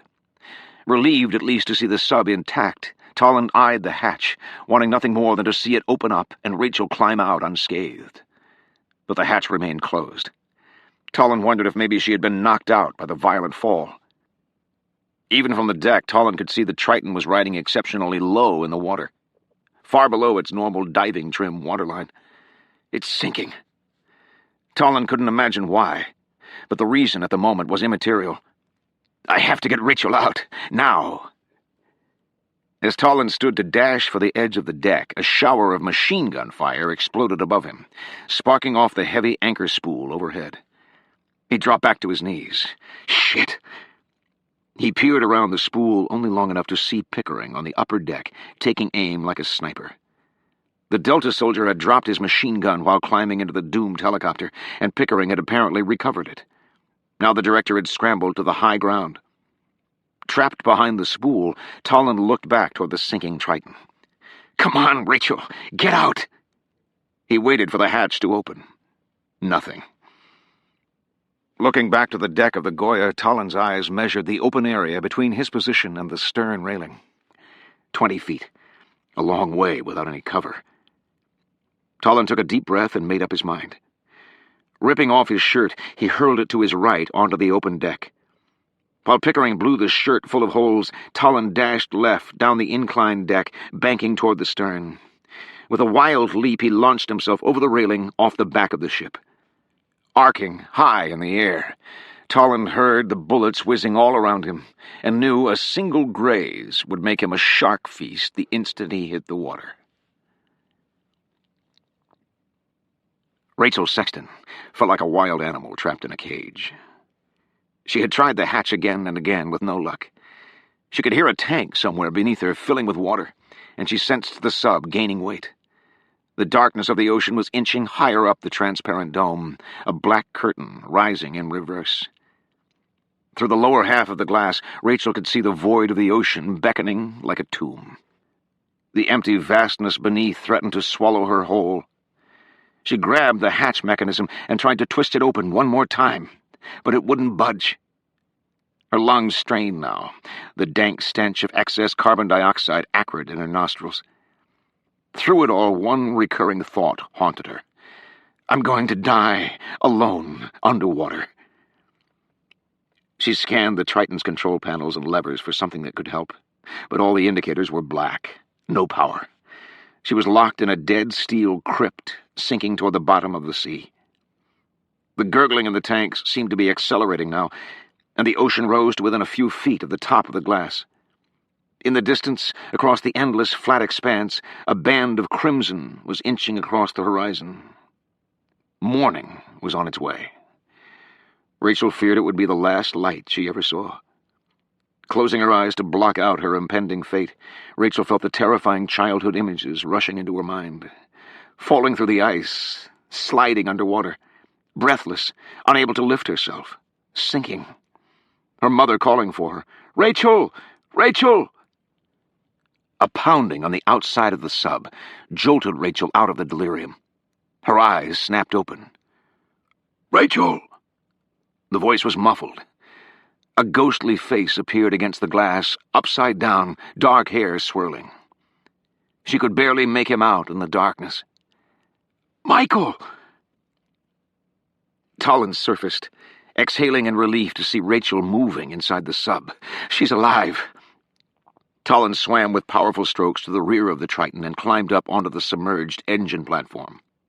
The ocean currents felt hot and leaden around him as he positioned himself to grab the circular portal screw, staying low and hoping he was out of range of Pickering's gun.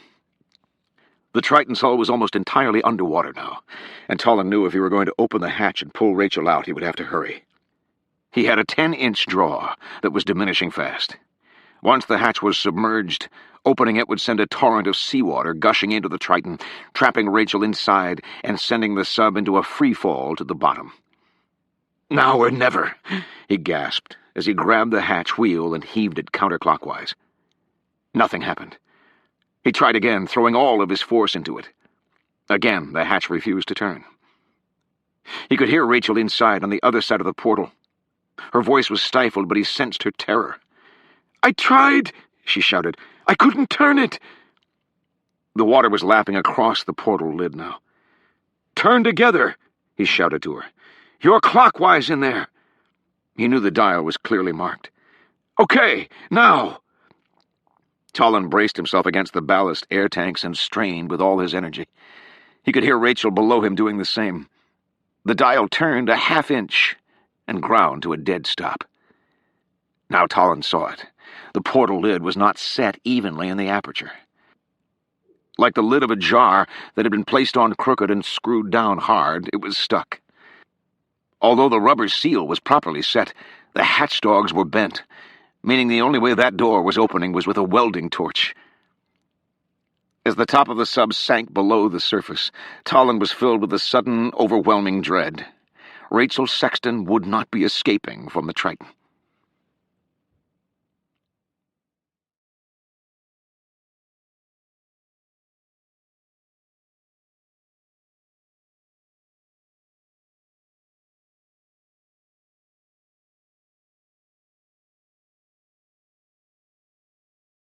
"2,000 feet below, the crumpled fuselage of the bomb-laden Kiowa chopper was sinking fast, a prisoner of gravity and the powerful drag of the deep-water vortex. Inside the cockpit, Delta One's lifeless body was no longer recognizable, disfigured by the crushing pressure of the deep. As the aircraft spiraled downward, its Hellfire missiles still attached, the glowing magma dome waited on the ocean floor like a red-hot landing pad. Beneath its 3-meter-thick crust, a head of boiling lava simmered at 1,000 degrees Celsius, a volcano waiting to explode. Chapter 128. Tolland stood knee-deep in water on the engine box of the sinking Triton and searched his brain for some way to save Rachel. "Don't let the sub sink." He looked back toward the Goya, wondering if there were any way to get a winch connected to the Triton to keep it near the surface. Impossible.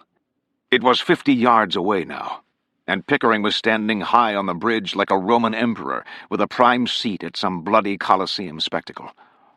"Think," Tolland told himself. "Why is the sub sinking?" The mechanics of sub-buoyancy were painfully simple. Ballast tanks, pumped full of either air or water, adjusted the sub's buoyancy to move it up or down in the water. Obviously, the ballast tanks were filling up, but they shouldn't be. Every sub's ballast tanks were equipped with holes both topside and underneath. The lower openings, called flooding holes, always remained open, while the holes on top, vent valves, could be opened and closed to let air escape so water would flood in. Maybe the Triton's vent valves were open for some reason. Tolland couldn't imagine why. He floundered across the submerged engine platform, his hands groping one of Triton's ballast trim tanks. The vent valves were closed, but as he felt the valves, his fingers found something else. Bullet holes. Shit. The Triton had been riddled with bullets when Rachel jumped in. Tolland immediately dove down and swam beneath the sub, running his hand carefully across the Triton's more important ballast tank, the negative tank. The Brits called this tank the Down Express. The Germans called it putting on lead shoes. Either way, the meaning was clear. The negative tank, when filled, took the sub down. As Tolland's hand felt the sides of the tank, he encountered dozens of bullet holes. He could feel the water rushing in. The Triton was preparing to dive, whether Tolland liked it or not. The sub was now 3 feet beneath the surface. Moving to the bow, Tolland pressed his face against the glass and peered through the dome. Rachel was banging on the glass and shouting. The fear in her voice made him feel powerless. For an instant he was back in a cold hospital, watching the woman he loved die, and knowing there was nothing he could do. Hovering underwater in front of the sinking sub, Tolland told himself he could not endure this again. "You're a survivor," Celia had told him. But Tolland didn't want to survive alone. Not again. Tolland's lungs ached for air, and yet he stayed right there with her. Every time Rachel pounded on the glass, Tolland heard air bubbles gurgling up, and the sub sank deeper. Rachel was yelling something about water coming in around the window. The viewing window was leaking. A bullet hole in the window? It seemed doubtful. His lungs ready to burst, Tolland prepared to surface. As he palmed upward across the huge acrylic window, his fingers hit a piece of loose rubber caulking. A peripheral seal had apparently been jarred in the fall. This was the reason the cockpit was leaking. More bad news. Clambering to the surface, Tolland sucked in 3 deep breaths, trying to clear his thoughts. Water flowing into the cockpit would only accelerate the Triton's descent. The sub was already 5 feet underwater, and Tolland could barely touch it with his feet. He could feel Rachel pounding desperately on the hull. Tolland could think of only one thing to do. If he dove down to the Triton's engine box and located the high-pressure air cylinder, he could use it to blow the negative ballast tank. Although blowing the damaged tank would be an exercise in futility, it might keep the Triton near the surface for another minute or so before the perforated tanks flooded again. Then what? With no other immediate option, Tolland prepared to dive. Pulling in an exceptionally deep breath, he expanded his lungs well beyond their natural state, almost to the point of pain. More lung capacity, more oxygen, longer dive. But as he felt his lungs expand, pressuring his ribcage, a strange thought hit him. What if he increased the pressure inside the sub? The viewing dome had a damaged seal. Maybe if Tolland could increase the pressure inside the cockpit, he could blow the entire viewing dome off the sub and get Rachel out. He exhaled his breath, treading water on the surface a moment, trying to picture the feasibility. It was perfectly logical, wasn't it? After all, a submarine was built to be strong in only one direction. It had to withstand enormous pressure from the outside, but almost none from within. Moreover, the Triton used uniform regulator valves to decrease the number of spare parts the Goya had to carry. Tolland could simply unsnap the high-pressure cylinder's charging hose and reroute it into an emergency ventilation supply regulator on the port side of the sub. Pressurizing the cabin would cause Rachel substantial physical pain, but it might just give her a way out. Tolland inhaled and dove. The sub was a good 8 feet down now, and the currents and darkness made orienting himself difficult. Once he found the pressurized tank, Tolland quickly rerouted the hose and prepared to pump air into the cockpit. As he gripped the stopcock, the reflective yellow paint on the side of the tank reminded him just how dangerous this maneuver was. Caution, compressed air, 3,000 psi. 3,000 pounds per square inch, Tolland thought. The hope was that the Triton's viewing dome would pop off the sub before the pressure in the cabin crushed Rachel's lungs. Tolland was essentially sticking a high-powered fire hose into a water balloon and praying the balloon would break in a hurry. He grabbed the stopcock and made up his mind. Suspended there on the back of the sinking Triton, Tolland turned the stopcock, opening the valve. The hose went rigid immediately, and Tolland could hear the air flooding the cockpit with enormous force. Inside the Triton, Rachel felt a sudden searing pain slice into her head. She opened her mouth to scream, but the air forced itself into her lungs with such painful pressure that she thought her chest would explode. Her eyes felt like they were being rammed backward into her skull. A deafening rumble tore through her eardrums, pushing her toward unconsciousness. Instinctively, she clenched her eyes tight and pressed her hands over her ears. The pain was increasing now. Rachel heard a pounding directly in front of her. She forced her eyes open just long enough to see the watery silhouette of Michael Tolland in the darkness. His face was against the glass. He was motioning for her to do something. But what? She could barely see him in the darkness. Her vision was blurred, her eyeballs distorted from the pressure. Even so, she could tell the sub had sunk beyond the last flickering fingers of the Goya's underwater lights. Around her was only an endless, inky abyss. Tolland spread himself against the window of the Triton and kept banging. His chest burned for air, and he knew he would have to return to the surface in a matter of seconds. "Push on the glass," he willed her. He could hear pressurized air escaping around the glass, bubbling up. Somewhere the seal was loose. Tolland's hands groped for an edge, something to get his fingers under. Nothing. As his oxygen ran out, tunnel vision closed in, and he banged on the glass one last time. He couldn't even see her anymore. It was too dark. With the last of the air in his lungs, he yelled out underwater, "Rachel, push on the glass!" His words came out as a bubbling, muted garble. Chapter 129.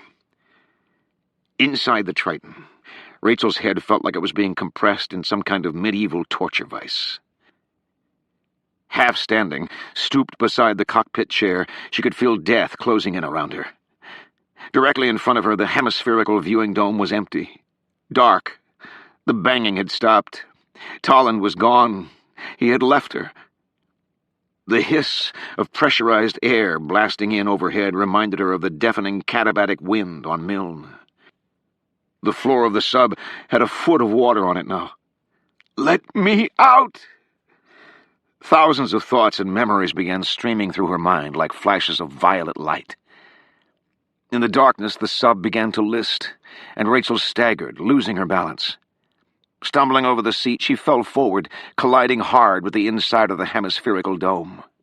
A sharp pain erupted in her shoulder. She landed in a heap against the window, and as she did, she felt an unexpected sensation. A sudden decrease in the pressure inside the sub. The tightened drum of Rachel's ears loosened perceptibly, and she actually heard a gurgle of air escape the sub. It took her an instant to realize what had just happened. When she'd fallen against the dome, her weight had somehow forced the bulbous sheet outward enough for some of the internal pressure to be released around the seal. Obviously, the dome glass was loose. Rachel suddenly realized what Tolland had been trying to do by increasing the pressure inside. He's trying to blow out the window. Overhead, the Triton's pressure cylinder continued to pump. Even as she lay there, she felt the pressure increasing again. This time she almost welcomed it, although she felt the suffocating grip pushing her dangerously close to unconsciousness. Scrambling to her feet, Rachel pressed outward with all her force on the inside of the glass. This time, there was no gurgle. The glass barely moved. She threw her weight against the window again. Nothing. Her shoulder wound ached, and she looked down at it. The blood was dry. She prepared to try again, but she didn't have time. Without warning, the crippled sub began to tip backward. As its heavy engine box overcame the flooded trim tanks, the Triton rolled onto its back, sinking rear first now. Rachel fell onto her back against the cockpit's rear wall. Half submerged in sloshing water, she stared straight up at the leaking dome, hovering over her like a giant skylight. Outside was only night, and thousands of tons of ocean pressing down. Rachel willed herself to get up, but her body felt dead and heavy. Again, her mind reeled backward in time to the icy grip of a frozen river. "Fight, Rachel!" her mother was shouting, reaching down to pull her out of the water. "Grab on!" Rachel closed her eyes. "I'm sinking." Her skates felt like lead weights, dragging her down. She could see her mother lying spread-eagle on the ice to disperse her own weight, reaching out. "Kick, Rachel! Kick with your feet!" Rachel kicked as best as she could. Her body rose slightly in the icy hole, a spark of hope. Her mother grabbed on. "Yes!" her mother shouted. "Help me lift you! Kick with your feet!" With her mother pulling from above, Rachel used the last of her energy to kick with her skates. It was just enough, and her mother dragged Rachel up to safety. She dragged the soaking Rachel all the way to the snowy bank before collapsing in tears. Now, inside the growing humidity and heat of the sub, Rachel opened her eyes to the blackness around her. She heard her mother whispering from the grave, her voice clear even here in the sinking Triton. "Kick with your feet." Rachel looked up at the dome overhead. Mustering the last of her courage, Rachel clambered up onto the cockpit chair, which was oriented almost horizontally now, like a dental chair. Lying on her back, Rachel bent her knees, pulled her legs back as far as she could, aimed her feet upward, and exploded forward. With a wild scream of desperation and force, she drove her feet into the center of the acrylic dome. Spikes of pain shot into her shins, sending her brain reeling. Her ears thundered suddenly, and she felt the pressure equalize with a violent rush. The seal on the left side of the dome gave way, and the huge lens partially dislodged, swinging open like a barn door. A torrent of water crashed into the sub and drove Rachel back into her chair. The ocean thundered in around her, swirling up under her back, lifting her now off the chair, tossing her upside down like a sock in a washing machine. Rachel groped blindly for something to hold on to, but she was spinning wildly. As the cockpit filled, she could feel the sub begin a rapid free-fall for the bottom. Her body rammed upward in the cockpit, and she felt herself pinned. A rush of bubbles erupted around her, twisting her, dragging her to the left and upward. A flap of hard acrylic smashed into her hip. All at once, she was free. Twisting and tumbling into the endless warmth and watery blackness, Rachel felt her lungs already aching for air. "Get to the surface!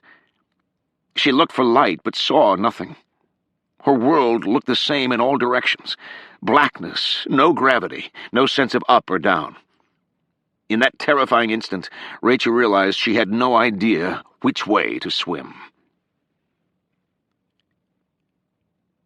Thousands of feet beneath her, the sinking Kiowa chopper crumbled beneath the relentlessly increasing pressure. The 15 high-explosive anti-tank AGM-114 Hellfire missiles still aboard strained against the compression, their copper liner cones and spring detonation heads inching perilously inward. 100 feet above the ocean floor, the powerful shaft of the megaplume grabbed the remains of the chopper and sucked it downward, hurling it against the red-hot crust of the magma dome. Like a box of matches igniting in series, the Hellfire missiles exploded, tearing a gaping hole through the top of the magma dome. Having surfaced for air, and then dove again in desperation, Michael Tolland was suspended 15 feet underwater, scanning the blackness when the Hellfire missiles exploded. The white flash billowed upward, illuminating an astonishing image, a freeze frame he would remember forever. Rachel Sexton hung 10 feet below him, like a tangled marionette in the water. Beneath her, the Triton sub fell away fast, its dome hanging loose. The sharks in the area scattered for the open sea, clearly sensing the danger this area was about to unleash. Tolland's exhilaration at seeing Rachel out of the sub was instantly vanquished by the realization of what was about to follow. Memorizing her position as the light disappeared, Tolland dove hard, clawing his way toward her. Thousands of feet down, the shattered crust of the magma dome exploded apart, and the underwater volcano erupted, spewing 1,200 degrees Celsius magma up into the sea. The scorching lava vaporized all the water it touched, sending a massive pillar of steam rocketing toward the surface up the central axis of the megaplume. Driven by the same kinematic properties of fluid dynamics that powered tornadoes, the steam's vertical transfer of energy was counterbalanced by an anticyclonic vorticity spiral that circled the shaft, carrying energy in the opposite direction. Spiraling around this column of rising gas, the ocean currents started intensifying, twisting downward. The fleeing steam created an enormous vacuum that sucked millions of gallons of seawater downward into contact with the magma. As the new water hit bottom, it too turned into steam and needed a way to escape, joining the growing column of exhaust steam and shooting upward, pulling more water in beneath it. As more water rushed in to take its place, the vortex intensified. The hydrothermal plume elongated, and the towering whirlpool grew stronger with every passing second, its upper rim moving steadily toward the surface. An oceanic black hole had just been born. Rachel felt like a child in a womb. Hot, wet darkness all engulfing her. Her thoughts were muddled in the inky warmth. Breathe! She fought the reflex. The flash of light she had seen could only have come from the surface, and yet it seemed so far away. An illusion! Get to the surface! Weakly, Rachel began swimming in the direction where she had seen the light. She saw more light now, an eerie red glow in the distance. Daylight? She swam harder. A hand caught her by the ankle. Rachel half screamed underwater, almost exhaling the last of her air. The hand pulled her backward, twisting her, pointing her back in the opposite direction. Rachel felt a familiar hand grasp hers. Michael Tolland was there, pulling her along with him the other way. Rachel's mind said he was taking her down. Her heart said he knew what he was doing. "Kick with your feet," her mother's voice whispered. Rachel kicked as hard as she could. Chapter 130. Even as Tolland and Rachel broke the surface, he knew it was over. The magma dome erupted. As soon as the top of the vortex reached the surface, the giant underwater tornado would begin pulling everything down. Strangely, the world above the surface was not the quiet dawn he had left only moments ago. The noise was deafening. Wind slashed at him as if some kind of storm had hit while he was underwater. Tolland felt delirious from lack of oxygen.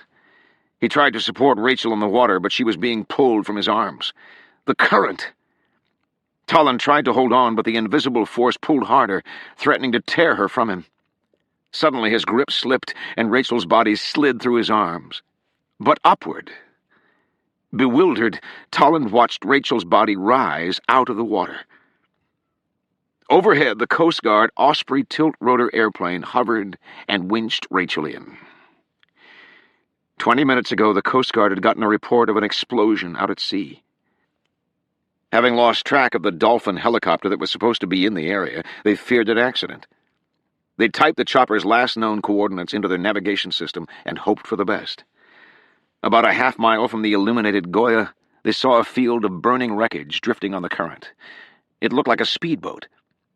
Nearby, a man was in the water, waving his arms wildly. They winched him in. He was stark naked, all except for one leg, which was covered with duct tape. Exhausted, Tolland looked up at the underbelly of the thundering tilt-rotor airplane. Deafening gusts pounded down off its horizontal propellers. As Rachel rose on a cable, numerous sets of hands pulled her into the fuselage. As Tolland watched her dragged to safety, his eyes spotted a familiar man crouched half-naked in the doorway. "Corky?" Tolland's heart soared. "You're alive!" Immediately the harness fell from the sky again. It landed 10 feet away. Tolland wanted to swim for it, but he could already feel the sucking sensation of the plume. The relentless grip of the sea wrapped around him, refusing to let go. The current pulled him under. He fought toward the surface, but the exhaustion was overwhelming. "You're a survivor," someone was saying. He kicked his legs, clawing toward the surface. When he broke through into the pounding wind, the harness was still out of reach. The current strained to drag him under. Looking up into the torrent of swirling wind and noise, Tolland saw Rachel. She was staring down, her eyes willing him up toward her. It took Tolland 4 powerful strokes to reach the harness. With his last ounce of strength, he slid his arm and head up into the loop and collapsed. All at once, the ocean was falling away beneath him. Tolland looked down just as the gaping vortex opened. The megaplume had finally reached the surface. William Pickering stood on the bridge of the Goya and watched in dumbstruck awe as the spectacle unfolded all around him. Off the starboard of the Goya's stern, a huge basin-like depression was forming on the surface of the sea. The whirlpool was hundreds of yards across and expanding fast. The ocean spiraled into it, racing with an eerie smoothness over the lip. All around him now, a guttural moan reverberated out of the depths. Pickering's mind was blank as he watched the hole expanding toward him, like the gaping mouth of some epic god hungry for sacrifice. "I'm dreaming," Pickering thought. Suddenly, with an explosive hiss that shattered the windows of the Goya's bridge, a towering plume of steam erupted skyward out of the vortex. A colossal geyser climbed overhead, thundering, its apex disappearing into the darkened sky. Instantly, the funnel walls steepened, the perimeter expanding faster now, chewing across the ocean toward him. The stern of the Goya swung hard toward the expanding cavity. Pickering lost his balance and fell to his knees. Like a child before God, he gazed downward into the growing abyss. His final thoughts were for his daughter, Diana. He prayed she had not known fear like this when she died. The concussion wave from the escaping steam hurled the Osprey sideways. Tolland and Rachel held each other as the pilots recovered, banking low over the doomed Goya. Looking out, they could see William Pickering, the Quaker, kneeling in his black coat and tie at the upper railing of the doomed ship. As the stern fishtailed out over the brink of the massive twister, the anchor cable finally snapped. With its bow proudly in the air, the Goya slipped backward over the watery ledge, sucked down the steep spiraling wall of water. Her lights were still glowing as she disappeared beneath the sea.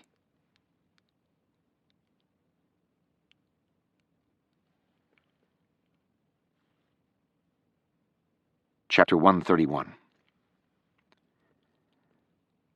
The Washington morning was clear and crisp. A breeze sent eddies of leaves skittering around the base of the Washington Monument. The world's largest obelisk usually awoke to its own peaceful image in the reflecting pool, but today the morning brought with it a chaos of jostling reporters, all crowding around the monument's base in anticipation. Senator Sedgwick Sexton felt larger than Washington itself as he stepped from his limousine and strode like a lion toward the press area awaiting him at the base of the monument. He had invited the nation's 10 largest media networks here and promised them the scandal of the decade. Nothing brings out the vultures like the smell of death, Sexton thought.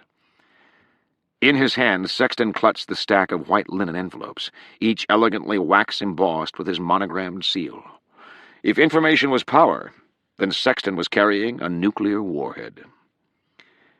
He felt intoxicated as he approached the podium, pleased to see his improvised stage included 2 fame frames, large freestanding partitions that flanked his podium like navy blue curtains, an old Ronald Reagan trick to ensure he stood out against any backdrop. Sexton entered stage right, striding out from behind the partition like an actor out of the wings. The reporters quickly took their seats in the several rows of folding chairs facing his podium. To the east, the sun was just breaking over the Capitol dome, shooting rays of pink and gold down on Sexton like rays from heaven. A perfect day to become the most powerful man in the world. "Good morning, ladies and gentlemen," Sexton said, laying the envelopes on the lectern before him.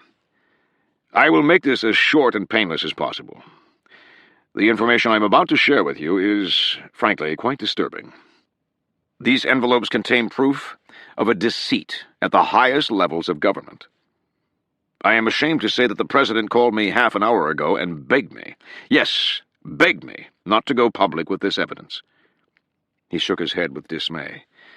"And yet I am a man who believes in the truth, no matter how painful." Sexton paused, holding up the envelopes, tempting the seated crowd. The reporter's eyes followed the envelopes back and forth, a pack of dogs salivating over some unknown delicacy. The President had called Sexton a half hour ago and explained everything. Herney had talked to Rachel, who was safely aboard a plane somewhere. Incredibly, it seemed the White House and NASA were innocent bystanders in this fiasco, a plot masterminded by William Pickering. Not that it matters, Sexton thought. Zach Herney is still going down hard.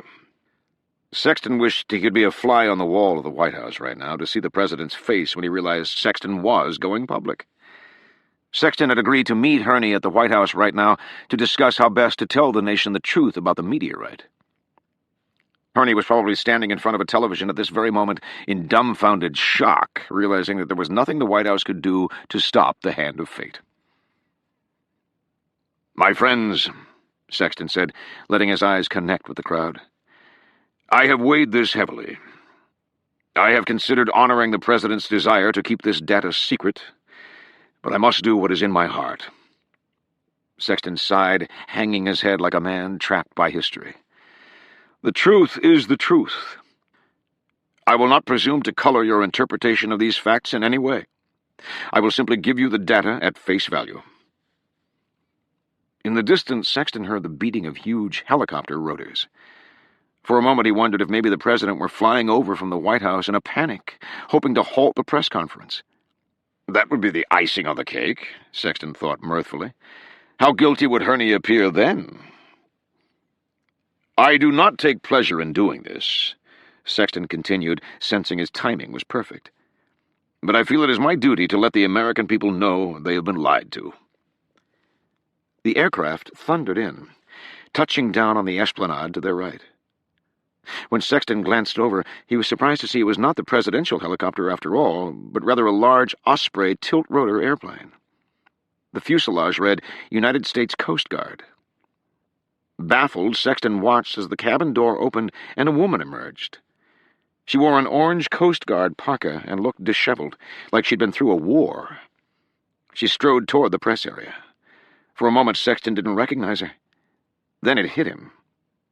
Rachel! He gaped in shock. What the hell is she doing here? A murmur of confusion went through the crowd. Pasting a broad smile on his face, Sexton turned back to the press and raised an apologetic finger. "If you could just give me 1 minute, I'm terribly sorry." He heaved the weary, good-natured sigh. "Family first." A few of the reporters laughed. With his daughter bearing down fast from his right, Sexton had no doubt this father-daughter reunion would best be held in private. Unfortunately, privacy was scarce at the moment. Sexton's eyes darted to the large partition on his right. Still smiling, calmly, Sexton waved to his daughter and stepped away from the microphone. Moving toward her at an angle, he maneuvered such that Rachel had to pass behind the partition to get to him. Sexton met her halfway, hidden from the eyes and ears of the press. "Honey," he said, smiling and opening his arms as Rachel came toward him. "What a surprise!" Rachel walked up and slapped his face. Alone with her father now, ensconced behind the partition, Rachel glared with loathing. She had slapped him hard, but he barely flinched. With chilling control, his phony smile melted away, mutating into an admonishing glower. His voice turned to a demonic whisper. "You should not be here." Rachel saw wrath in his eyes, and for the first time in her life felt unafraid. "I turned to you for help, and you sold me out. I was almost killed." "You're obviously fine." His tone was almost disappointed.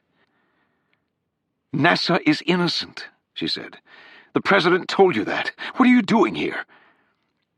Rachel's short flight to Washington aboard the Coast Guard Osprey had been punctuated by a flurry of phone calls between herself, the White House, her father, and even a distraught Gabrielle Ash. "You promised Zach Hurney you were going to the White House." "I am," he smirked, "on Election Day." Rachel felt sickened to think this man was her father. "What you're about to do is madness." "Oh?" Sexton chuckled. He turned and motioned behind him to the podium, which was visible at the end of the partition.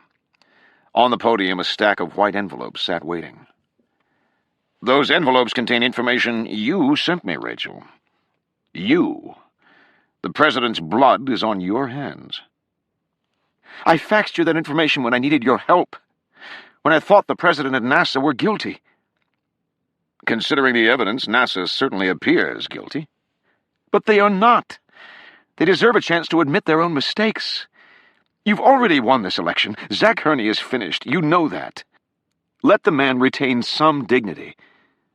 Sexton groaned. "So naive. It's not about winning the election, Rachel. It's about power. It's about decisive victory, acts of greatness, crushing opposition, and controlling the forces in Washington so you can get something done." "At what cost?" "Don't be so self-righteous. I am simply presenting the evidence. The people can draw their own conclusions as to who is guilty." "You know how this will look." He shrugged. "Maybe NASA's time has come." Senator Sexton sensed the press was getting restless beyond the partition, and he had no intention of standing here all morning and being lectured by his daughter. His moment of glory was waiting. "We're through here," he said. "I have a press conference to give." "I'm asking you as your daughter," Rachel pleaded. "Don't do this. Think about what you're about to do. There's a better way." "Not for me." A howl of feedback echoed out of the PA system behind him, and Sexton wheeled to see a late-arriving female reporter huddled over his podium, attempting to attach a network microphone to one of the gooseneck clips. "Why can't these idiots arrive on time?" Sexton fumed. In her haste, the reporter knocked Sexton's stack of envelopes to the ground. "God damn it!" Sexton marched over, cursing his daughter for distracting him. When he arrived, the woman was on her hands and knees, collecting the envelopes off the ground. Sexton couldn't see her face, but she was obviously network, wearing a full-length cashmere coat, matching scarf, and low-slung mohair beret with an ABC press pass clipped to it. "Stupid bitch," Sexton thought. "I'll take those," he snapped, holding out his hand for the envelopes. The woman scraped up the last of the envelopes and handed them up to Sexton without looking up. "Sorry," she muttered, obviously embarrassed. Hunkering low in shame, she scurried off into the crowd. Sexton quickly counted the envelopes. 10. Good. Nobody was going to steal his thunder today. Regrouping, he adjusted the microphones and gave a joking smile to the crowd. I guess I'd better hand these out before someone gets hurt. The crowd laughed, looking eager. Sexton sensed his daughter nearby, standing just off stage behind the partition. Don't do this, Rachel said to him. You'll regret it. Sexton ignored her. I'm asking you to trust me, Rachel said, her voice growing louder. It's a mistake. Sexton picked up his envelopes, straightening the edges. Dad, Rachel said, intense and pleading now. This is your last chance to do what's right. Do what's right? Sexton covered the microphone and turned as if clearing his throat. He glanced discreetly over at his daughter. You're just like your mother, idealistic and small. Women simply do not understand the true nature of power. Sedgwick Sexton had already forgotten his daughter by the time he turned back toward the jostling media. Head held high, he walked around the podium and handed the stack of envelopes into the hands of the waiting press. He watched the envelopes disseminate rapidly through the crowd. He could hear the seals being broken, the envelopes being torn apart like Christmas presents. A sudden hush came over the crowd. In the silence, Sexton could hear the defining moment of his career. The meteorite is a fraud, and I am the man who revealed it. Sexton knew it would take the press a moment to understand the true implications of what they were looking at. GPR images of an insertion shaft in the ice, a living ocean species almost identical to the NASA fossils, evidence of chondrules that formed on Earth. It all led to one shocking conclusion. Sir? One reporter stammered, sounding stunned as he looked in his envelope. Is this for real? Sexton gave a somber sigh. Yes, I'm afraid it's very real indeed. Murmurs of confusion now spread through the crowd. I'll give everyone a moment to look through these pages, Sexton said, and then I'll take questions and attempt to shed some light on what you're looking at. Senator, another reporter asked, sounding utterly bewildered, are these images authentic? Unretouched? 100%, Sexton said, speaking more firmly now. I would not present the evidence to you otherwise. The confusion in the crowd seemed to deepen, and Sexton thought he even heard some laughter. Not at all the reaction he had expected. He was starting to fear he had overestimated the media's ability to connect the obvious dots. Senator, someone said, sounding oddly amused. For the record, you stand behind the authenticity of these images? Sexton was getting frustrated. My friends, I will say this one last time. The evidence in your hands is 100% accurate, and if anyone can prove otherwise, I'll eat my hat. Sexton waited for the laugh, but it never came. Dead silence. Blank stares. The reporter who had just spoken walked towards Sexton, shuffling through his photocopies as he came forward. You're right, Senator. This is scandalous data. The reporter paused, scratching his head. So I guess we're puzzled as to why you've decided to share this with us like this, especially after denying it so vehemently earlier. Sexton had no idea what the man was talking about. The reporter handed him the photocopies. Sexton looked at the pages, and for a moment his mind went totally blank. No words came. He was staring at unfamiliar photographs, black and white images. Two people, naked, arms and legs intertwined. For an instant, Sexton had no idea what he was looking at. Then it registered. A cannonball to the gut. In horror, Sexton's head snapped up to the crowd. They were laughing now. Half of them were already phoning in the story to their news desks. Sexton felt a tap on his shoulder. In a daze, he wheeled. Rachel was standing there. We tried to stop you, she said. We gave you every chance. A woman stood beside her. Sexton was trembling as his eyes moved to the woman at Rachel's side. She was the reporter in the cashmere coat and mohair beret, the woman who had knocked over his envelopes. Sexton saw her face, and his blood turned to ice. Gabrielle's dark eyes seemed to bore right through him as she reached down and opened her coat to reveal a stack of white envelopes tucked neatly beneath her arm.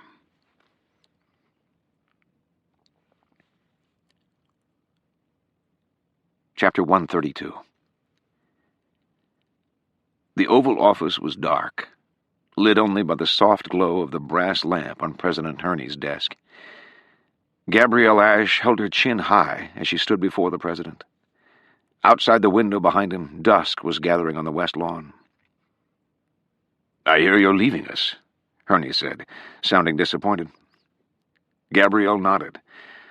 Although the president had graciously offered her indefinite sanctuary inside the White House away from the press, Gabrielle preferred not to ride out this particular storm by hiding out in the eye. She wanted to be as far away as possible, at least for a while.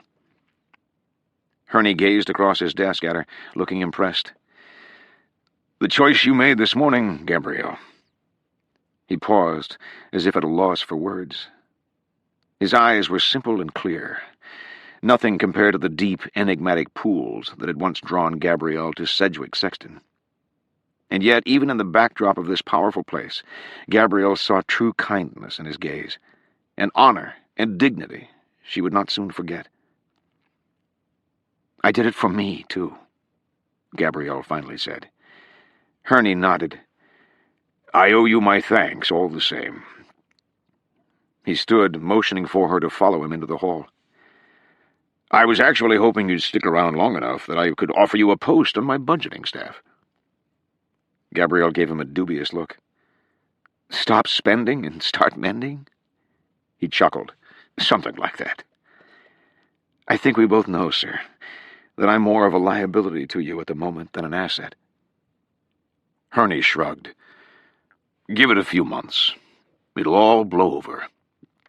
Plenty of great men and women have endured similar situations and gone on to greatness." He winked.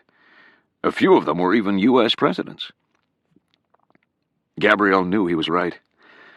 Unemployed for only hours, Gabrielle had already turned down 2 other job offers today. One from Yolanda Cole at ABC, and the other from St. Martin's Press, who had offered her an obscene advance if she would publish a tell-all biography. No thanks.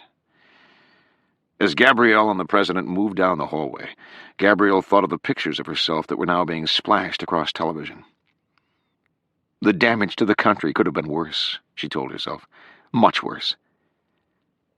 Gabrielle, after going to ABC to retrieve the photos and borrow Yolanda Cole's press pass, had snuck back to Sexton's office to assemble the duplicate envelopes.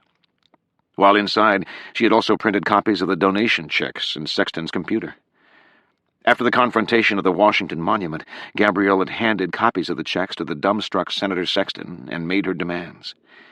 Give the president a chance to announce his meteorite mistake, or the rest of this data goes public, too.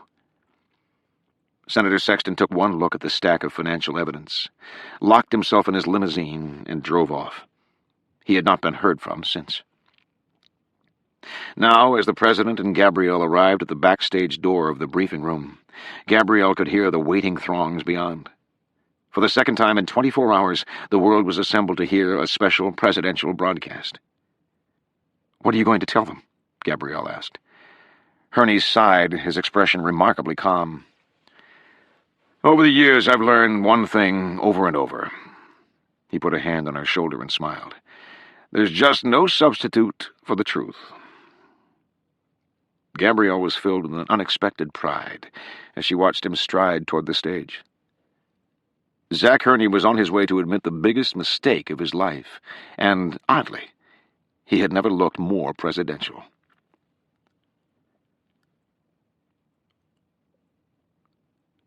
Chapter 133.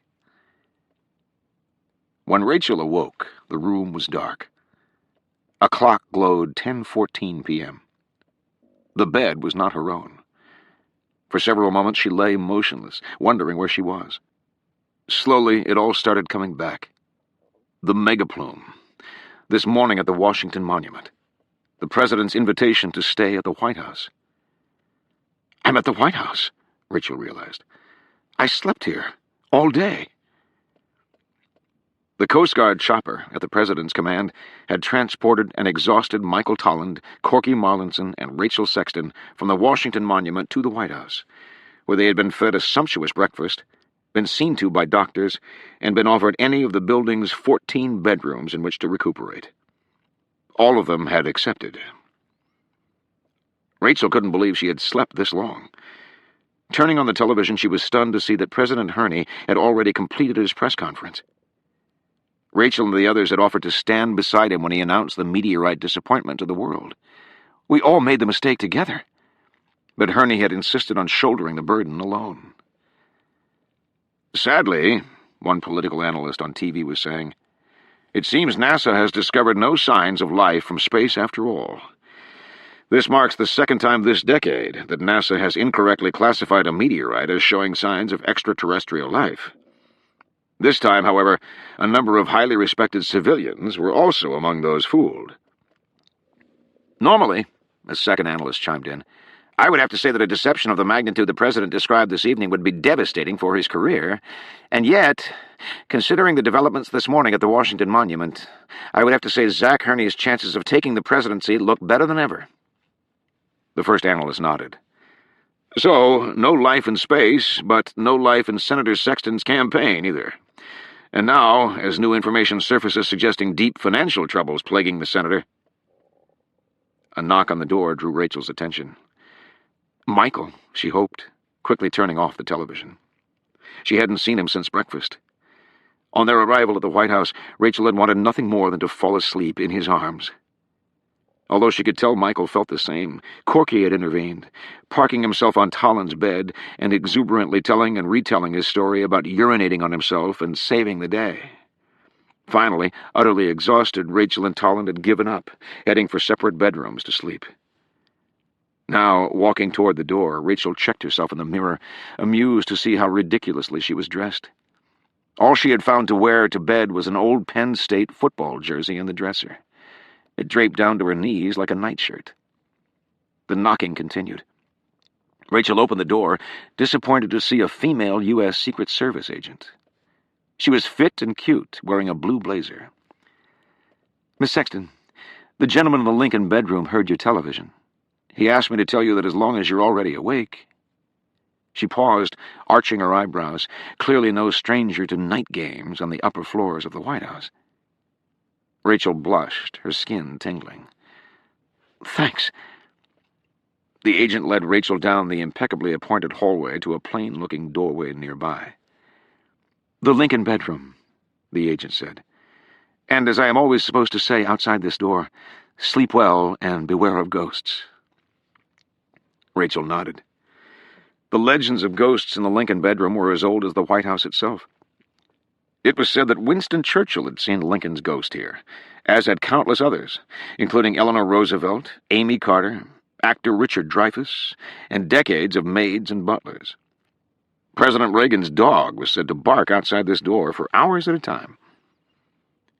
The thoughts of historical spirits suddenly made Rachel realize what a sacred place this room was. She felt suddenly embarrassed, standing there in her long football jersey, bare-legged, like some college co-ed sneaking into a boy's room. Is this kosher? She whispered to the agent. I mean, this is the Lincoln bedroom. The agent winked. Our policy on this floor is, don't ask, don't tell. Rachel smiled. Thanks. She reached for the doorknob, already feeling the anticipation of what lay beyond. Rachel! The nasal voice carried down the hallway like a buzzsaw. Rachel and the agent turned. Corky Marlinson was hobbling toward them on crutches, his leg now professionally bandaged. I couldn't sleep either. Rachel slumped, sensing her romantic tryst about to disintegrate. Corky's eyes inspected the cute Secret Service agent. He flashed her a broad smile. I love women in uniform. The agent pulled aside her blazer to reveal a lethal-looking sidearm. Corky backed off. Point taken. He turned to Rachel. Is Mike awake, too? You going in? Corky looked eager to join the party. Rachel groaned. Actually, Corky, Dr. Marlinson? The Secret Service agent intervened, pulling a note from her blazer. According to this note, which was given to me by Mr. Tolland, I have explicit orders to escort you down to the kitchen, have our chef make you anything you want, and ask you to explain to me in vivid detail how you saved yourself from certain death by... The agent hesitated, grimacing as she read the note again. By urinating on yourself? Apparently the agent had said the magic words. Corky dropped his crutches on the spot and put an arm around the woman's shoulders for support and said, "To the kitchen, love." As the indisposed agent helped Corky hobble off down the hall, Rachel had no doubts Corky Marlinson was in heaven.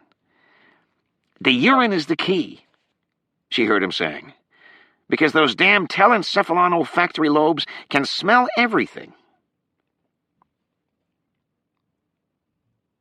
The Lincoln bedroom was dark when Rachel entered. She was surprised to see the bed empty and untouched. Michael Tolland was nowhere to be seen. An antique oil lamp burned near the bed, and in the soft radiance she could barely make out the Brussels carpet, the famous carved rosewood bed, the portrait of Lincoln's wife, Mary Todd, even the desk where Lincoln signed the Emancipation Proclamation. As Rachel closed the door behind her, she felt a clammy draft on her bare legs. Where is he? Across the room, a window was open, the white organza curtains billowing. She walked over to close the window, and an eerie whisper murmured from the closet. "Mary." Rachel wheeled. "Mary," the voice whispered again. "Is that you? Mary Todd Lincoln?" Rachel quickly closed the window and turned back toward the closet. Her heart was racing, although she knew it was foolish. "Mike, I know that's you." "No," the voice continued. "I am not Mike. I am Abe." Rachel put her hands on her hips. "Oh, really? Honest Abe?" A muffled laugh. "Moderately honest Abe? Yes." Rachel was laughing now, too. "Be afraid," the voice from the closet moaned. "Be very afraid." "I'm not afraid." "Please be afraid," the voice moaned. "In the human species, the emotions of fear and sexual arousal are closely linked." Rachel burst out laughing. "Is this your idea of a turn-on?" "Forgive me," the voice moaned. "It's been years since I've been with a woman." "Evidently," Rachel said, yanking the door open. Michael Tolland stood before her with his roguish, lopsided grin. He looked irresistible, wearing a pair of navy blue satin pajamas. Rachel did a double-take when she saw the presidential seal emblazoned on his chest. "Presidential pajamas?" He shrugged. "They were in the drawer." "And all I had was this football jersey?" "You should have chosen the Lincoln bedroom." "You should have offered." "I heard the mattress was bad. Antique horsehair." Tolland winked, motioning to a gift-wrapped package on a marble-top table. "This'll make it up to you." Rachel was touched. "For me?" "I had one of the presidential aides go out and find this for you. Just arrived. Don't shake it." She carefully opened the package, extracting the heavy contents. Inside was a large crystal bowl in which were swimming two ugly orange goldfish. Rachel stared in confused disappointment. "You're joking, right?" "Helostoma teminkai," Tolland said proudly. "You brought me fish?" "Rare Chinese kissing fish. Very romantic." "Fish are not romantic, Mike." "Tell that to these guys. They'll kiss for hours." "Is this supposed to be another turn-on?" "I'm rusty on the romance. Can you grade me on effort?" "For future reference, Mike, fish are definitely not a turn-on. Try flowers." Tolland pulled a bouquet of white lilies from behind his back. "I tried for red roses," he said. But I almost got shot sneaking into the rose garden. As Tolland pulled Rachel's body against his and inhaled the soft fragrance of her hair, he felt years of quiet isolation dissolving inside him.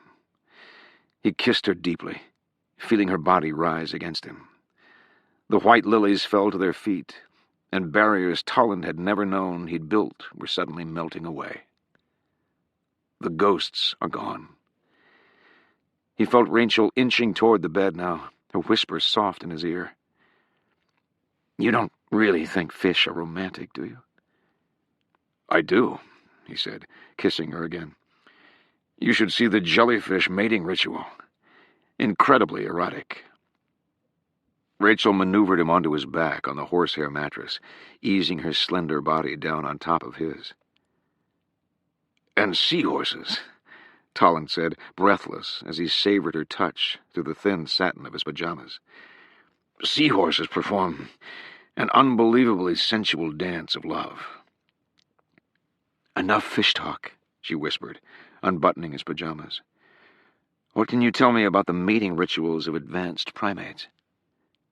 Tolland sighed. "I'm afraid I don't really do primates." Rachel shed her football jersey. "Well, nature boy, I suggest you learn fast."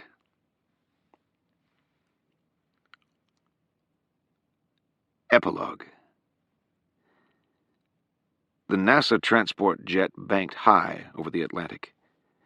On board, Administrator Lawrence Ekstrom took a last look at the huge, charred rock in the cargo hold.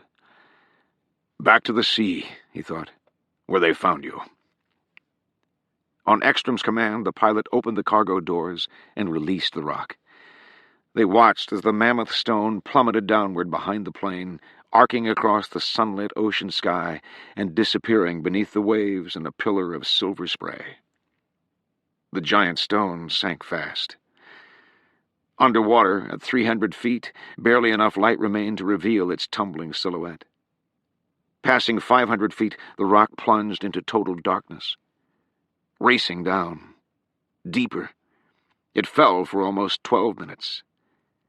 Then, like a meteorite striking the dark side of the moon, the rock crashed into a vast plain of mud on the ocean floor, kicking up a cloud of silt. As the dust settled, one of the ocean's thousands of unknown species swam over to inspect the odd newcomer. Unimpressed, the creature moved on.